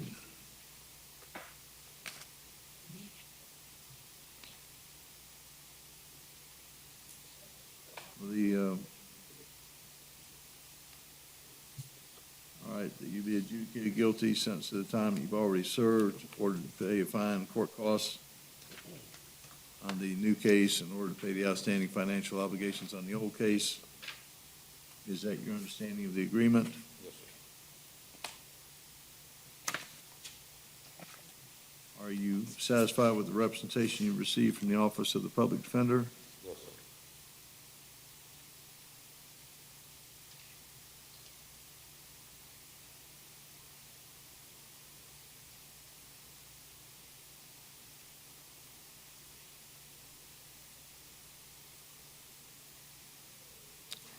You believe it is in your best interest to enter this admission and this plea? I do. You understand that if you're not a United States citizen, entering this admission and this plea will subject you to deportation? Yes. You have the right on the violation of probation case to have a hearing with before the court without a jury, to determine whether the state can prove that you did willfully violate your probation. If you chose to go to hearing in that case, you could not be found guilty of any violation unless the state proved by the greater weight of the evidence that you did violate your probation as alleged. You understand? In case 19MM 2445, the resisting charge, you have the right to have a jury trial to determine whether the state can prove that you committed that crime. If you chose to go to trial, at trial you would be presumed to be innocent. You could not be found guilty unless a jury unanimously found the state had proven your guilt through admissible evidence beyond a reasonable doubt. Do you understand? At both the jury trial on the new case and the violation of probation hearing on the older case, you would have the right to be represented throughout all proceedings by your attorney. You have the right to confront and cross-examine any witnesses who testified against you. You would have the right to present witnesses and evidence in your defense.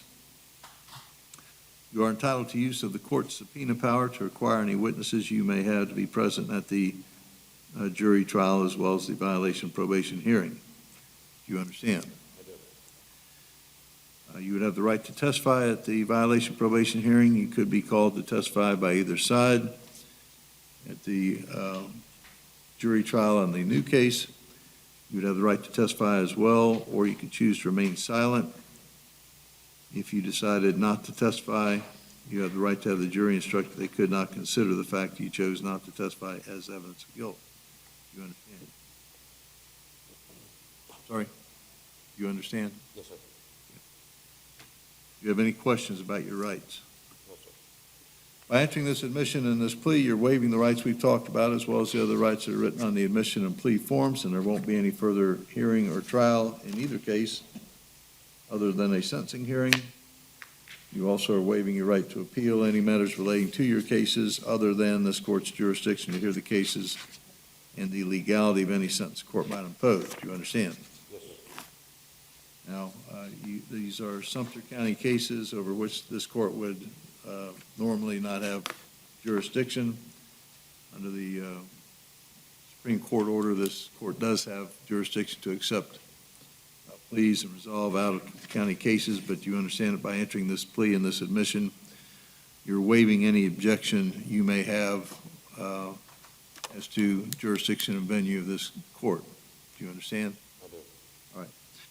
I find that you're alert and intelligent, that you understand the nature of the allegations and charges against you, the penalties you're facing, and the rights you're giving up by entering the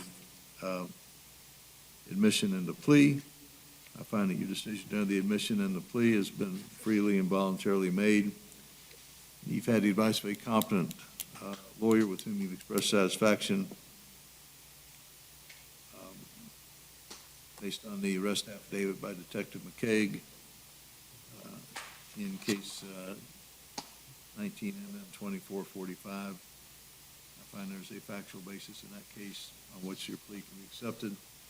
So I'll accept your plea of guilty to resisting an officer without violence in that case, and your admission violation of probation, case 18MM1816. Is there anything further to be said before sentencing?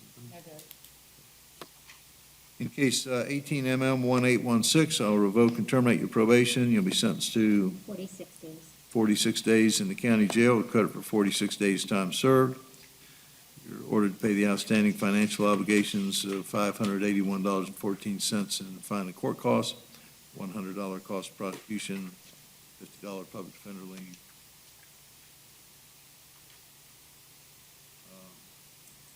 I think the agreement is $300 cost of supervision. I'll order that money be paid through the Sumter County Clerk of Court.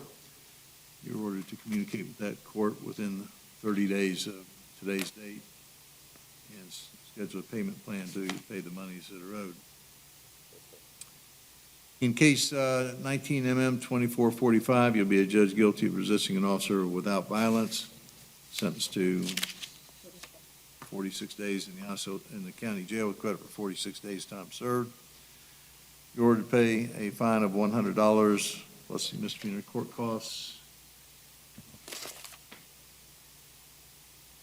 That's going to total $378. And $100 cost of prosecution to the office of the state attorney.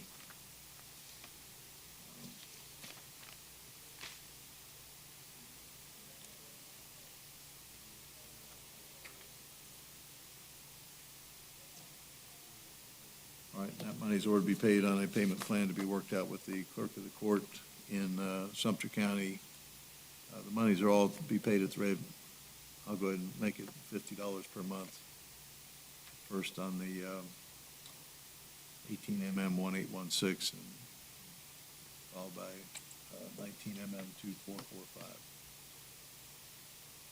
All right, sir, you have 30 days to appeal. The judgment and sentence was just entered in each of your cases. If you wish to appeal and you're unable to afford to hire a lawyer, I will appoint one to represent you. If you do not file an appeal in writing within 30 days of today's date, you waive your right to appeal. Do you understand, sir? Yes, sir. All right, thank you. You need to be fingerprinted.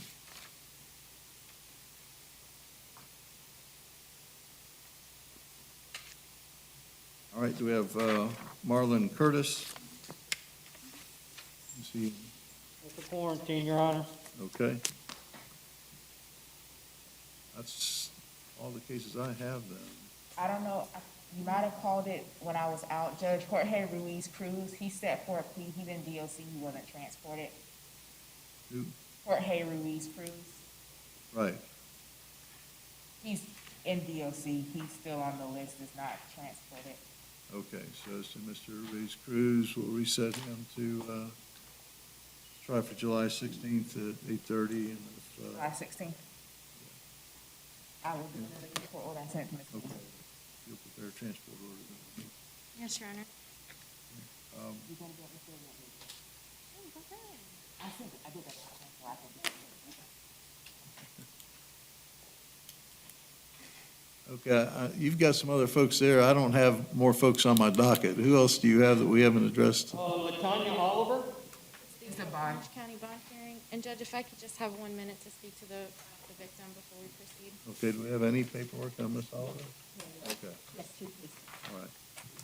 All right, we can go ahead and address Ms. Oliver in just a moment, so, May I step outside for a yes.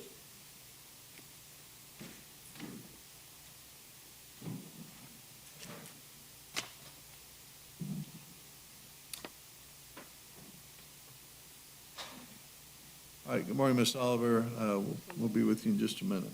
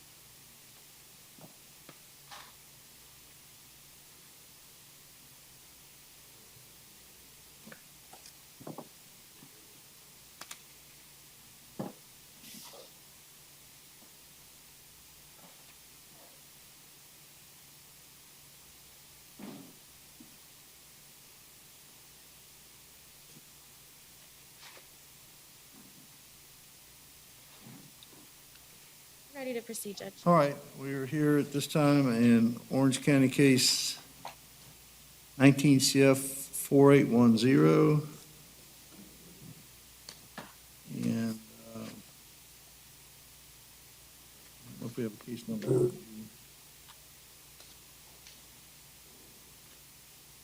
Which case number do you need, Judge? The new law? Yes. 20 CF 4565, I believe. Okay. 4562, I think. I think it's two of them, I don't know, I think it's. What's Maybe it? 65 on the score sheet. I'm showing 3 total open cases. Yeah, I see 3. But I think the bond motion is only as to 2, is my understanding. So she has 19 CF 4810, 20 CF 4562, and 4565.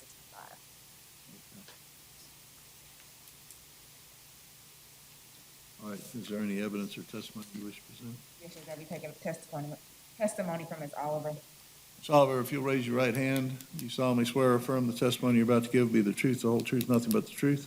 Yes. You may proceed. Ms. Oliver, if you're giving a bond in this case, where will you reside? All right, if you'll state your name, Oh, please. I'm sorry, Judge.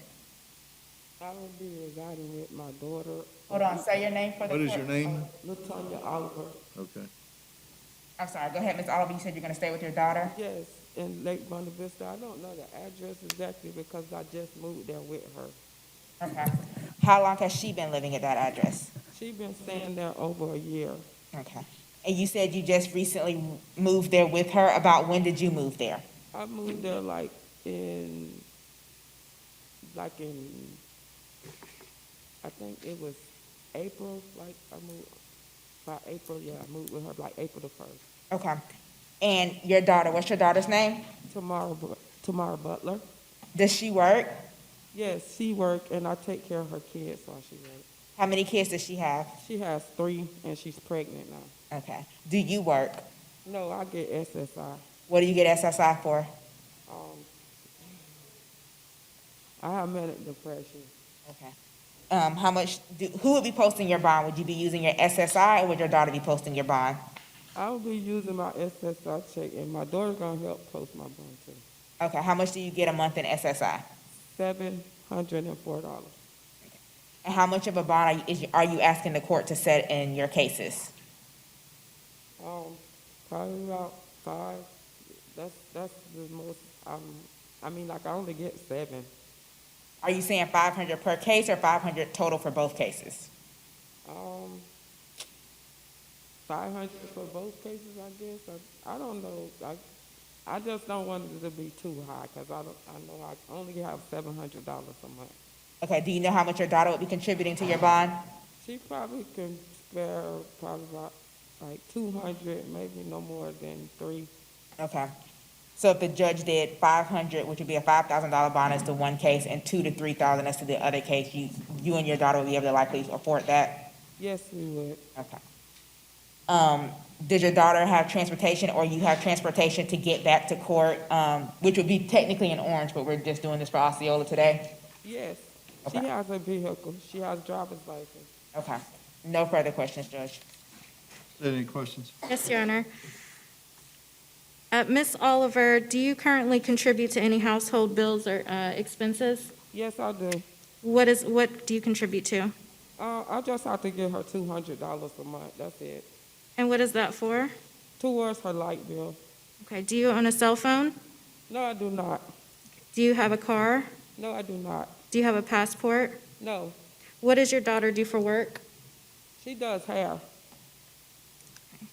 And does she work full-time? Yes, she does. Do you know about how much she makes per hour per month? I couldn't say. I know it's just like, you know how when you do your hair, someone, like a barber, like, she's a hairstylist. She, like, get paid, like, I don't know how much she get paid, but I know, like, she charges different prices for different hairstyles. Okay, so she's self-employed? Yes. Okay. Do you have any prior failure to appears? No. Do you have any prior violations of probation? Objection, Judge. I think I Okay, got there's an one. objection, and she can't be compelled to testify about her history, so I'll grant the, I think I have I'll sustain the one. objection. You don't have to answer, Ms. Oliver. No further questions, Judge. Any additional evidence or testimony, Ms. Smith? No, Judge. state any evidence or testimony. Yes, Your Honor. If I may approach, I have a copy of Ms. Oliver's score sheet as well as the OPD case and an affidavit for a warrant from a previous case involving Ms. Oliver's conviction while she was on probation. I've got And the state would also ask the court to take judicial notice of the additional orders of probation and VOP affidavits that were emailed to defense and the court this morning. all right.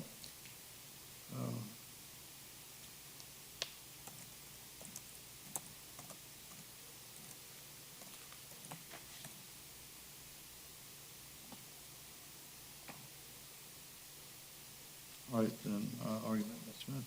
Yes, Judge. In this case, defense is asking that the court set a bond as to each of the cases. Ms. Oliver has testified that essentially she could afford a $5,000 bond as to one case and $2,500 bond as to the second case. So we're asking that the bond be set in this case, between the two cases for $7,500 total, $5,000 as to one, $2,500 as to the second. Ms. Oliver would have transportation to get to and from court in Orange County, and will be living with her daughter, whom she hopes take care of her children.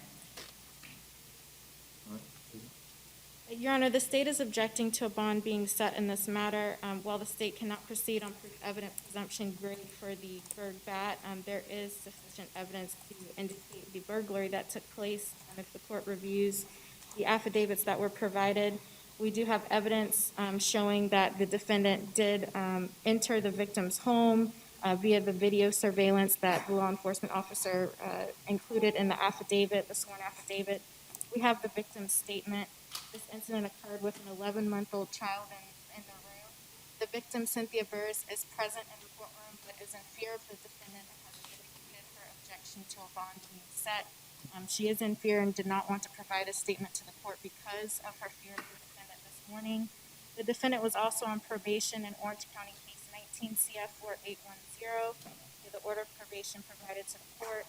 While she was on probation in that case, she also committed the offense 20 CF 4562 and was adjudicated in Osceola case 20 MM 1199 on May 28th. So she has clearly shown that she has not been able to follow court orders. Her score sheet indicates numerous prior violations of probation, not being able to follow court orders dating back to 1989. And therefore, we believe it's the state's position that she does pose a significant risk to the community, to the victim, and that a bond should not be set in this case. All right, well, Ms. Oliver was on probation in case 19 CF 4810. It's alleged that she's committed 1, 2, 3, 4, 5, 6, 7, 8, 9, 10, 11, 12 offenses while on probation. The court's not going to grant the bond. Thank you, Judge. Thank you, Ms. Oliver.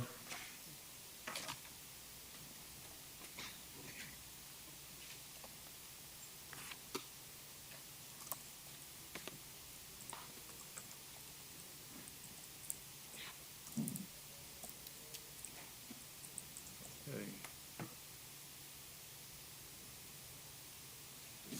So I think everyone else I have is on the quarantine list. And I have one, Your Honor, Eliza Rios Rodriguez. Get it on there for the state judge.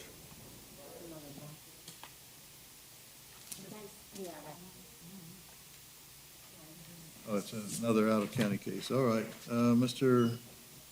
Rios Rodriguez, you want to come forward? We have 1 second, Judge. I'm not sure who's That's supposed to be. Mr. Bono's case. Okay. Good morning, sir. State your name. Eliza Rios Rodriguez, sir. Mr. Rios Rodriguez, you're here in Orange County case 19 CF 9818. Your attorney filed a motion to set bond.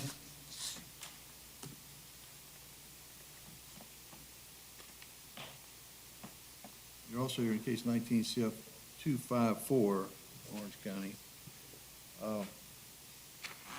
I haven't seen Mr. Bono this morning. Have we heard from him? Judge, I have not heard from him. I was just told by my supervisor that I'd be covering this, and I don't have any information on this. All right, Mr. Rios Rodriguez, I'm not sure where your attorney is. He may have gotten tied up in another court or courtroom. I will allow him to reset this case at his convenience. Be happy to hear the bond hearing, but we don't have your lawyer here this morning, so. Judge? Yes. Sorry. It looks like they may think this is happening at 2 p.m. today. Okay. We'll call the case back at 2 o'clock this afternoon. Thank you.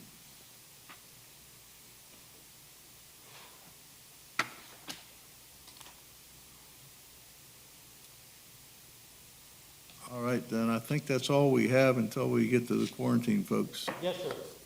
Okay. Your Honor, if I clear these people out, would you want me to bring those up? That'd be fine. Okay, we'll take care of that. All right, thank you.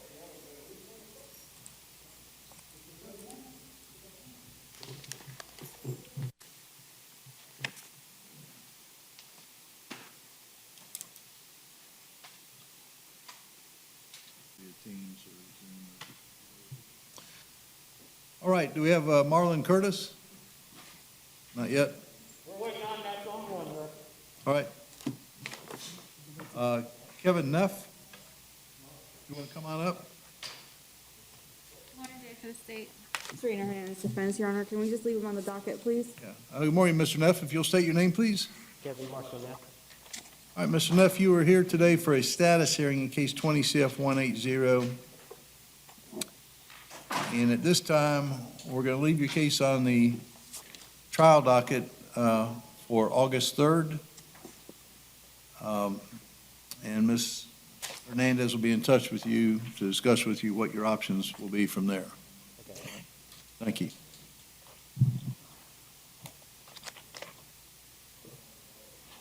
Okay. Kevin Nunez Ramos.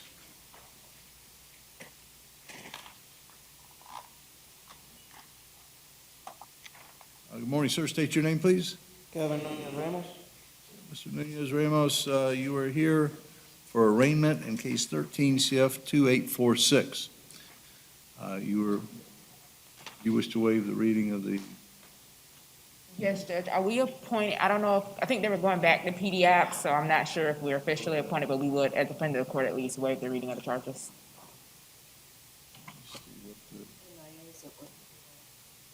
We're not. I don't know why you weren't appointed, but Mr. Nunez Ramos, do you have a lawyer, sir? No, sir.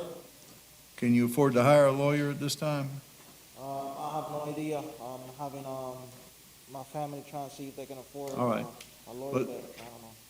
All right, at this time, I'm going to provisionally appoint the office of the public defender to represent you, so you have some representation while you're in custody.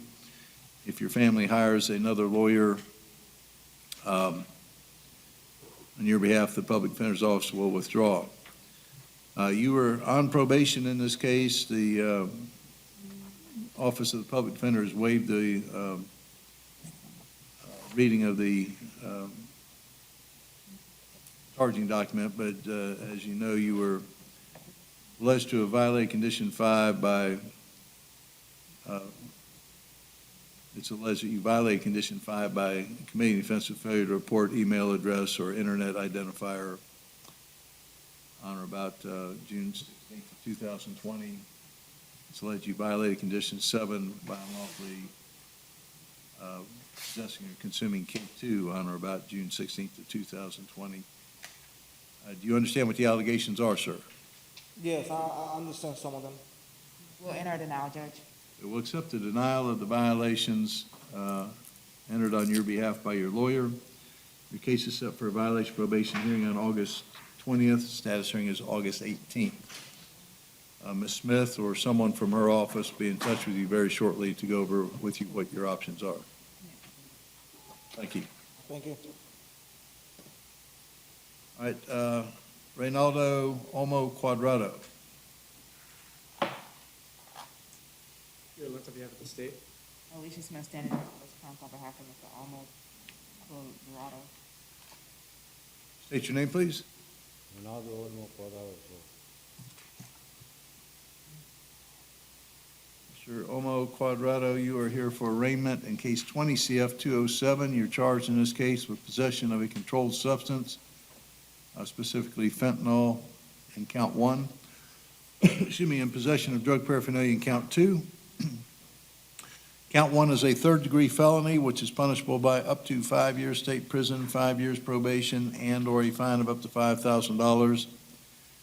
And count 2 is a misdemeanor, punishable by up to 1 year in the county jail, up to 1 year probation, and/or a fine of up to $1,000.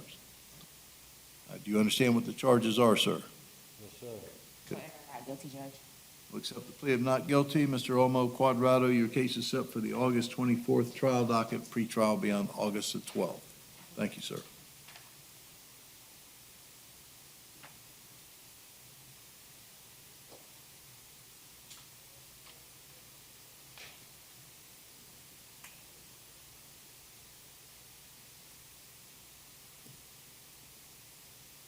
All right, state your name, sir. Marlon Josiah Curtis. Harley Crisler on behalf of Mr. Curtis. Terry Lentz, on behalf of the state. All right, Ms. Curtis, I need you raise your right hand, if you would. Do you solemnly swear or affirm the testimony you're about to give will be the truth, the whole truth, nothing but the truth? Yes, sir. Tell us your name again, please. Marlon Josiah Curtis. Mr. Curtis, you are here this morning in Orange County case 20 CF 1710, in which you were charged with petty theft with 2 prior theft convictions, which is a third-degree felony, punishable by up to 5 years state prison, up to 5 years probation, and/or a fine of up to $5,000. You understand, sir? Yes, sir. I've been provided a written plea form in this case, which appears to have your initials as well as your signature. Did you read and sign the written plea form? Yes, sir. Do you have any questions at all about anything on the written plea form? No, Your Honor. Are you currently under the influence of any type of medication or other drug or alcohol? No, Your Honor. Are you thinking clearly at this time? Yes, sir. Has any person coerced, pressured, or in any way forced you to enter this plea? No, Your Honor. The recommendation in this case is that you would be adjudicated guilty of petty theft with 2 prior theft convictions, sentenced to 6 months in the county jail with credit for 120 days that you've already served. You'd be required to pay a fine, court costs, public defender lien, and application fee. Is that your understanding of the agreement? Yes, Your Honor. Are you satisfied with the representation you received from the Office of the Public Defender in this case? Yes, Your Honor. You believe it is in your best interest to enter this plea? Yes, Your Honor.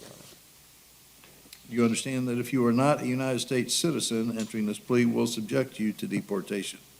Yes, Your Honor. If you at any time are sentenced to state prison in Florida, and if you have ever previously been convicted of a sexually motivated or sexually violent crime, once you complete any prison sentence that the court might impose, you could be committed civilly for an indeterminate period of time as a sexually violent predator. Do you understand? Yes, Your Honor. You have the right to have a jury trial in this case. If you chose to go to trial, at your trial, you would be presumed to be innocent. You could not be found guilty of any crime unless a jury unanimously found that the state had proven your guilt beyond and to the exclusion of every reasonable doubt. Do you understand? Yes, Your Honor. You'd have the right at your trial to be represented throughout the trial by your attorney. You would have the right to confront and cross-examine any witnesses who testified against you. You'd have the right to present witnesses and evidence in your defense.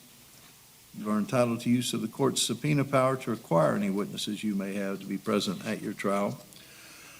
You also would have the right at your trial to testify yourself, or you could choose not to testify. And if you chose not to testify at your trial, you have the right to have the jury instructed they could not consider the fact that you chose not to testify as evidence of guilt. You understand that you have all of those rights, sir? Yes, Your Honor. By entering a plea of no contest, you're giving up the rights that we've talked about, as well as the other rights that are written on the plea form, and there won't be a trial in your case. You also, by entering this plea, are waiving your right to appeal any matters relating to your case other than the jurisdiction of this court to hear your case and the legality of any sentence the court might impose. Do you understand? Yes, Your Honor. Again, this is an Orange County case. You have the right to have, typically, you would have the right to have your case heard in Orange County with an Orange County judge. Court is I'm a circuit judge serving in Orange and Osceola County, but at this time sitting in Osceola County and handling Osceola County cases. Due to the pandemic, we're not transporting inmates quickly between Orange and Osceola. So by entering this, it's a long way of saying, by entering this plea this morning, you're waiving any objection you may have to the venue or jurisdiction of the court to hear your case. Do you understand? I understand And is that what you wish to do? that. Yes, sir. All right. Mr. Curtis, I've read the arrest affidavit by Officer Sanchez Torres in the court file.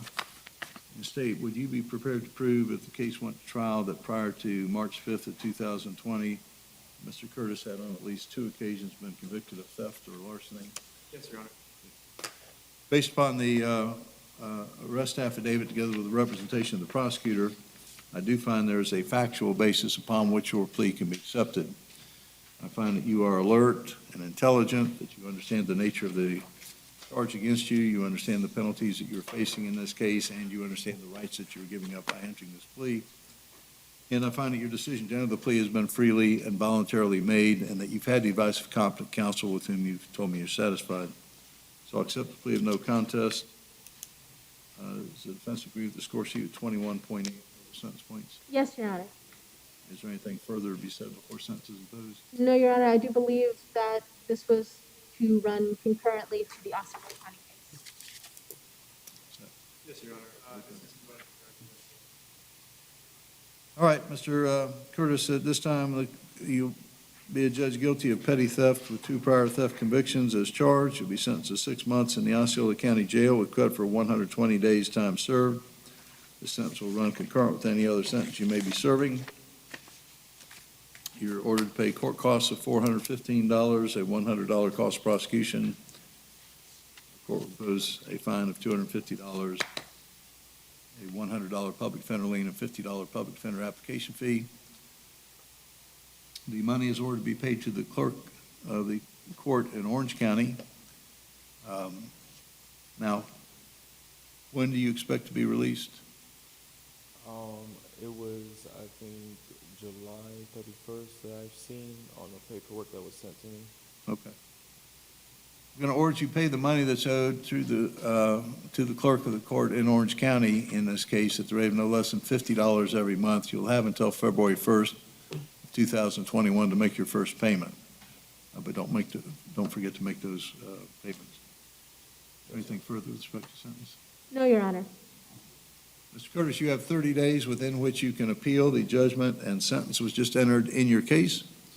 If you wish to appeal and you are unable to afford to hire a lawyer, I will appoint one to represent you. If you do not file an appeal in writing within 30 days of today's date, you waive your right to appeal. Do you understand, sir? Yes, sir. All right. Good luck to you. Thank you. Thank you. Your Honor, that's all I have before your court. May I be excused?